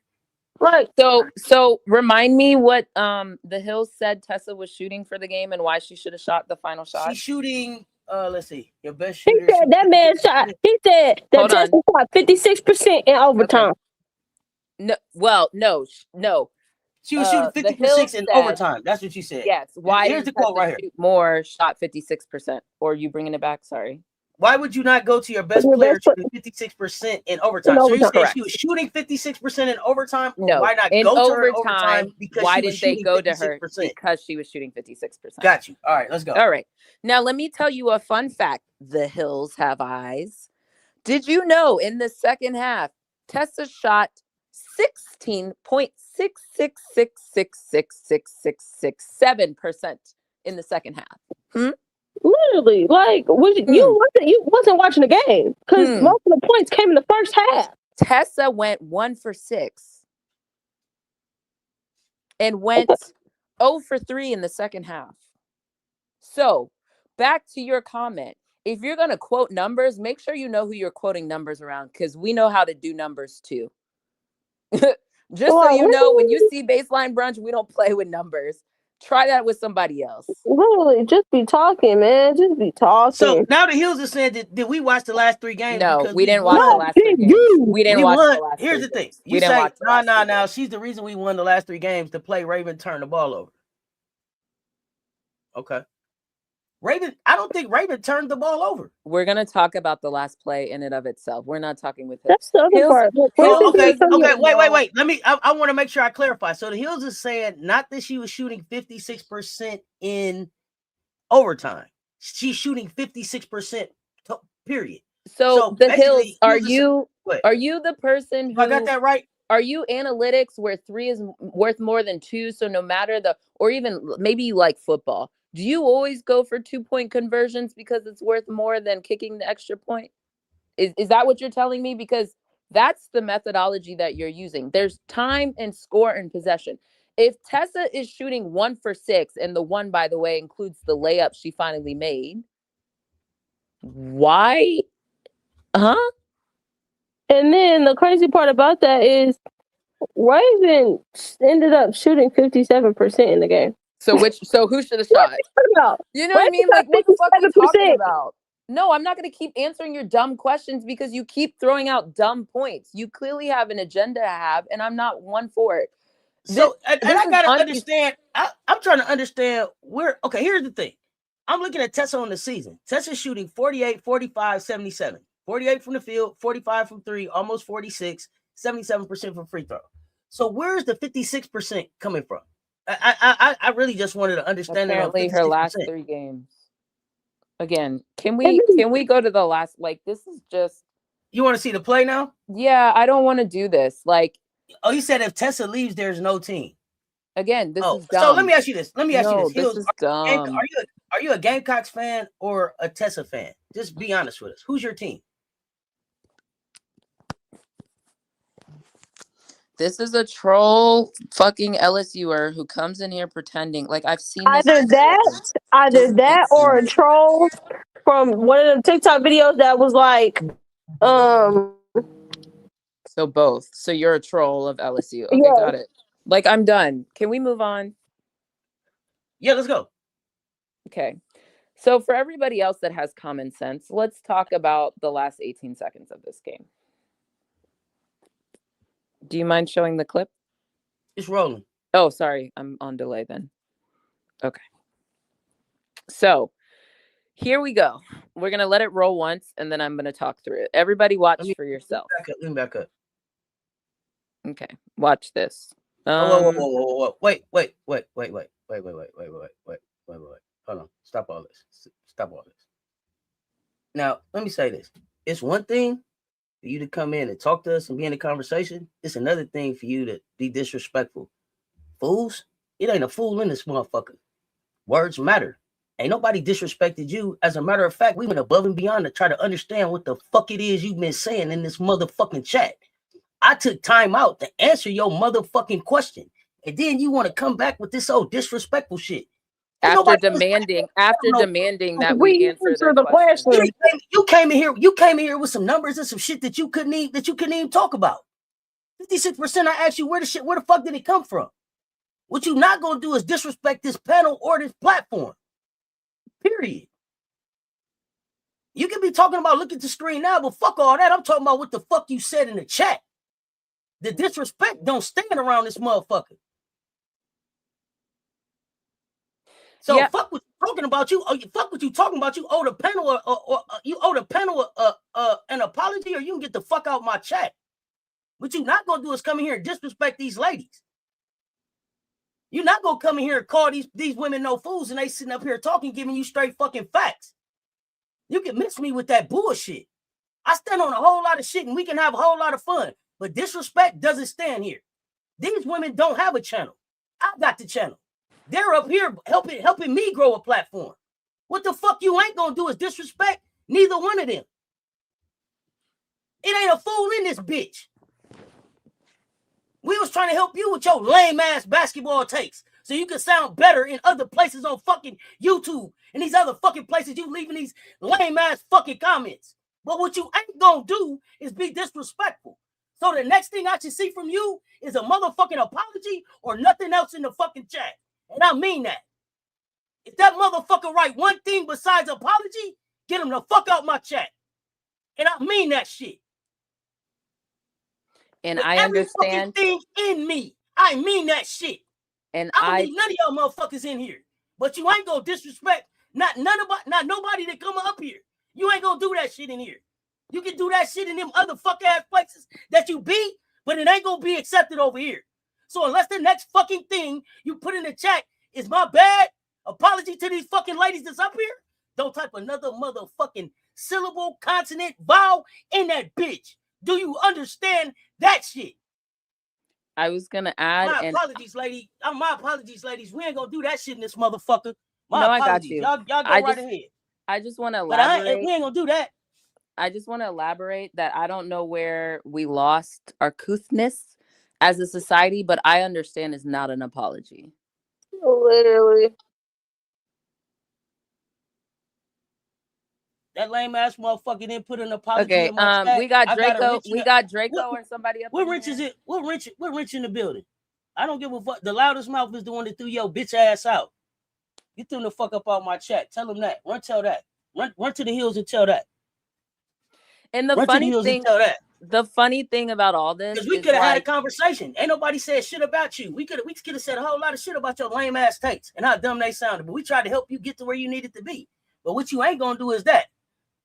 Hey, Rodney, how you doing? Rodney Lamar, what's good? What's good, fam? Good to see you. The funniest thing about this whole conversation is like people feel. That's why I'm just like, there's just a lot. It's not ingenuous. It's disingenuous. A lot of people feel like somehow caping for someone, and nobody here, by the way, we're all well, never mind. I'm not even gonna go on that. My point is just singular because you're a very simplistic person. It feels like. Yep. It feels like if you were a fan of Tessa and you're talking to us the way in which you're talking to us after we've just explained about everything in the game that transpired, you're not a fan of Tessa. Ain't no way. Literally. There's no way Tessa would be like, oh yeah, I support the Hills calling these ladies fools and having his little emasculation energy. Like there's no way. So like you're not a fan of nobody, so you can pretend all you want, you can hide behind being a fan of Tessa. Y'all, we've seen this. Y'all did this with Raven, y'all have done this with Zaya before. Like we're not new to this. We're true to this. Like none of this. Just make sure when you're in your mom's basement she brings you chili, because I heard it's cold across the majority of America. That's all I got for you. And my apologies to the rest of the chat. We ain't gonna do that. I go disrespect people up here on our platform, bro. After demanding that we answer your question. You don't even have to. Okay, run the tape. Oh, run the tape. Let's go. You can't spell. Why is Hill still here? You can't spell right and you can't spell here. So why are you still talking? Y'all, this child has been left behind. Good Lord. Yeah, like you can't even spell basic English words. Is that why you spell Hills with a Z? Not Rodney making chili tonight. I ain't got time for you, Rodney. See? I don't Yes, have time, Rodney. Rodney. Send some to I the don't Hills. I don't 'Cause have Hills time, can't. Rodney. Where are I don't have our time, Rodney. wrenches? I'm Why about do to. I still see them? I'm about to do it. I'm about to do it. Yeah, Because thank you. Remove them. The wrenches may not be in both chats. I got it. Don't worry. Oh yeah, I forgot we have multiple chats. Don't worry. Y'all like where them wrenches at? In Where 3, them wrenches at? 2, 1. Bye. Literally. Don't worry. Somebody else can answer your questions. I got it. Go. Oh, did you see your play? My bad. Yeah, can you press play? Look, All right, look. we're gonna let it play without any reaction. Damn shame, Hills. You could have heard us in our reaction. Guess you're gonna have to catch us on the flip side. Well, he can go ask his mama them questions. I hope he answers. They just ain't gonna be able to say shit back. That's all. Okay, so they're gonna still watch us. Okay, we're gonna watch it one more time. Oh what? Hold on. Okay. All right. Now, can you press pause? Okay. So, Auntie, I understand why you had to, for all intents and purposes, you had to crop some stuff out. If I'm not mistaken, let me do it on my phone real quick. I believe let me actually check the time marker for when Raven starts. Actually, play it one more time, and in the meantime, I'm gonna grab it from the live.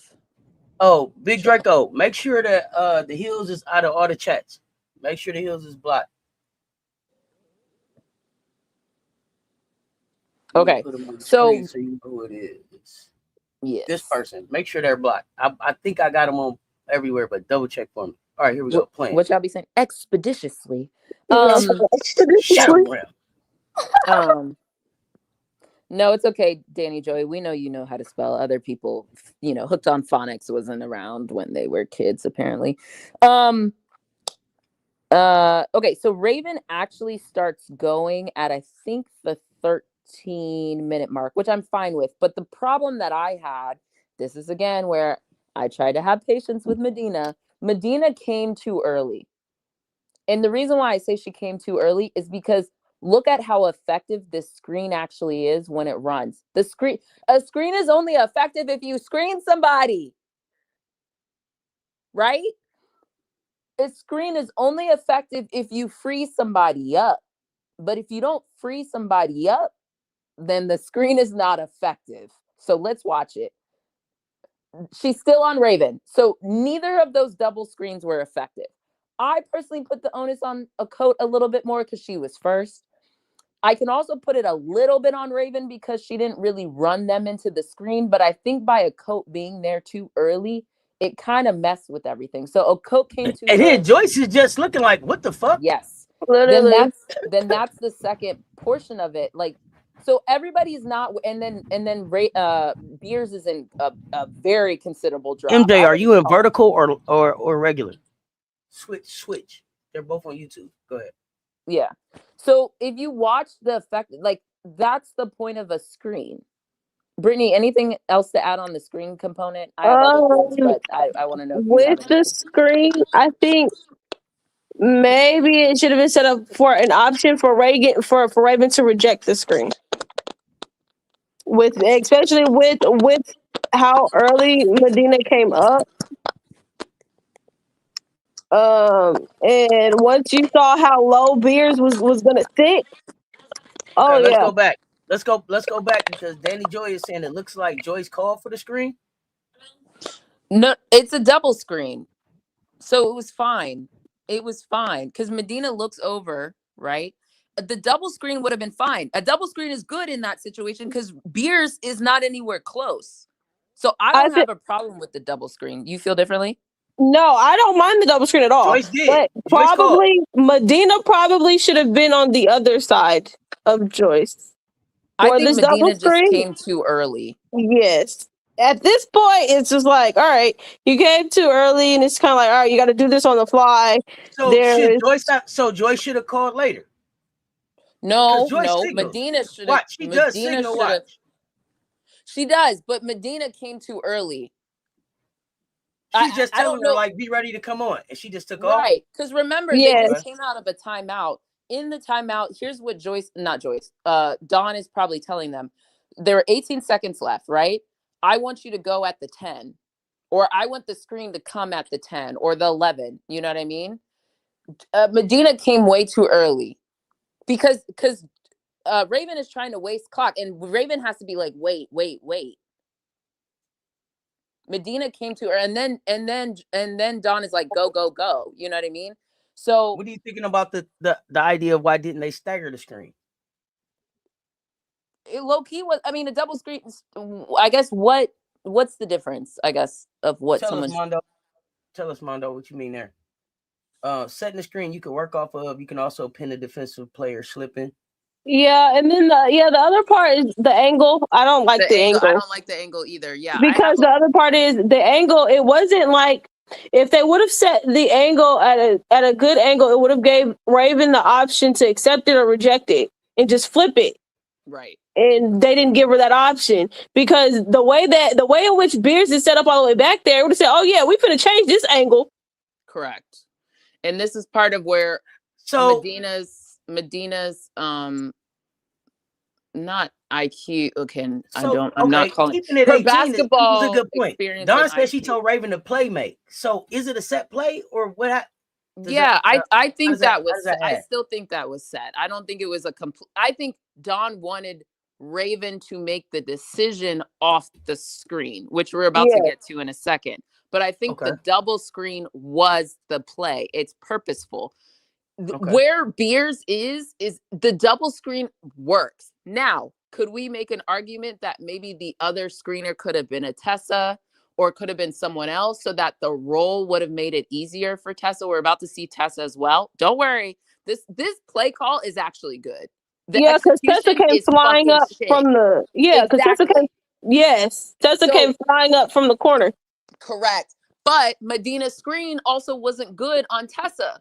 On Tessa's man. Let's run it so you guys can see now. Not only was the double screen. What do you say to Joyce didn't screen at all? That's my point. The double screen. And then Mondo is saying maybe Joyce go a little higher to catch the defender. It was shit by both of them. It was shit by both of them. Run it one real quick so everybody MJ can see feels what like Raven started to play late. Can we run it to avoid fouls? Can we run it? We're gonna have to run this like 5 times. Can we run it? Yeah, no, I'm waiting on StreamYard is doing okay. My bad. Good. Yeah, both of the screens were bad. But nobody actually set one. So someone made a point about Medina getting called for but the thing was the role was her issue, and it still was bullshit, but the role was the issue. The issue is her screen wasn't good, period, regardless of rolling or not. And you don't need to roll when your man's in the paint. And in a situation like this, when you're just running clock, you shouldn't have an issue in terms of like, hey, moving screen. You shouldn't have an issue. Because your man's Big Draco's on the total other side, and he's saying, I don't think we needed the double screen. I don't think the play call was a problem. Okay, look, y'all, let's listen. Let's talk about philosophy in sports. I know half of y'all don't watch football.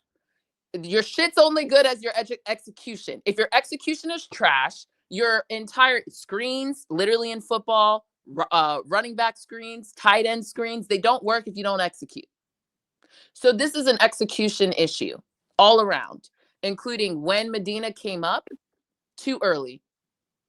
Because the Medina was just standing there. I will put a little bit on Raven on this one because I think I agree the angle is trash, but Raven could have done a better job of making sure that her man hit one of the screens. So that's a little bit on Raven. I think it froze again. Okay. When it plays again, y'all will see. So the double screen wasn't executed well enough, both by Medina and Joyce. And then I put a little bit on Raven. But the other part is if that man runs into either one of those screens, Raven's wide open. Because who was Chavez stopping at that point? She's not. Well, not only that. She's not in position either. She's not in position. Had Joyce even just done her screen better, Chavez would have been forced to be on Raven. And who had Raven scored all her points on down the stretch? Chavez. But because neither screen was good, Van stayed on Raven. Raven gives up the ball. Joyce decides to just put her head down instead of Raven, which again, okay, here we go. Raven rolls is open. Medina is open. Okay. Run it one more time for me, Auntie. Okay, let's go slow. So neither screen is good. I think that's Van. Right? Van isn't forced at all. Van doesn't have Van is the screens were ineffective. Had even Joyce's screen just been better. Yes, because there's nobody there. The closest person is all the way in the corner on Tanaya. You know when they do walkthroughs and there's like no person and you're just like setting up ghost screen? That's what that fucking looked like. Like you did not do anything. The principle of a screen is to screen somebody. I don't want a ghost screen. I want a real screen because there's nowhere to roll. Then y'all see Tessa running up. Medina didn't also set a good screen for Tessa either, because had she set a better screen for Tessa and you didn't even need to roll, had you just stayed there, Tessa would have been wide open for the three, which is what apparently the Hills Have Eyes wanted. Yep, because Beers is too deep to help or contest. There were like 4 options on this, which is why I have no problem with the double screen. It's the execution of the double screen that was the problem. So, but didn't the screen coming early kind of give away the play too? Because I felt like it didn't matter off of the screen. No. And it didn't matter because Oklahoma didn't adjust. So I just felt like nobody went with Raven and they just stayed with Joyce because they expected it. Because they were going to double Joyce like they've been doubling Joyce. The scout is out on Joyce. She puts her head down and doesn't look. That's the problem. So that's what I'm saying. There's so many issues with this play that honestly, I kind of put it on everybody. Latson, for lack of a better word, is the only person that doesn't get it because she's standing in the corner. But like, she could have cut too, by the way, but and moved her player out. When Tessa runs up, she could have run back on the baseline. Once Raven gets the ball up, she could have moved. But look at Medina's screen for Tessa's man. Didn't do anything. Didn't really happen. Tessa would have been open had that. You could have messed everything up. Well, it would have been on Joyce to turn around and not dribble first. So that's another one. But had Joyce just held the ball, and this is actually my point with Joyce. Joyce, there are so many things you could have done, right? I get you're trying to get a shot, but I think at that point she at least had 5 seconds, right? Because the ball gets tied up, blah blah blah. Yes. Joyce at least had 5 seconds. Yes. And you know who Joyce held the ball. Sorry? Had she held the ball, she could have got Raven on the cut. Correct. Well, that's my point. So pause here if you can. Okay, it paused perfectly. Or Joyce, before dribbling, should have just turned and pivoted and looked at the rest of the court. From there, she still has triple threat available to her. For those who are not aware of what triple threat is, a basketball principle. You can, before you do anything, you can dribble, you can pass, you can shoot. Before you dribble the ball, the minute you dribble the ball, you only have so many options available to you. But before you dribble the ball, if you catch and you're in triple threat position, she could choose to dribble. She could pass. This is the predetermination that I'm talking about. She could choose to dribble. She could pass. Had she waited for Raven to clear, she would have known a double was coming or not. And then she could have made the decision to dribble or to pass. She could have shot over Chavez. I don't really love it at the 3-point line, but it's an option. They're also saying that Medina was open. Well, if you guys let me finish, I will get there.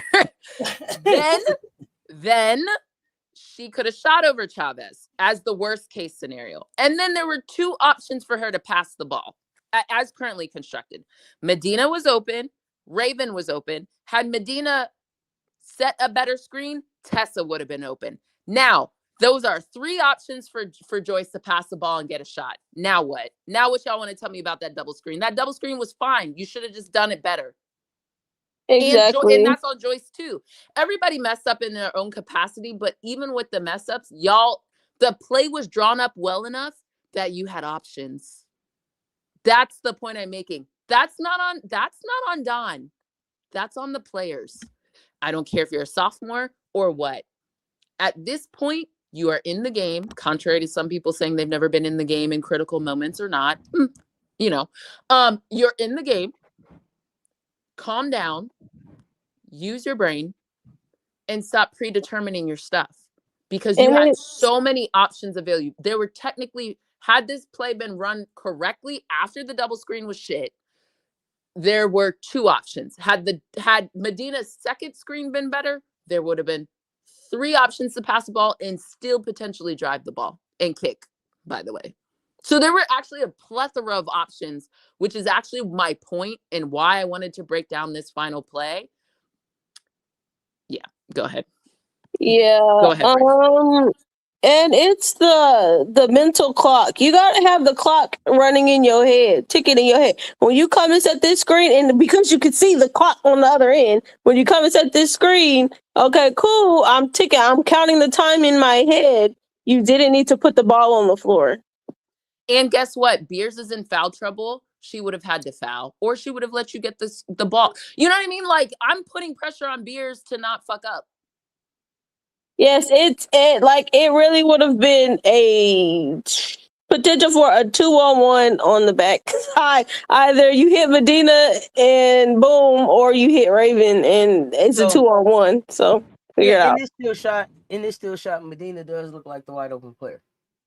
But Joyce's back is also to her. But Joyce has already determined she's going to dribble the ball. Yeah. No. We've talked about that. But I just mean, but my point was, if you turn, because you're already taller than this is again, if you turn and you keep the ball above your head, Chavez isn't doing shit with you, Joyce. You turn, you keep the ball above your head, and you survey.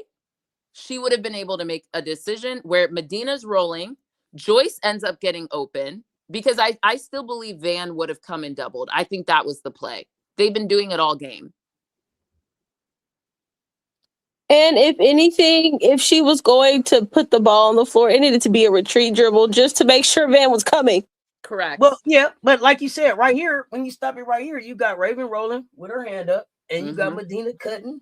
I don't think she has her hand out, but that might have been the next thing. But you got two cutters coming to the basket. But Medina at least is looking at the ball. Yeah, yes, but I'm saying both Raven and Medina. So if Joyce looks up, like you said, it doesn't matter which way she looks. Right. The way the play is designed, she has options, like you were talking about, on both sides, and it makes Beers have to make a decision. You gonna get Raven, or you gonna get Medina? What you gonna do? Correct. And then I will add another dimension. Had without Medina fouling. Screens, had either of Medina's screens been more effective, I think who's to say about the first one? Because I really think Joyce's screen was the more, but I think had Joyce's screen been effective, Chavez would have been forced on Raven. Had Medina's first screen been effective, it really would have forced Chavez to be on Raven, in my opinion. Now, exactly like you said, she's rolling. I think that ball should have got, but her head's down and she's going through two people. Raven is cutting with her hands up. I think Raven still would have gotten the ball, and that probably would have been a kick to Latson, or Raven would have taken it, or Raven would have gotten it to a coat. But you see how there's levels of, there were multiple options after every decision. Just didn't execute it. This is a good play. This is a good play. And I think Raven went at a good enough time, because the way in which this went, had Raven went any earlier, they would have called a timeout. Oh, I had no problem with when Raven went. I'm fine with when I Raven don't either. I think she went at a great time. It's a time where, okay, at the end of the day, we either take this shot and we make it, or we miss it, but there's no way that they're getting this ball back. Whatever happens. And in this case, you turned it over. But there was no option for them to end up taking a timeout or anything. Well, we were out of timeouts, and that was the play that was called for the timeout, which is why it's so frustrating, because, again, we can all have different opinions of whose screen was not the great screen and this and that, and should Raven have taken the final shot? And I can entertain that Raven piece in a second. But I just wanted to break down the actual play. And to me, I still understand Don's feelings on Raven, which that's fair. That's important. I'm not gonna dismiss that, because we should talk about that. But to me, I feel like, from what I saw, had Joyce just turned around and just assessed the situation, even if it was some F shit shot at the end of the clock because time was winding down and no one was open. I still would have taken that over Chavez over what happened, right? Like Don said, she wanted a shot. And I understand getting into Raven. She's the point guard and stuff. I have no problem with Raven started. I have a problem with when Medina came. But even when Medina came early, she still could have set a better screen. Joyce still could have set a better screen. Medina still could have set a better screen on on Tessa's man. You see how there's like, and especially because the way in which Oklahoma was playing it, there's no help there. No one's helping. If you do it with the screen, there's nobody getting. No, there's no saving. Beers was a practice player cone in that situation. Beers was a practice player cone. Like Beers is like she's there, but she's almost a non-flat factor. I would even take Raven shooting that pull-up shot. Yes. With Beers having to close out on her with still the option of Medina rebounding because no one else was in the lane. Literally, if anything, you get a last-second tip. So we can now have the conversation, but should Raven have given the ball to Joyce or not? But I have no problem with, I see the vision of what happened. Like, Don could be mad at Joyce because she called the play and or not Joyce, Raven, and Raven did have it going. But also at a certain point, I'm on a team. I can't not trust you. We just talked about trust. I can't give you the ball and not trust you to give me it back. You know what I mean? Absolutely. Like, let's have that conversation. Absolutely. And then I see the question in the chat, why didn't South Carolina attack Beers? She had 4 fouls. They tried. They tried. They didn't get called. Homegirl just moved out of the way and gave up layups. I think she did a good job. She did a good job of staying in the game with 4 fouls. I mean, right. Like mark, they tried. But had Raven gotten that ball, I would have loved to see what Raven would have done with it. I think Beers would have, because of the shot clock, would have been forced. I'm going to have to roll it back because there's not the timer on that. But I think Raven would have shot. Would have shot the shot or dumped it off to Medina, and Medina was wide open by herself in the lane. MJ is saying that the play starts at the 7-second mark, and it should have started at the 9-second mark. So no, I don't think I don't have the time up there. I thought it started at 13. We'll have to go back and we can look at it again in the villa, but certain I don't know. They probably gonna end up making me cut some of this out too, but it doesn't matter because we needed to have the conversation. So I think y'all said one more time. So one more time. Here we go.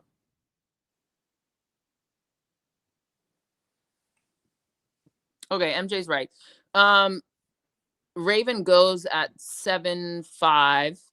Joyce turns the ball. Well, how about this? I'll tell you when Raven passes it to Joyce. That's a better. Joyce starts at not Joyce. Raven starts at 8/7. Joyce gets the ball with 3.6 seconds left. If that helps you guys. So there's enough time for the ball to go back to Raven and just get a shot. Or Medina, right? Mind you, Medina is rolling now at this moment. So Medina still could have been rolling and it could have been a touch pass. That would have been iffy. I'll give you that. But worst case, Raven would have gotten a shot off with Beers hanging out in the paint. Raven would have been by herself for an extended elbow shot. Okay, so she goes at, let's call that 8-6, 3.6. Yep. Bears was in drop coverage that entire fourth quarter. I'm actually glad. Yeah, to your point, I don't think the play started late. I don't, because I think it started at a good time because look what ended up happening. Yeah, Oklahoma had a timeout. They had a timeout. Had they called a timeout, they would have been able to advance the ball and they would have had a shot. Yeah, they might have had 1 or 2 of those timeouts. Yeah. So I think the guys, look, the play when it started is not the problem. It's the decisions that were made from then on out. The play started with enough decisions. Again, like I said, you weren't going to pass the ball 6 times, but you had at least 3 options on, well, including a shot. So you really had 3/5 options at every critical juncture.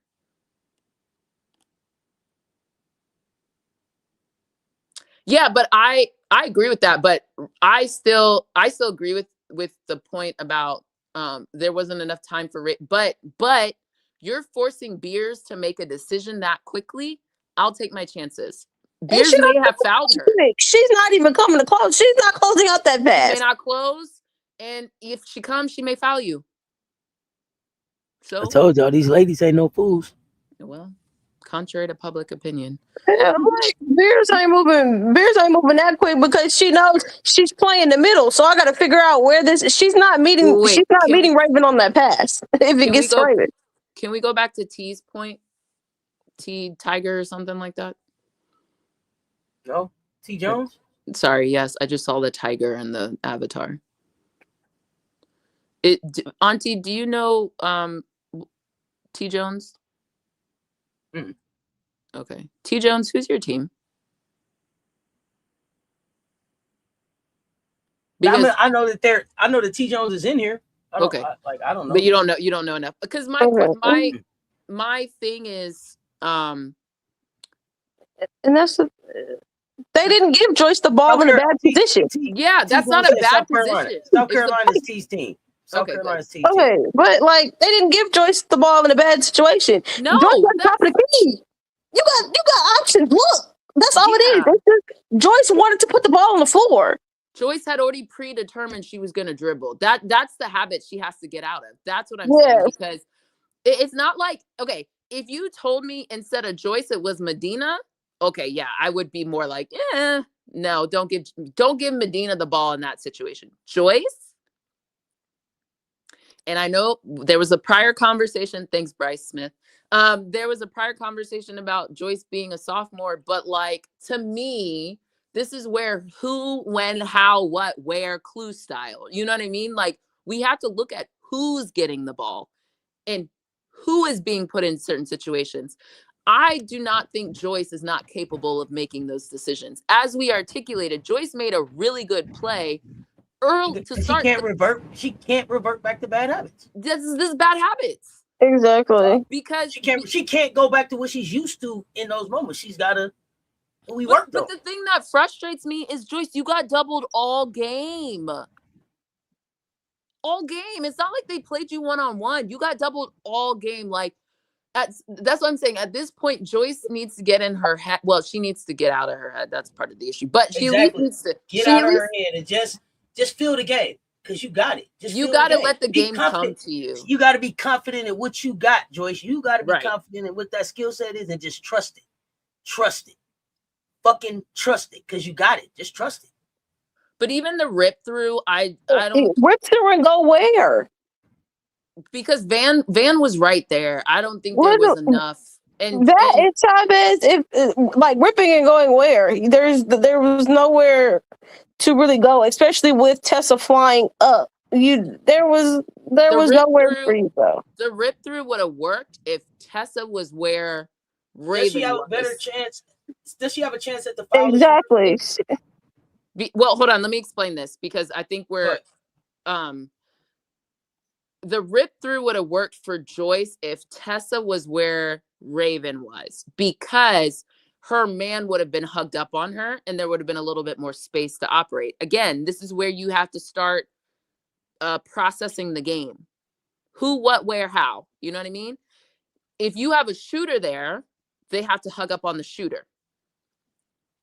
With Raven, Van was going to come, and that's been happening all game. Van was going to come off of Raven no matter what when Raven gave up the ball, which is why I do think that screen, we can, assign, like I said, blame pie or whatever. To me, the ineffective screens created part of the issue. I think you would have had Raven be able to roll. She would have turned the corner. With Oklahoma bringing that double, they said, Joyce, we're going to force Joyce to make the right play in considering we're forcing you to pass the ball. Make the right play, pass the ball. But and we don't think you're going to do it. Let's remember something. Not only what you've put on tape, but remind me who was at AmeriCup. Big Joyce. And what coaches were at AmeriCup? And Janae. So Janae knows Joyce. Yeah. Janae knows Joyce. She knows Joyce. So, I mean, at some point, student of the game. Like that's what Jenny said. Jenny said. Let me ask you this. I want to ask you both of you this as well. When we're talking about the play, the options, and how it should have been. Medina, should she have been rolling harder to the basket? Because she looked a little indecisive. I think I would have liked Medina, or at a better angle. It was looking like she was kind of going around to the basket. Like, I don't know. I think Medina's role was fine. Had she set let me show you again. It was her picks. It was her picks that were bad. That were the issue. But I think her role was fine. I don't know. To me, I wanted to. She has to occupy Beers. She has to occupy Beers. If she rolls harder, she got to check her out. Check her out. Let's check her out. It's like a split second to me that it's like, hey, are you going? No, had her screen. Look, it's a double step she does. I don't have a problem with that. Yeah, I don't. It could have been better. The other part is fundamentally, but that's what I'm saying. Like, just go. But if I'm gonna choose things, screen 1, screen 2, and then maybe your role. But like the role was far down the list. Oh yeah, no. And then I'm at that part of it. I'm at that part now. I wanted to specifically ask about the role. We had broke that part down. Yeah, well, and the thing is, Medina was getting called for bogus roles, but again, had she just stood there and given a better screen and had Joyce turned her body and squared up to the basket so she could assess the defense, we would have.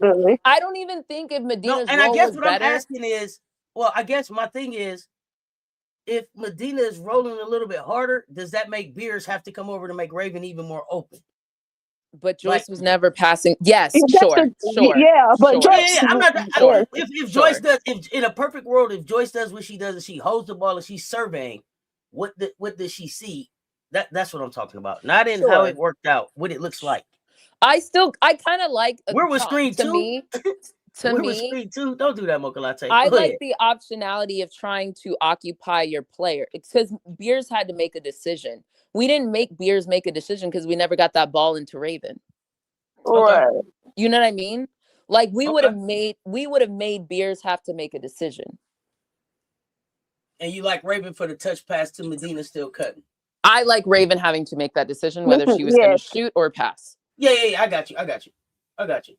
And Raven in this situation, that's what Dawn said she wanted, was for Raven to make the decision. And in this situation, with how much time was left, now trying to get that, Raven probably would have took it.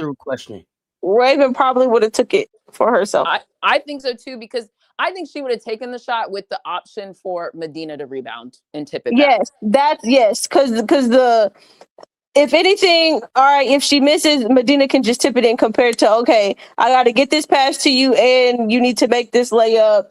And because by the time Joyce made that decision, 3 seconds was left on the clock?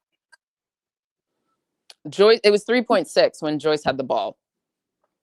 So when Raven passed it to Joyce, it was 3.6. Call it 4, call it 3, whatever. Okay, that's enough time. Raven should just take the shot and let Medina have opportunity to make to tip it back in if you miss. But Brittany, let me ask a question because it's been a while since I've played basketball for real like that.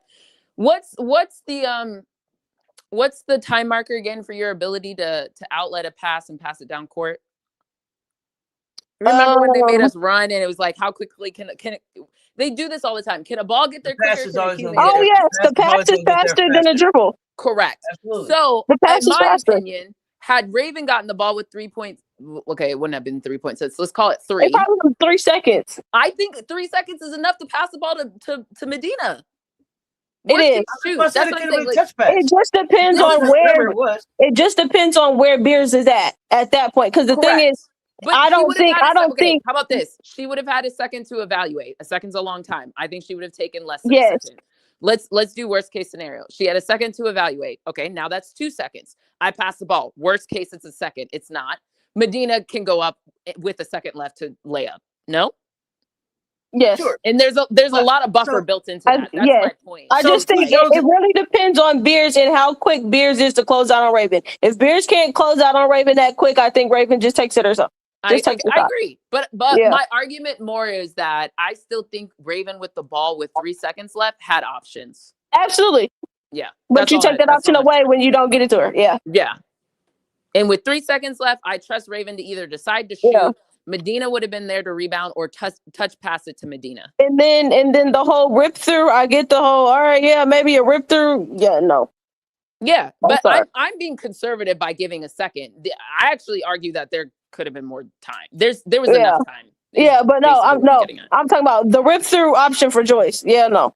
I don't know. No, thank you. The rip through, I'm trying to do a rip through in between them two. And in this game, they mess around and call an offensive foul. Correct. Trying to get through a rip through, and no. By the way, I actually heard them on the broadcast because when the mic picked them up, they were like, just draw a foul. Like, what I keep trying to tell people is the scout is like, you going 2-on-1, 3-on-1, 5-on-1. You're putting the scout out there. Everybody's trying to get draw charges in transition on Medina and Joyce. Period. All right. They're doubling you, and you're not. You gotta adjust. You gotta adjust. It's out there. Like, this is not hard. But but Mocha Latte, Raven didn't have a choice but to pass. Once they didn't set the screen, exactly, because had they set the screen, Raven wouldn't have had to pass, and or Raven would have been able to make the decision who she wanted to pass to after the fact because of where Beers was at. But because they didn't set the screen, Raven didn't have a choice because my man is still standing here with me. So okay, you want me to just sit here and just dribble and make something real quick? Yeah, no. I disagree a little bit. A little bit. Raven could have kept her dribble alive and held on to it. Joyce could have flipped the screen that she didn't really set in the first place, but she could have rescreened. True, yes, that would have been an option. But the way in which they were screening, yeah, it was trash. And then you had Medina, two trash ones. I'm not gonna expect you to set a good one this time. Because why didn't you set a good one last time? To be clear, it wasn't great. Had that happened, right? Let's flow through that. Had Joyce flipped the screen, now you have Raven going towards the center of back on her left side towards the center of the court, right? Had Medina set a better screen for Tessa could have been open, right? This is why I have no problem with the play call. I actually think it was a great play call. Again, you have more options. Absolutely. Tessa could have been open. And that would have been a literally wide open 3 for Tessa. While she was shooting 1 for 6 in the second half, I would have taken my chances. Right. Raven could have, depending on how Chavez played it, she could have turned the corner on Chavez. Beers would have been forced to step up, or Beers would have sagged. And Raven has already hit that shot on Chavez. Or Beers would have stepped up, and Medina either would have popped out or still been rolling for a layup. But you see how the non-screens were part of the issue to me. Yes, either way you cut it, yes, Raven could have kept the dribble alive, and that's probably where Don was pissed at her. I understand why Don was pissed at her. I'm not going to do too much on Raven because of how she played the whole game, but that's a learning lesson for Raven. I actually think now Raven will be better for it because of this game. Absolutely. It's the all right. I did this last time. I learned my lesson from I did it last time. Next time it's like, yeah, we're not doing this again. And I think for Raven, that's also just another new thing in terms of all right, being in a position of like, this is like the last shot. This is all me. Do I really pass it to my teammate or do I really take it myself? And it's a tough one. I think she learned from this one though. And I think Joyce learned from this one too. I hope Medina learned too. Everybody needs to learn. Set the screens better. And quite frankly, on the guard side, you guys need to set up the screens a little bit better. Absolutely. Because I don't think Raven ran her man as close to that screen as possible. Exact on both of them. Yeah.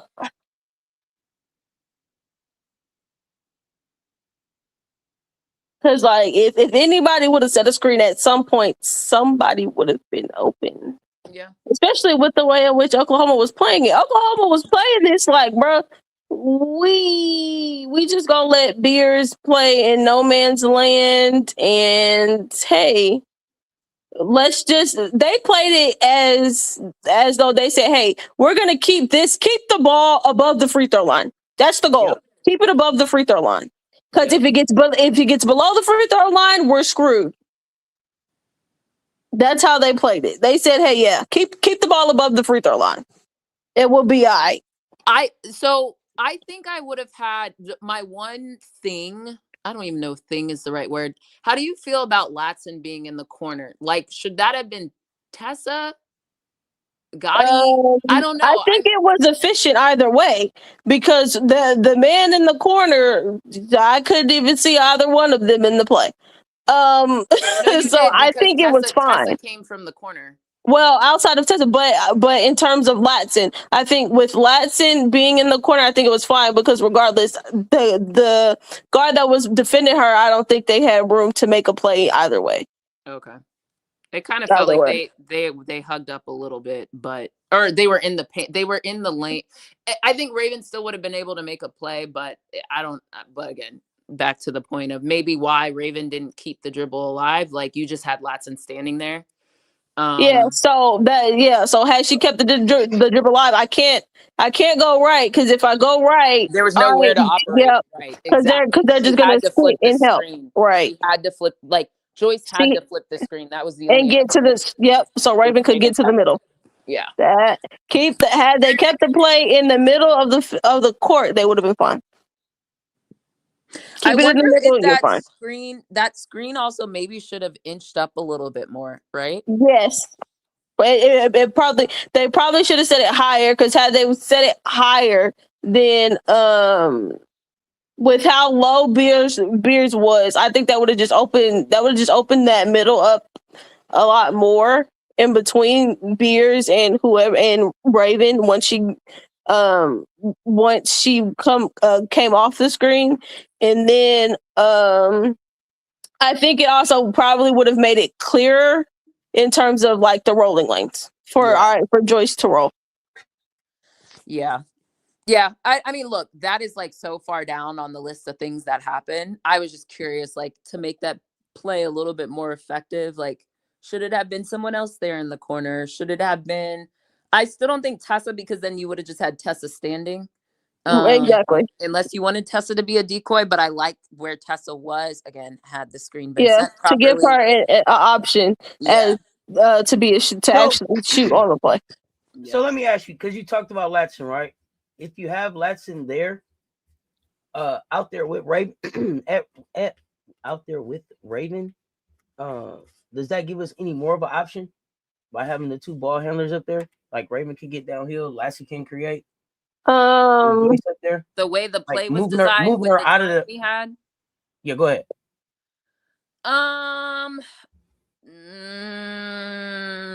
You needed somebody to occupy. I guess you kind of. It's like almost like Klay Thompson. Well, Klay's a better shooter than Latson, but stick with me here. Loose analogy. It's almost like you have Klay Thompson out there because it still puts the fear of God in people that Klay can shoot, whether or not he's shooting well. I do feel like Latson does create gravity regardless of how she's playing. That's exactly. Kind of part of the I think when I'm saying Latson out there, I like what you were saying, like Tess in that corner, because that's that Klay in the corner. I don't need a dribble. I just need a point, half of a second to get this thing off in your face. And you're gonna have to stay. You're gonna have to stay on. You're gonna have to respect the fact that I'm out here. Yeah, you right. You gotta respect it. And you have to respect the fact that now that's Joyce there, and that's Natty Lighty Latson, and that's Hollywood Johnson. And what y'all gonna do? Correct. I don't know. Just asking. But you were asking about her dribbling. Sorry, ask your question again. When you put Tess in the corner, does that give you a better option to have two better ball handling guards up top on that play? Is what I was saying. Tessa or Latson? Sorry, Latson. Okay, with Tessa in the corner. Okay, so with Tessa in the corner, with Latson in the corner, you're saying, does that give you Latson up? Latson. I don't know. Maybe I don't know. Are you saying if they switch the positions?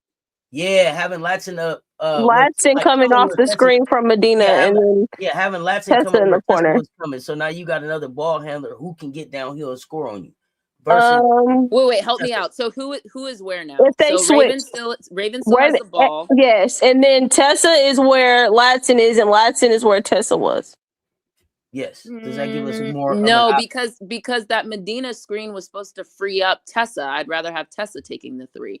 If Tessa was where Latson was, outside of the dribble kick, right? That yeah, that's what I'm saying. Tessa is still available for a 3 with the time that you said was available, right? Yeah. So if you get it to Latson, she can dribble kick. Raven can dribble kick. I don't, whatever. Yeah, I think the minimum. No, that's a fair point. That's why I'm at. It's a fair point to talk about, because I still feel like whoever was on Latson, who I forget, was still kind of hugged towards her, and had Tessa been there, I think it would have been marginally different. I think Latson was still getting the gravity of defensive, like closeness as Tessa would have, even though she didn't really shoot that well. That's what I'm saying. I actually think it was equivalent.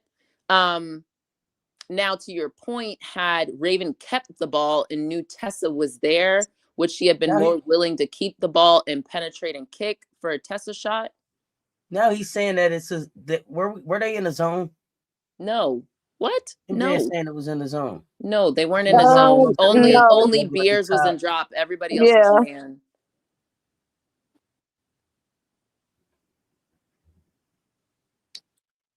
They weren't in a zone. No, because had they been in a zone, none of the triangle you can still defense. No, they were. And if they were running a triangle in 2, I'd say leave text winners alone. Leave text winners alone. I'm not doing that right now, MJ. What? Yeah, I'm like just throwing out box and 1. There's a triangle in 2. There's a box and 1. Because do the triangle in 2 for what? He's clearly overstimulated right now by having to highlight this shit up here. So we're gonna we'll talk about it in the mansion in a little bit, sir. Jesus. Yeah, it was just Beers in a really deep drop. So okay, here's the thing, ladies. I want to be honest. We're at 5 hours. Yeah, we're done. You have not talked. You haven't previewed Vandy. Oh, look, we went into everything I said today. Don't repeat the stuff I was mad about. The end. Yeah. Period. Literally. You play better defense consistently with intensity, we'll be better. You rebound, we'll be fine. That's it. And Vandy will give you opportunities. Gotta ask about Blake's. How do you want us to defend Blake? Blake's can get hers, and if you do everything else, we'll be fine. Yeah. When it comes to the defense on Blake's, it'll be a team effort. Because I also team effort, or will it be, or just put Raven on? A team effort. Well, it's going to be a team effort because of the way in which they're going to use her. They're going to move her. And So they're going to use her in ball screens. They're going to use her off ball as well. So it's going to take a team effort communicating. Where is she at? Yeah. So they'll be using her in a bunch of different ways. Let me make so much. I got to ask this question really quick. Oh, I'm sorry. Go ahead. No, let me add. Okay. Here's the way math works, right? Let's talk math, right? I think the most Michaela Blakes has ever scored is 40-something, right? 55. Absolutely. She scored 55. Yeah. Okay, sure. Games last year.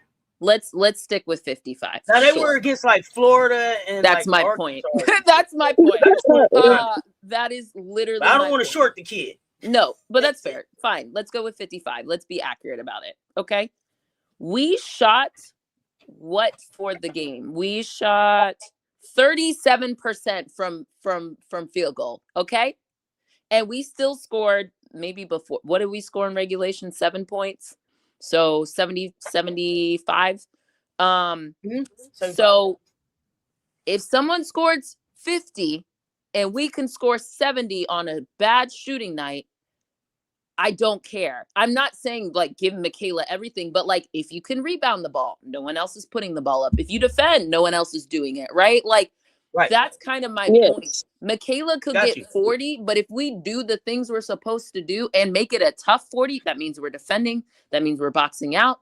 That means we're rotating the ball. That means we're making our free throws. Like, that's So, it. I got you. My question is this, because what we've talked about Vandy all year is Blake's or bust. But we saw in the last game they gritted it out and got it done without Blake's.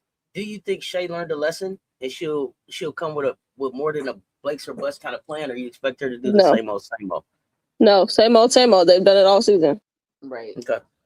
So, I mean, like, you just saw something and you won't do that, huh? That's wild. But I get you. Coaches are like that. It's typically like what happened with Jenny. What did it take for them to make this change? Going on a 3-game losing streak and getting beat down at home. It typically takes drastic things to where it's like, all right, yeah, like because they squeaked it out, they'll say, all right, we're good, we squeaked it out, we'll be all right. And Michaela was in foul trouble. Like, there's a lot of Exactly. explanations for why things. But remember, they also were up 15 or so Yes. on Michigan, and they could have just said, "Oh, we took our foot off the gas," or this or that. And Look, all I'm telling you. FM, I see your question about what if Galvin puts up 30 as well. Y'all keep me honest in the chat. If Galvin puts up 30, then that means that Blake is not putting up 55. I don't think that we've ever had 2 players drop 30 on us, and we haven't had 3 players drop 20 at the same time. So we'll take. I mean, pick your poison. One of y'all can get off, but everybody's not getting off. If we play defense, if we rebound rebound the ball, that will not be a problem. The problem becomes, this is what I was trying to tell people before, by us not rebounding and securing rebounds, especially on the defensive end, what ends up happening is you end up scrambling, especially out to 3-point shooters or just prolific scorers, which Blake's is. Okay, MJ, go ahead. If you rebound and if you steal, they will not have second chance points. If you get your ass back on defense and talk and communicate, they will not have transition points. Period. Yep, and I think Raven gets the Blake's assignment. I don't think she does until later. Maybe it might be like a halftime switch. I don't know. Because I kind of want to say, because I think Latson on Galvin should be fine. Well, Latson has to play defense and play it like she played the last 3 minutes of the game and not win. Like it can't be. Yeah, it has to happen from jump. You have to disrupt the point of attack. That's the PG. Make it difficult. Yeah, I think if they all come in with the way in which we know that they can play and they should play, they'll be all right. But also, I think like it'll be interesting matchup wise. Yeah, I don't know, but who's their 3? I forget. Is that Passat? No, Passat. Is it? Yeah. Is she the 3 or the 4? The 4. I think she's the 4. And then you have Sasha Washington. Oh, yeah. Medina cannot get in foul trouble, and Medina needs to be aggressive and come with energy. Joyce, whoever your matchup is, do not play around. You have to close out. We can't be like loafing off of shooters because Passat can shoot. I'm interested in the Passat Joyce matchup, in part because we'll see Joyce on the perimeter a bit more. And don't force shots. And all I'm gonna say is please don't foul a 3-point shooter. Seen it a couple times in some other games. Here's part of the reason why I might have Raven on Galvin. I need someone to disrupt the point of attack. Yes, you do need that. But I don't think I like Tessa on Blake. That's fair. And the other part is when they run a runner off ball, Raven's the better. She's better running through screens, and then on top of that, Blake's can create space, and that doesn't go well with Tessa. Tessa doesn't do well with the players that can create space. That's true. Okay, I'll give So you I would that. rather throw her on. The reason why I'd put Galvin, Tanaya on Galvin is just Tanaya has shown throughout the season that she can put pressure on the ball, get in the passing lanes, and all those type of things. So then who is Tessa guarding? Blake's is 5'8", y'all. Go ahead. Yeah, Blake's isn't tall. Like Raven can guard her, but it just more is the effort and then energy. for everybody asking if the game is still scheduled to start on time, Vandy is in Columbia, so the game, unless something goes wrong, and the game should go off as scheduled. But hold on, back to this point I wanted to make. Oh, I'm sorry. Go ahead. I lost my train of thought. Their starting five is Washington, Galvin, Blake's, Watanatande, and Passat. Oh, so yeah, who's playing who? Washington would be.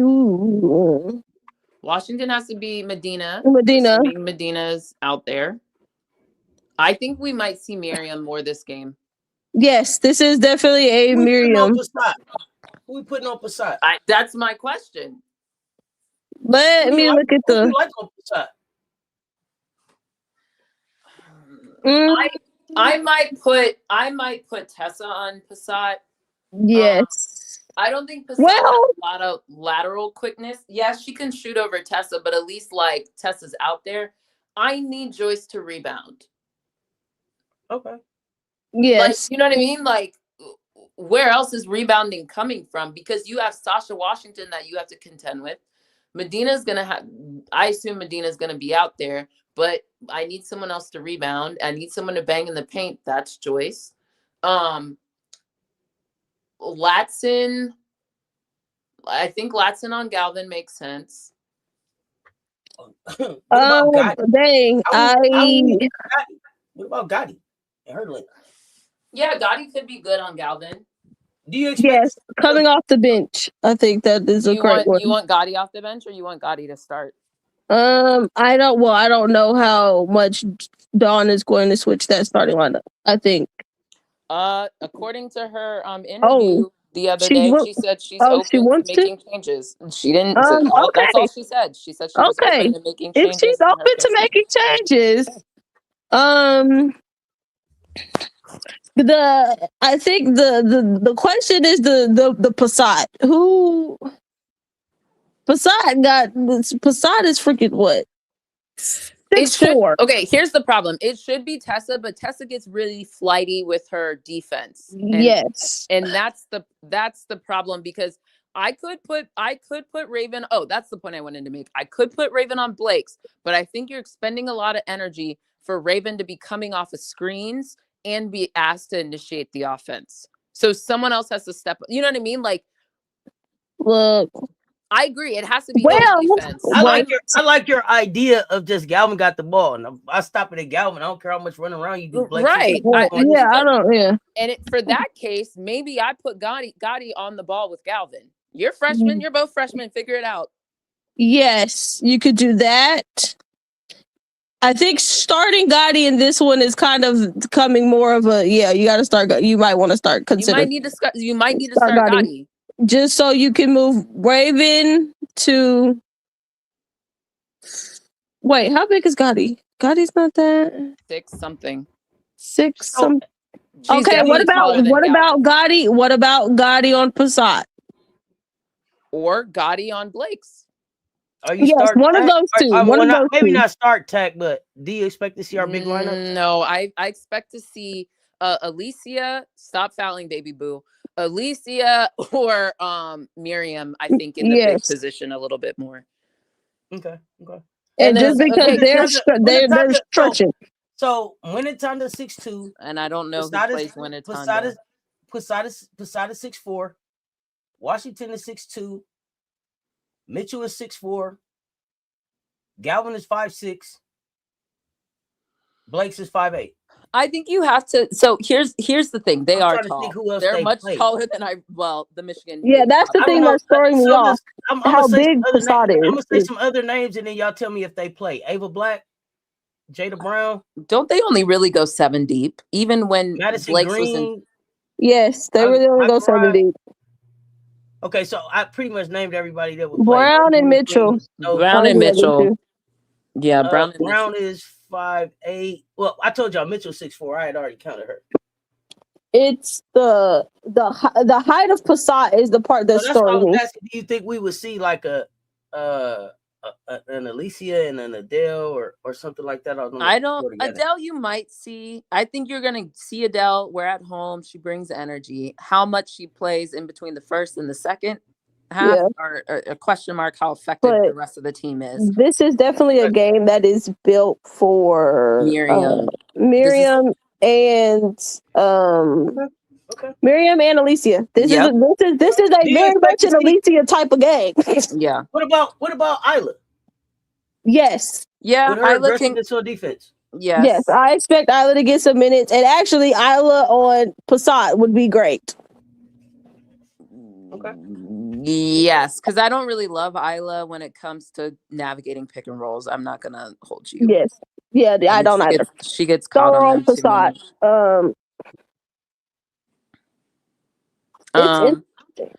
I don't, I think I saw someone ask about, will it be easier for us to get rebounds? I encourage you to let that way of thinking go. It's less about easy and it's more about getting the damn rebounds. It's not easy. Go get them. Like our team needs to go get them. It doesn't matter if it's easy. We're not waiting for rebounds to land in our lap. That's part of the problem. You aggressively have to crash the boards. Literally. And you can say Michigan out rebounded Vandy and they're smaller, but the way have that mindset if you want to. Right. It's less about easy and it's more about going to get them. So if you box out, go get them. The inconsistency is on our end. It's not what the other team is doing to us. We don't do a good enough job of boxing out, and we don't do a good enough job of crashing the board. We just have to be aggressive. That's it. You have to go to get the rebound. Get the ball. Actually, get the ball whether it comes off the rim or it doesn't. Go get it. No, I got another question, y'all. I see that Gotti and Isla are listed both at 6'1". They're not the same height. I think Isla's taller. Yes, I think Isla's taller, but not by a lot, though. Yeah, but they're similar. I'm thinking about that big picture when they on the football field. Isla seemed like she's closer down there with Miriam in it, but okay, never mind. No, I think Isla's like 6. If I assume 6'1" is correct, I assume Gotti is 6'1" and Isla's 6'2". Yeah, there's only like an inch difference, and then Isla plays bigger. Yeah, and her stature is bigger. Yes, so. Yeah, but this will be interesting in terms of, because it's kind of like, is this a game where you say you're willing to go small, or can we go big? Yes. So do you want to go big? Do you want to go small? Well, the problem is if Medina was giving me more, I would feel more comfortable going big. Medina's not really giving me what I want to see right now, so. But then we're also not shooting the ball. I don't know. I don't know which route we go. But regardless, put people in there who want to compete. That's it. Put people in there who are going to give effort. Oh, that was my other thing. Did we see? How many people did we see dive on the floor? I won't call anybody out. I can only recall a couple plays where someone dived on the floor.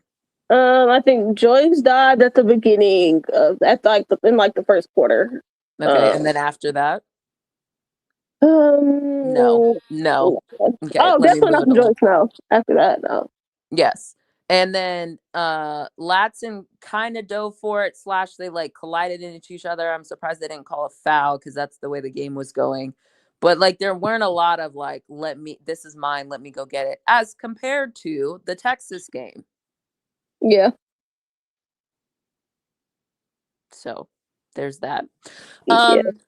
We're gonna see the matchup. This is just gonna have to be a we want to get it game. Like there's just that's it. Figure it out. Go get it. Everybody, pull up your britches. Put your big girl panties on and figure it out. This SEC title on the line. Vandy ain't lost yet. Yeah. Will they lose at some point? Probably, but you don't want to bank on that. So you need to be like, yeah, let's go get them their first L. The thing is, like, right, it came down relatively down to the wire for Mississippi State. Auburn was able to hang in with Vandy. So it's not that Vandy is incapable of being beat. It's your ability to want to play your role and do the things. That's it. Like, that's what this is. Do you expect to see ADR on the floor? No. Why did you ask? I'm looking at their height, and if we go like 6'6", 6'5", 6'7", would they bring ADR up? That was a real question. Oh, that was a real question. No. Mm-mm. I was serious. I think they coaches I thought I saw it in the chat earlier. That was a real question. I don't think we're gonna see her. And if we do see her, I'm gonna say, why y'all just not playing her? Mocha latte during warm ups. Stop it. All right. I'm weak during warm ups. Yes. Don't do that. But yeah, Vandy's gonna give you opportunities. Vandy. But if you're scrambling and not in defensive position, it's gonna be tough. That's why I'm so big on, like, do the things that are basketball 101. It's gonna make it easier. How much does CLA factor into this game? A good bit. A lot. So the weather is a factor. We gotta make sure we get 18,000 in that thing. Okay. Yeah, I think it's gonna be. Do you all think that Vandy's guards can survive sustained physicality? Blake's, yes. The other ones, what physical team has they really played? Would you consider LSU physical? No, at that point. No, not really. Not at that point. No, they haven't really played. The closest to like real physical team they played was Mississippi State. But I'm gonna be honest. Are we a physical team right now? Oh, there you go. Definitely got out physical by Oklahoma. I think the way we was yelling in practice the other day, we planning on being more. Yeah, we're gonna see if we're a physical team or not. But I thought Oklahoma out physicaled us, which is absolutely a crazy sentence to say. We need to put on the song. Let's get physical. What do you know about that? Oh, God. That's what they need to put on. They need to put it on. Oh, Olivia Newton-Johns. Because that's what they need to do. They need to get physical. And then especially with a guard like Blake's, you need to get physical. You need to get physical with Blake's. So let me ask you this: How much does physicality separate the SEC title? Will the most physical team win the title? In the way it's right now. The tougher team and the grittier team will win the title. Yeah. All right. Do y'all feel like the SEC tournament is more dangerous than ever? Yep. Yeah. Yeah, too. Interesting. Because I will say, I didn't expect Vandy to be this good, but let's wait though. Okay. Because they got the interesting little stretch. They come to South Carolina, then they go to Ole Miss, then they go back home and play Florida. Then they get the teeter-tottering Kentucky and the teeter-tottering Oklahoma. Hey, like how long is Kentucky on teeter-totter before they falling off? You know, what's happening here? They teeter-totter forever. You gotta whisper something. Let me look at what they got going on. Because y'all know they don't like physicality. They don't. They're anti-physical. Yeah. And I see Mocha Latte saying you think sometimes our players worry about getting fouls. I can see that. But you gotta play through that, make the adjustments. Yeah, no, y'all. This might be the last that we heard of Kentucky. This might be the last we heard. Welcome to Death Row. Bro, they get a breath of fresh air and play Arkansas. Then they get Vandy. Then they get Texas. Then they get A&M, Ole Miss, Kentucky. I mean Vandy again because they put that's they home and home. Vandy. Woo. Yeah. Auburn, and they end the season off with us coming once again. With us coming to Lexington, right? Yep. Y'all, that might be all that she wrote. Mm. That might be all she wrote, y'all. It don't look too nice for them. I mean, it's the SEC. That's what Vic fails to realize. It's the SEC. Like, Yeah, look, teams teetering and tottering. We finna see if they can figure something. If they can figure something out, get their lives together, find a new, I don't know, find a new lifeline or something. Not lifeline. Wow. Yes, Kentucky, they need a lifeline. Just like Oklahoma needed a lifeline, and sadly we gave them one. Yeah. Yeah, so now it's Kentucky that needs a lifeline. Don't start another group chat, Kenny. Don't do that, Kenny. Don't start another. Look, he don't need no other group chat. If anything, he need an all players group chat at this point. Cause his secret group chats just ain't cutting it. His private group chats ain't cutting it. What you got a private group chat for? And y'all looking like this. Last question before I let y'all out of here. How can Latson tilt this game? Defense. Yeah. Okay.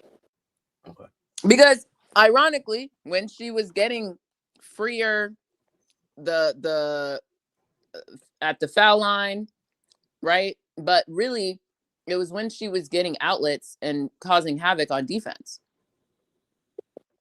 Yep. You'll get more outlet passes by having good all-ball defense. And you get to run more and play the pace that you want to play at. If you get stops and play defense, you get to run, which is something we didn't do a lot of in the Oklahoma game. Didn't get to play with a lot of much of a fast pace. If anything, it was Oklahoma playing with the fast pace, but not us. What you mean? You want her to demand the ball on offense in the first half? What do you mean, Okalate? I think Latson is best served getting hers through the offense, through the Florida offense. I don't know. Do I think that one of the first couple of plays will be to Latson? Yes.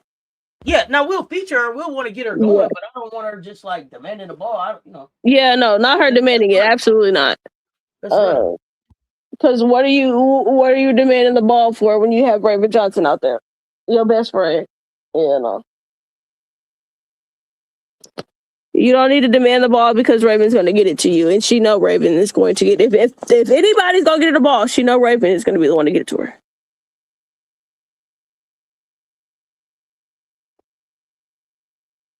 I think her and Raven jogging back on defense. Oh, I'm sorry. Go ahead. Yes, agreed. Too much loafing. A lot of faux defense. That's what I referred to. I think a couple of the girlies need to try to get up shots tonight at CLA. That's what I think.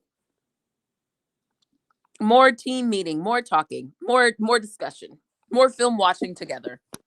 Right. I would like to see more of that. More of that, guys.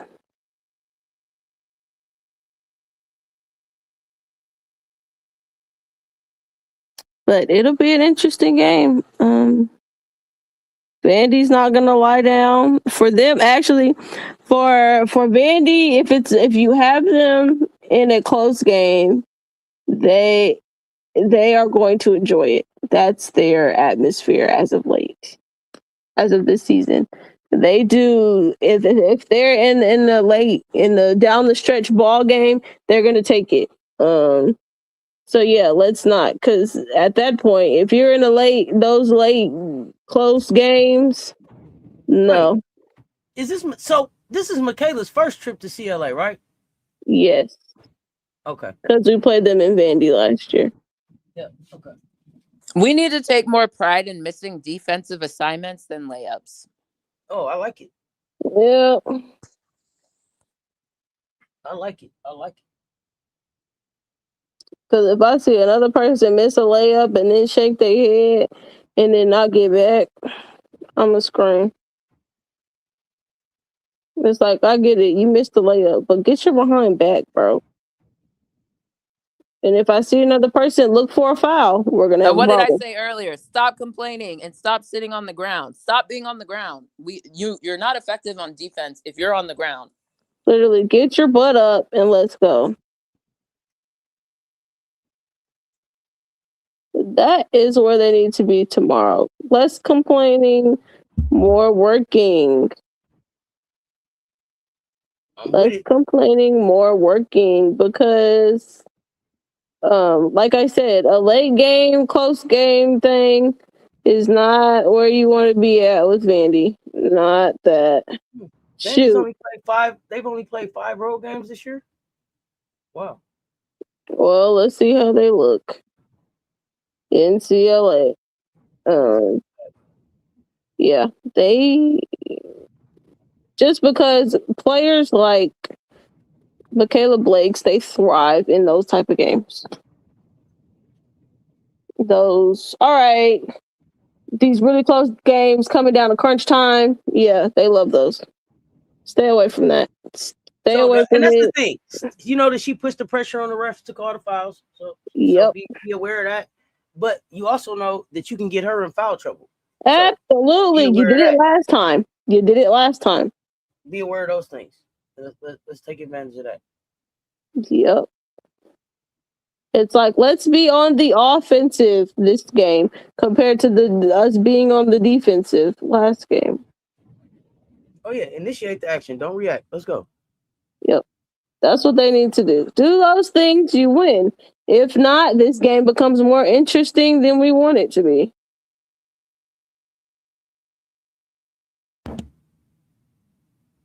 It only looks good right now, MJ. It'll be tough as they have to get on the road towards the end. So I don't think they did it to themselves on purpose. It's just the way the schedule fell this year. What, for who? SEC. Vandy, he said, how did they get away with having just 5 road games so far? Let them. They look really good right now. Let them. Yeah, they got to finish. But I think that was all I had. Commission Brittany, you had anything else? Oh, one last thing that I'm tired of people. I'm tired of. I've saw a lot of this after last game, saying that Aaliyah needs to start. I need y'all to no, she's not there yet. Saying she needs to start just based off of last game.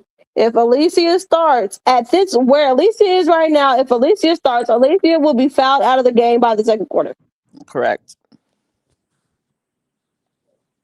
And I understand where the fouls that she has. It's her being overly just too aggressive, and some of it might be in part because she knows that she knows the physicality that is being set in the SEC, and against some of these bigs, she knows she has to bring it, and that she knows she's a little light in the tail. So it's okay. I got to get more physical. It's like, yes, you need to be more physical, but we need to figure out how to be physical without fouling. That's the key. Physical without fouling. But I like that she's not shying away from physicality. I will say that. I do like that. But yeah, the talks about, Aaliyah needs to start. I need people to do that. There's a process. Everyone has their process, and she's gonna go through her process. I saw a lot of that after this Oklahoma game, and I'm just like, did we watch the same game? Homegirl had 4 fouls in 18 minutes, something like that. She's where she needs to be. Coming off the bench, bringing a different look to the post position in terms of the way in which she plays, her ability to stretch the floor. Great. Would I like to see her get more rebounds? Yeah, I would. But I did see in that Oklahoma game, she couldn't get the rebound. But what did she do? She tipped it to Raven for Raven to get it. But yeah, I like her welcoming the physicality and not shying away from it. So now let's figure out how to be aggressive and physical without fouling.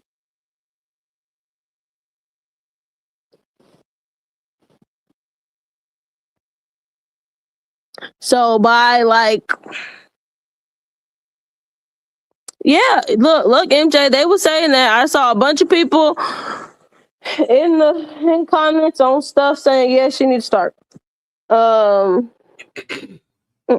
think coming off the bench with the minutes that she gets, she's earning her minutes. Let her continue to earn them. She has some things to learn. We'll see what she looks like come March.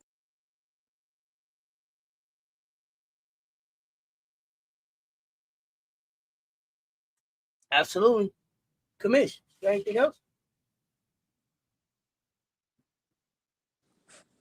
If you are a Steelers fan, I feel sorry for you. The end. That was gonna be my thing. So I was asking y'all on the way out the door. Mike McCarthy, Steelers head coach. How do y'all feel?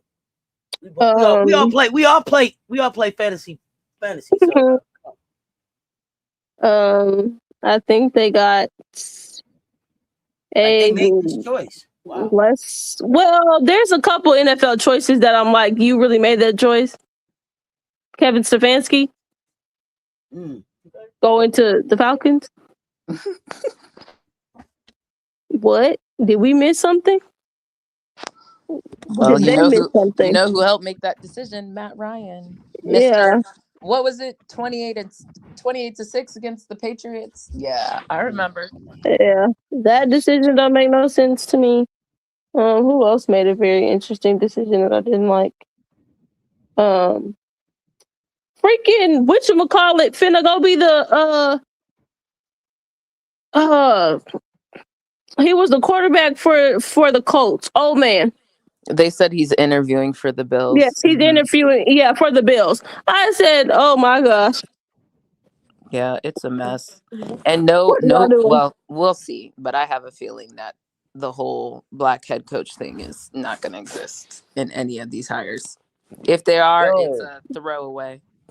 I'm glad you said that. I'm looking forward to watching the black head coaches in basketball roundtable that Unrivaled did with their coaches. Oh yeah, it was good. Good. It could have been longer, but it always be longer once these coaches get together. But I'm glad they're talking about it. I'm definitely going to be taking a look at that, and probably me and Political will do some talking around that subject.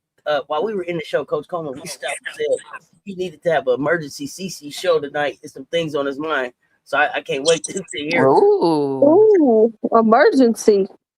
Yeah, he wants to talk about all of the losses over the last week. Here's some things he needs to get off his chest. So be on the lookout for that. If he is here, I'll check it out, because if he has foundational basketball IQ as things, I am right there with it. So this is just the beginning of discussions today. We got the Unrivaled recap coming up. We got hoops coming up tomorrow. But I gotta ask you all this. You all watch soccer? Football is life. Yes. Are you gonna talk about Trinity Rodman? Absolutely. Your thoughts on that? Like, shout out to her. It's something, it's definitely something that I'm wanting to get into. Soccer, and Trinity was going to be one of the players that I was going to watch, and then she was leaving, and then she came back, and then I think she's at Washington with the biggest contract in women's soccer history. Am I right? Wrong? Keep me honest. Yeah, you are correct. Your thoughts? That is correct. They didn't want it to happen. Yeah, but there's a lot of politics that. Yeah. I said, man, get out of here. So was it more about? And I'm yeah, I don't watch much soccer either, but I'm gonna get into it. But was it? And I'm glad that these ladies do, because my question around it is, and it's an important thing regardless. But was the politics around it more about who her dad is, what her color is, what the sport is, a combination of it all? What do you think? Well, I think I've shared this before. Trinity and her dad don't have a relationship, and she has addressed that multiple times. Now, if no, I know that part. No. I'm just adding it because all the thumbnails are like, Dennis Rodman's daughter, and it's like, Right. she don't mess with that man. And there's valid reason for it. Her family was homeless, and he did nothing to. I wouldn't mess with him either at the height of his fame. But so there's that, and they've tried to have a relationship. She's talked. There's some documentary. She basically talks about it. I mean, I do think she is like, it's not non-deserving. That's not your question, but I just want to make that clear. I think she is one of them. The interesting with soccer, though, is she's the highest paid, and it's $1 million. So it's still a little behind what you would think. I was surprised that was the number. Because soccer's more global, but we know women's stature in the global sphere. So, take that. What was the original question again? Was it worth it, or what was more the backstory behind it? The politics around it. Was it because of who her dad is? Because of the color of her skin? Because of the sport? I think it was them. Yeah, the sport in general. They don't want to pay them. They don't want to play. They don't want to pay them. There was all this politicking for $1 million. And with soccer, you have to remember, soccer is a little unique from the transfer fees and stuff like that. And I don't really like saying buying players, because that taps into ancestry that I'm just not interested in. Because how do you buy people? But I digress. Soccer's different because you can basically buy out people's contracts. So think of it like the fees that like coaches pay in college and stuff like that. Buyout clauses, that type of thing. They have that with soccer, but it's like amongst leagues, especially European, EPL, stuff like that. Like you can it's like transfer rights, buying rights more easily in soccer. Like soccer is more known for that. Right, and the conversation was, okay, if you don't pay her, she's gonna go over to Europe. Yeah, and therefore, if you pay her more in the U.S., it's the same thing that's happened. One, if you pay her more, then other people have to start paying her more, and then in the U.S., and then her buyout clauses are more expensive to go to Europe, which trickles into European pay. So I think that's where all the politicking transpired. But also, like, let's never excuse race out of it. Race always plays a part, contrary to some people's feeling that, why do you always bring race in it? Okay, well, when you create systems that don't involve race, then let me know.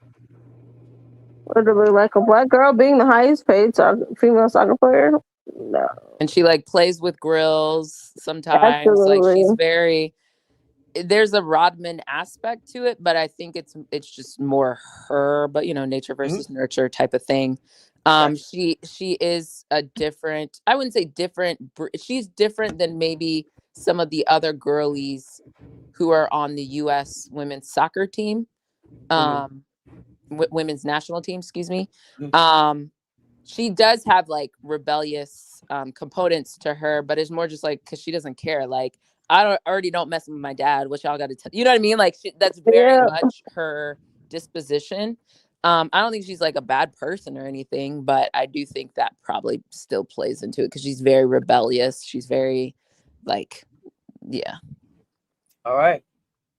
Well, thank you for that. So, I wanted to say this. Anybody that was looking forward to watching Golden State, Minnesota, like I was, that game has been postponed until tomorrow because of a shooting in Minneapolis, it looks like. So, I don't know what, you know what? Let me stop. We'll look for tomorrow. I am interested in your answer in the mention, though. I'm interested in that.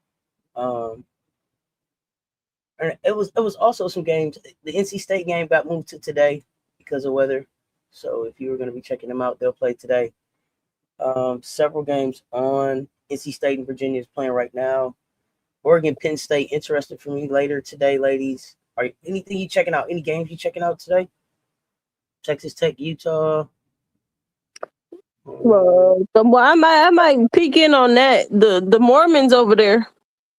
Rewatch of Georgia, UK, Duke at Pitt. It should be an easy. Yeah, I don't think there's any games. I will find myself with some hot chocolate, a blanket. Now, whether I watch a game or watch a movie, we shall see. I get it. But everybody stay warm, stay safe. Yeah, stay safe for all, Yeah, everybody who's yeah. affected Oh yeah, by a the lot of weather yeah. We got and the NFL coming ice. on. MJ, I need to see you in the mansion. I need to talk some shekels with you if you're around. Oh, NFL's today? Oh, it is Saturday. Okay, I guess. Yeah. Well, might go over there and watch them. let me Go double check what Seahawks! else going on. No, both games are tomorrow. That's what I thought. Oh, I'll be okay. watching Okay. NFL and a lot of women's basketball tomorrow. I got you. Some later today too. Yeah, I don't know. Some other NBA stuff on. I'll be on rewatches. I got stuff I still didn't watch from yesterday. But I mean, as always, ladies, I appreciate you pulling up for the conversation. High life in spirit. Appreciate the support. We appreciate you guys pulling up and rocking with us. If you did not hit the like and the share on the way in. Hold on. Can we answer one more question, y'all? Yeah. Why What's the doesn't question? Dawn use that good 1-3-1 zone more instead of women on women? Man. Woman on woman. I appreciate it, guys. that. Yeah. Yeah. I try not to say man, but yes. Person on person. I think, look, at the end of the day, a lot of people loaf in zones. If you're not aggressive and doing your defensive assignment, it doesn't matter if I put you in a zone or a man, right? Yeah. So I think that's Don's disposition is like, I'm not going to allow you to take the easy way out because you don't want to play defense. Like, I'm not putting you in a zone. And also, a zone is only effective if you aggressively guard what you're supposed to guard. And then you're zone susceptible requires to rebound. communication. And you still got to rebound. Like, you Yeah. still got to box out. Like, it's all the same things. Yeah, zones aren't good for teams that are struggling to rebound. They're not good. If you have rebounding problems, the zone is probably not what you're gonna want to do because you're guarding a space. So because you're guarding a space, oh, go ahead. I'm sorry. Because you're guarding a space. So when there's no one in your space, you need to go you have to find a body to box out. Most of the time they don't do that. There's plenty of times nobody's here. I don't need to go find a body to box out. So, let me just go try and chase this rebound, maybe, or let me just go leak out. Like, no. So, what are you more likely to do at the next level? Zone or man? Are you asking me or the people? Zone or person on person? Person on person, clearly. Yes, I think. Except for if you're Becky, they might throw a zone in. Yes, I like the pros throwing in the mix of zone. I like it because go ahead. It'll throw off certain players, especially players that struggle to read defenses. It will throw them off. And I see where I think that's T3 and D saying it still doesn't hurt to switch up defensive coverage a few plays in person and go from person to person. And I get that. And I think that's something that maybe the team could go. Like, but I think it's something that maybe we should do more once we're communicating more and have a little bit more experience playing with each other. Like, look, I think Don's thing is like, get one thing right first. Let's get this part right, then we'll add. But we've done it some. We've even done some of the switching. I think, especially earlier in the season, it was like we weren't talking and doing that some right. So let's just perfect some things. Let's also be honest about the situation. Like, if you back to why we just had way too long of a brunch. If you do not box out, if you do not guard your man, if you do not read and switch and communicate, if you do not get back on defense, like there is literally not a single defensive coverage you can put out there that's going to fix those things. You have to do it. Agreed. The cavalry isn't coming. You are the cavalry. Fix it.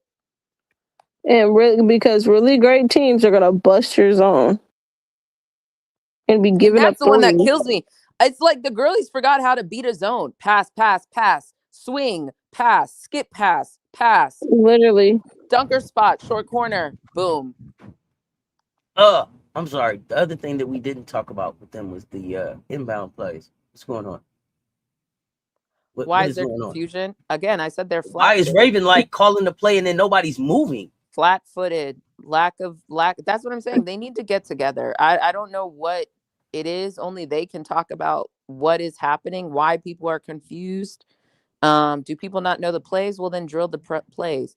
If it's Raven just calling out what she wants to see, then she needs to be more clear with that earlier.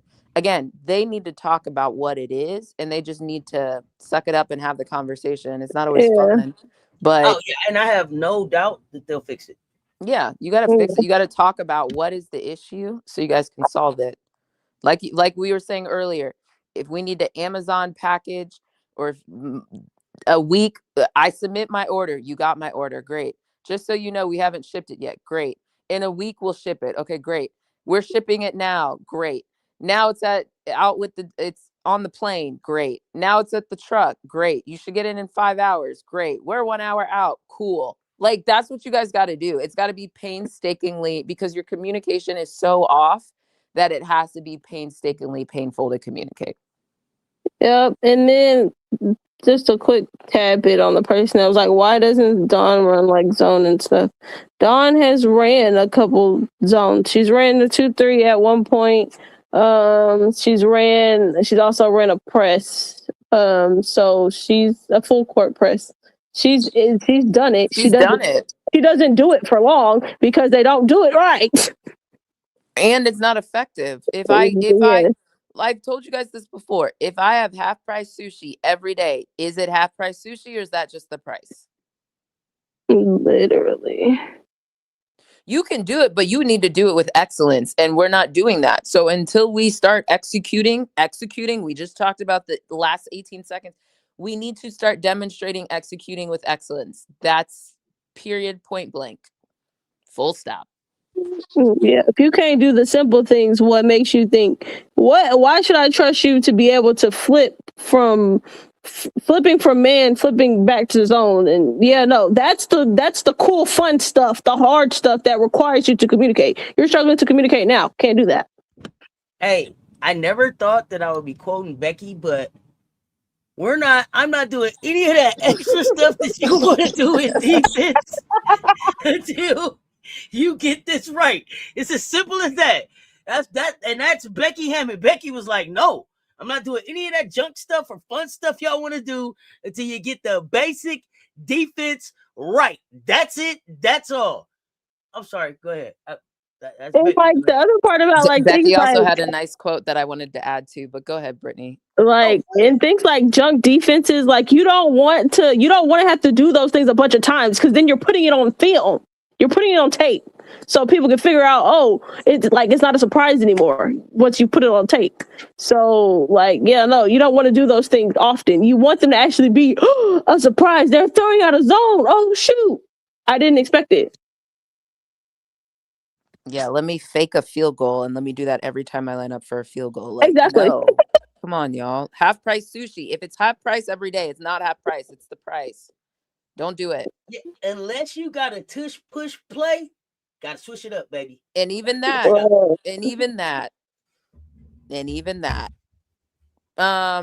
Fake it every once in a while. Right. The thing I was going to say, my other Becky quote is, I'm not teaching effort. That is where look, we can't be doing this effort shit no more. I don't know your NIL money, and I don't really be counting this money like this, but y'all getting paid to be here. You need to figure it out. And I'm not saying like, oh, like you don't get grace or anything. That's not the takeaway. I'm just saying like, come on. Like, effort is a non-negotiable. Missing shots, fine. I hate it, but fine. I could do missed layups over effort any day. Yep. And that's why you heard me say rebounding and defense before anything else. All right, you can't coach effort. If you ain't got no effort, why are you on my floor? Or just like waiting for someone else to do it. No one else is going to do it. You have to do it. Save yourself. Because no one's coming to save you. Yeah. This has been a great conversation. We appreciate y'all rocking with us. I got to go figure out how in the hell NC State ended up in overtime with Virginia and see how that thing turned out. Ladies, appreciate y'all time today. Until next time, y'all know what it is. Y'all hit the like and the share. They both right there. Hype this thing when it's done and pull back up the next time we drop. Stay tuned. Talk soon, y'all. That's the commish. Brittany, High Life, Cess Talk Sports.